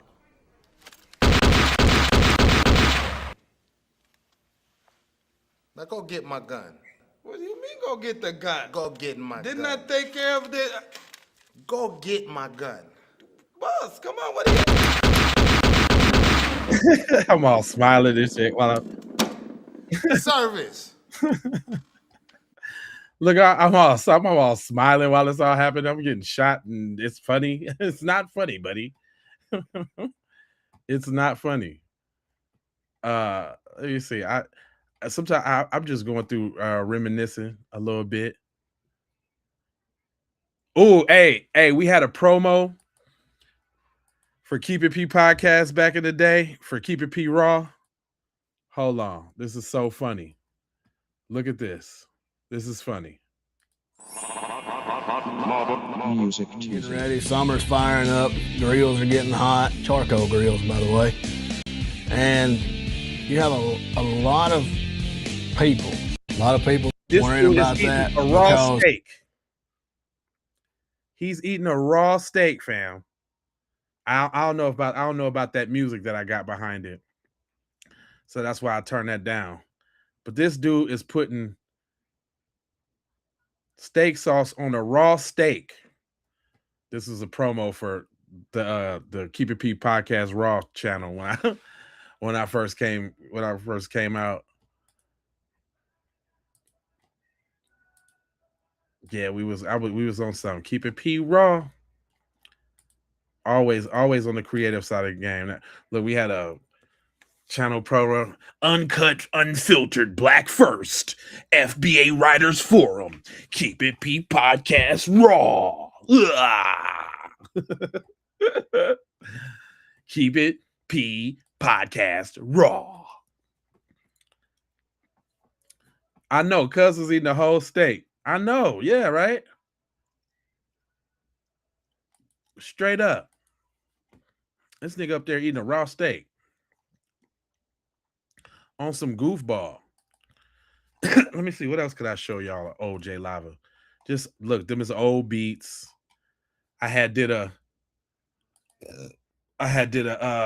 oh, you know what? Y'all remember this how long I've been I pro back me. I shot a video for my man Jim Bean. This is when I started getting a little bit better at videos. How you can kind of tell by the quality. But I had shot a video for Trayvon. You know what? I think I could play this beat too because I never registered it. So I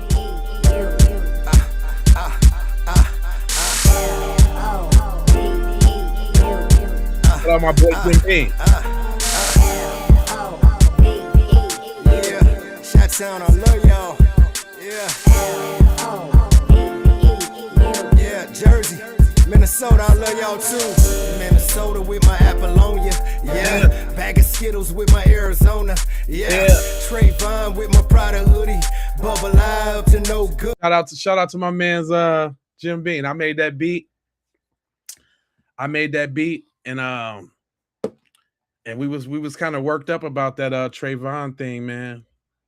Yeah, I've been activating for a little. When was this? Matter of fact, let me see the date on that. Just go back to 14 years ago. April 8th, 2012. Jeez, that's a long time ago. God darn it. That is an extremely long time ago, guys. Jeez, Eloise. Let me see what else I got on here. Something to make y'all laugh. I done a lot of stuff.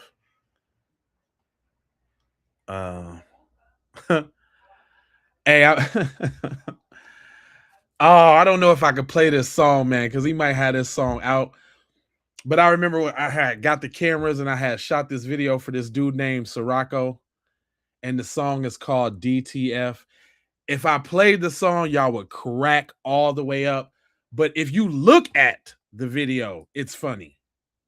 You could just imagine what he's saying in this video. Just look at him real quick. Matter of fact, I know the words. I can say it. You can say fucking is my thought. DTF. Look, I swear to God, I thought I was Hype Williams back then, boy. Matter of fact, the video was, I had it doing a lot more than this, but he didn't like what I had going on, but the nigga couldn't dance and all of that. Oh, let me see. Wanna hear you say it. You won't entertain me. You won't entertain me. So they want my name is. Are you DTF? DTF? Are you DTF? DTF? You look, if you cut a video for somebody, you automatically know the song and everything, if you hate it or not. I didn't done so many clips. Are you DTF? DTF? DTF me? DTF? Just say yes. Look at him dance. Look at his moves though. Shout out to Sirocco. Shout out to Sirocco. He a cool ass dude. I can't talk about my boy. I can't even do it. I ain't gonna do it. I'm not gonna do it. I'm not gonna do it. I ain't gonna talk about him.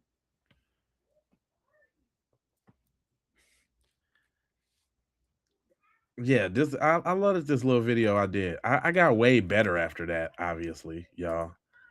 I got way better at the videos. But this like one of my first ones.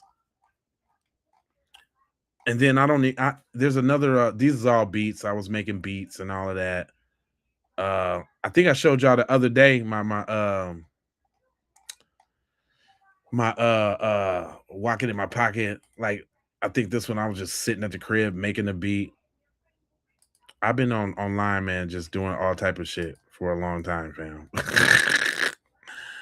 I didn't literally recorded my life. This is my first podcast. It's called my first podcast is called Scatterbrains. Pretty dope too, if I do say so myself. That's back when I actually had hair. I think we was talking about the Walking Dead this episode. Let me see. A zombie. A zombie. See, this is like He was like, "Hey, yo, son, I'm T-Dog, son. I got you, man. I got you. Oh, shit, he's on my shoulder."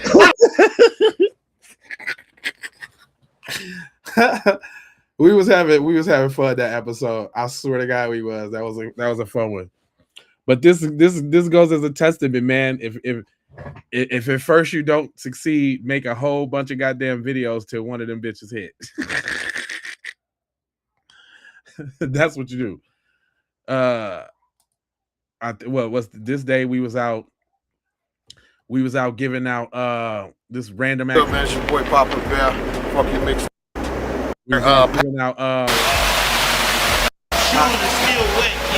We was giving out socks and this day, I think this day in Minneapolis, dude, it was like Yo, what's good, man? I think this day, dude, it was like 30 below, 40 below or something like that. It get real cold in Minnesota. We was outside.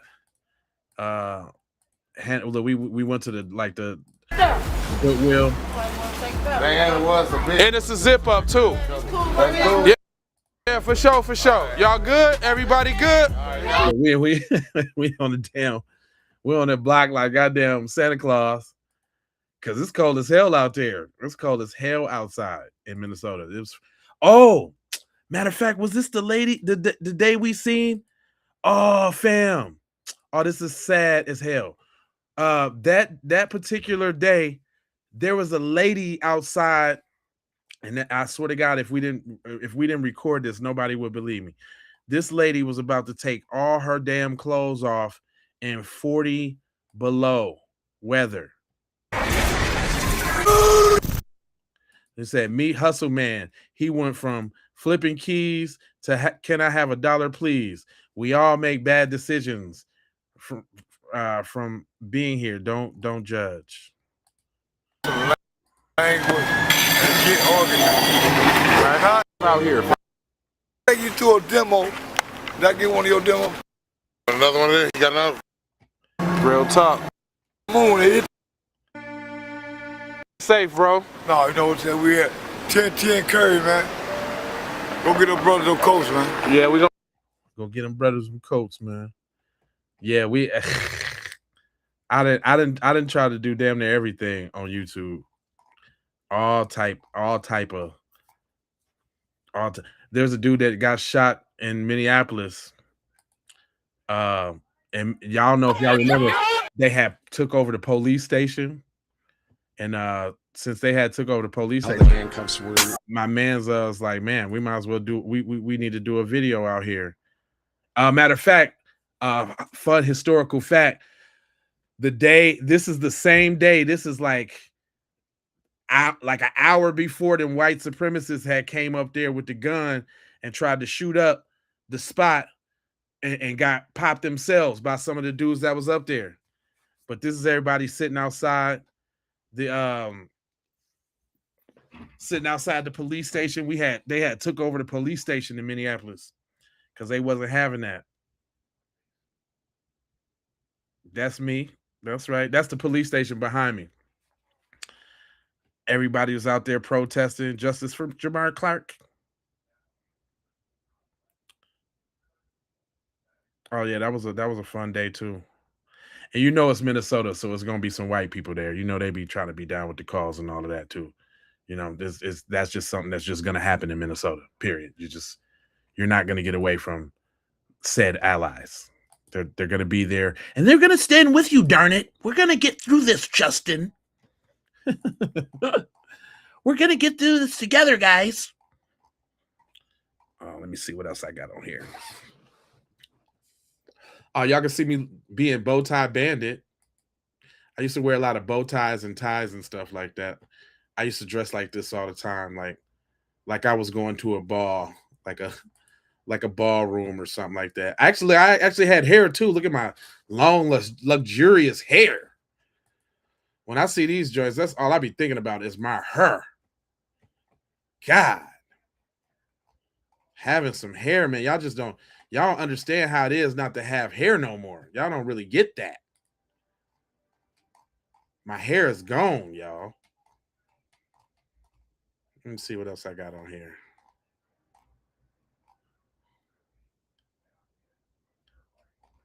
Oh, this is funny. This is my old like you know how you do videos and all of that.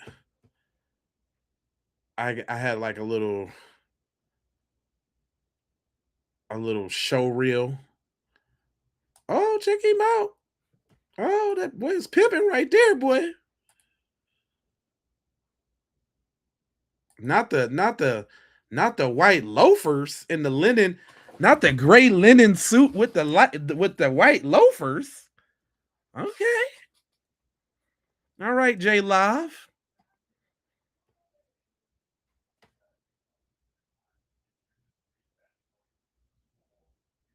Oh yeah, this is fun. Graphics, videos, beats.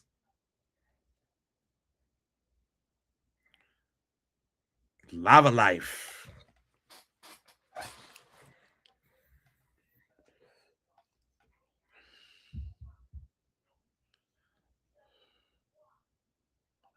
Oh yeah, I ain't seen this in a long time.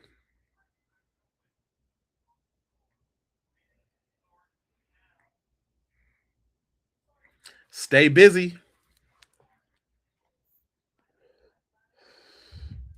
Wow. What's this right here? What's up, family? It's Friday. It's your boy Jay Lava going live again. I decided I might go live a little later since stay over there. That must be my daughter. Vlog's gonna be like because she really like you. She was always trying to get in my damn. She was always trying to get in my film when I was filming. Yeah, y'all, I used to have long, luxurious hair. That's all I really see. That's all I really see when I look at these old videos is my damn hair. I don't see nothing else. All right, y'all. I know y'all probably sick of me. I'm going to come back with some more facts and some more stuff. Man, I got a lot of stuff on this darn channel. These is all beats and stuff, by the way. I was real deep, and I tried to do a music channel for a long time. I tried to do music on the channel for a long time. Then there goes the Keep It P podcast. That's 5 years ago. This is when it started. I agree. I agree. Hold on, listen. I agree. Man, what happened to my FBA flag? Man, I'm pissed about that now. Where the hell is my FBA flag? What? I forgot all about my FBA flag. I used to fly my FBA flag proudly in the back. Proudly, y'all. Yeah, this ain't not. I ain't got nothing but a bunch of music. But you know what the funny thing about these though? Like since I used to shoot videos and all, I used to put like different back scenes. So not only is these beats, but they're also they're like shows and stuff that I used to do. You never really know what was behind them. Hold on, let me look at a couple of these real quick if y'all don't mind. Let me see some, because I'm doing a little reminiscent. What's this right here? I just want to see where I was. Look, yeah, look. Oh, look, this is behind the scenes at the players ball. I be putting like little B-roll footage. Oh no, this is not the Players Ball. This is Kenny Red's birthday party, the pimp birthday party. Or was that Fillmore Slim? One of them. Yeah, so not only would I do the beats, but I would put like different stuff for people to watch on the joints. Anyway, I know some of y'all at work and y'all just like rolling with me to hear me talk and all of that. But I gotta scour the internet, y'all, so that I gotta scour the internet so that I can come up with some dope stuff tomorrow. Oh, I remember when the time that the white dude tried to steal my walk it in my pocket idea. He tried to steal my idea. Seuss. It's Jay Lava, and I'm going to be doing a reaction video. I've never done a reaction video, but I figure if I'm gonna do a reaction video, I might want to do a reaction video to something relevant to the channel. So here we go. There's a guy named Wes Tank that does.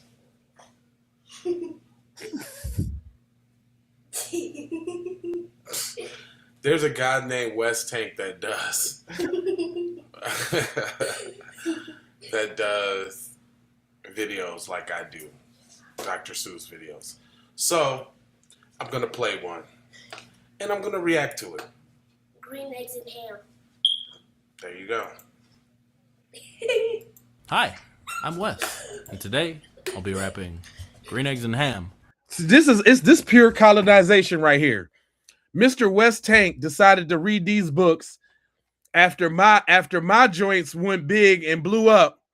That he gonna go right behind me and do all the books and rap them terribly too. By the way, I end up reviewing them. Oh, look at me in the joint with all my cheerings. Oh, look at that! Look at all my cheerings. I forgot about that. Janae, I'm the oldest. Show ourselves. I'm Janae, I'm the oldest. I'm Jayana, I'm the middle child. I'm Justice, and I'm the last. Last, greatest, but you said not fair. Listen, I'm gonna tell y'all what's not fair. What's not fair is that we've had to endure 2 Dr. Seuss book Videos. reading. Yeah, I just call them videos because I don't want to necessarily say that was. Well, nah, I'm gonna give him his half a bit of props on the last one. He tried to rap. Now we haven't seen these, and guess what? I am going to be making. I'm actually in the process of making this song right now. As y'all know, I make mine's like songs, and I put a little effort into it. So it was only right for me to review and see what the competition is doing. So that nigga ain't no competition to you, cuz. What you talking about, cuz? Yeah, man, this nigga tried to backdoor my whole I'm the Dr. Seuss dude on here. That's the first thing that blew me up on YouTube was my Dr. Seuss joints. This dude trying to go colonize my joints and make the joints for himself, trying to do what I do. If y'all scroll down on the channel, you'll see right here, I got a whole line full of the little Dr. Seuss joints. And that nigga didn't do hop on pop like I did it. You can't do it like I do it. Cause my hop on pop was dope. He couldn't have got on there and looked at this fly and did it like I did it. We about to hop on pop. Yeah, we about to hop on pop. I love that was this is a fun time too. I shot this video all by myself in my living room too. With a green screen in my living room. Thanks, fam. Yep, I'm a girl dad, fam. I didn't get the opportunity to get the boy. So I got all the patience and all of that shit from dealing with girls. Fortunately, unfortunately. Anyway, man, I ain't gonna hold you. But I'm a moja, foja, and scolja. Let me see. I was looking for some OJ Lava up in here somewhere. I knew I had something for you. Is it on the playlist? Let me look at this little playlist real quick. No, it's not in here. No, I thought I had some older little J Lives for you. Some little tidbits. I got that's another channel that I don't use right now that I'm finna start doing my conspiracy theories on. Mind Blown AI. That's finna be the one I'm about to do these conspiracies on. I got it. I just got it laying in the cut right now. I just got the channel laying in the kidnut. You dig what I'm saying? It's just laying. Oh, the old intro to Keep It P podcast. Oh wow. I wish I could play the music.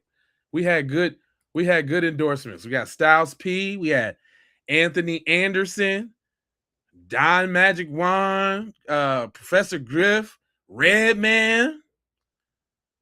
Was Tariq on this one? Yeah, Tariq shouted us out. Be one of you players. Hold on. What Tariq has said? Hold on real quick. This what really got me really I'm gonna tell y'all real talk. Tariq Nasheed be looking out early in the game, man. We was fresh out, no name or nothing. We reached out to Cuz to see if he'd show us a little love, and Cuz actually did it. He looked at the few episodes that I had did, and he actually did it because I'm sure he did his research. I'm sure he went and threw his name on nothing that he didn't think was, about that. But yeah, man. Let me see. Be one to you players. Y'all tune in. Be podcast. Keep it P podcast. Be one to you players. Y'all P podcast. Be one to you players. Y'all P podcast. Keep It P podcast. Be one of you players. Niggas, boy, Tariq said that, boy, we was super duper hype. You understand what I'm trying to tell you? When Tariq gave us the baby shout, the baby shout, boy, I'm like, man, I'm doing Keep It P podcast forever. Like it's over. Like it's over. Tariq had it's way longer than that what he said though.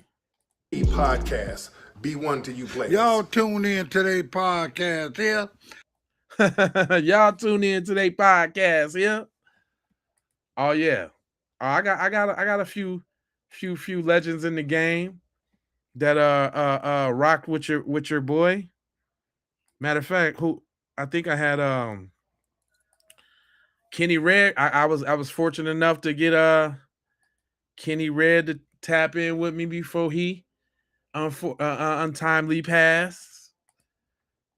Yeah, man. Keep It P podcast been doing a little sham on the sham shot of the game. Why? Just a little some. I don't even think I can. I don't know if I can go back further enough to actually even see my boy, because we got so much content, man. Like it's kind of hard to find stuff. I think I posted it. Let me see. What's this? Oh no, I can't play it. I can't play it because it got music. It's be that pesky music, man. That music will get you every time, especially if you want to keep your ad revenues. But anyway, now you got me curious. I'm kind of looking back to see what I see. Got a million of these joints too. These reels. Oh no, I definitely won't be able to find that. Anyway, I ain't gonna hold you, but I'm a mold you, fold you, and scold you about being on code. You know I got 4 words for you. I need you to go ahead and subscribe for the vibes, like for the spike in the algorithm, and just because you like the program, I need you to go ahead, comment your vomit. Next time y'all come back, watch the horizontal, not the vertical, not the short screen. Watch the long screen if you want to help the channel out, and make sure you share if you care about getting Black empowerment everywhere. Please do that on the platforms that we are on Jones. And just to bring it all the way home, I got, it's all in my face, hold on. I got love, peace, blessings, and aloha. I'm out to Doha for Shoha. You already know. Yiggity.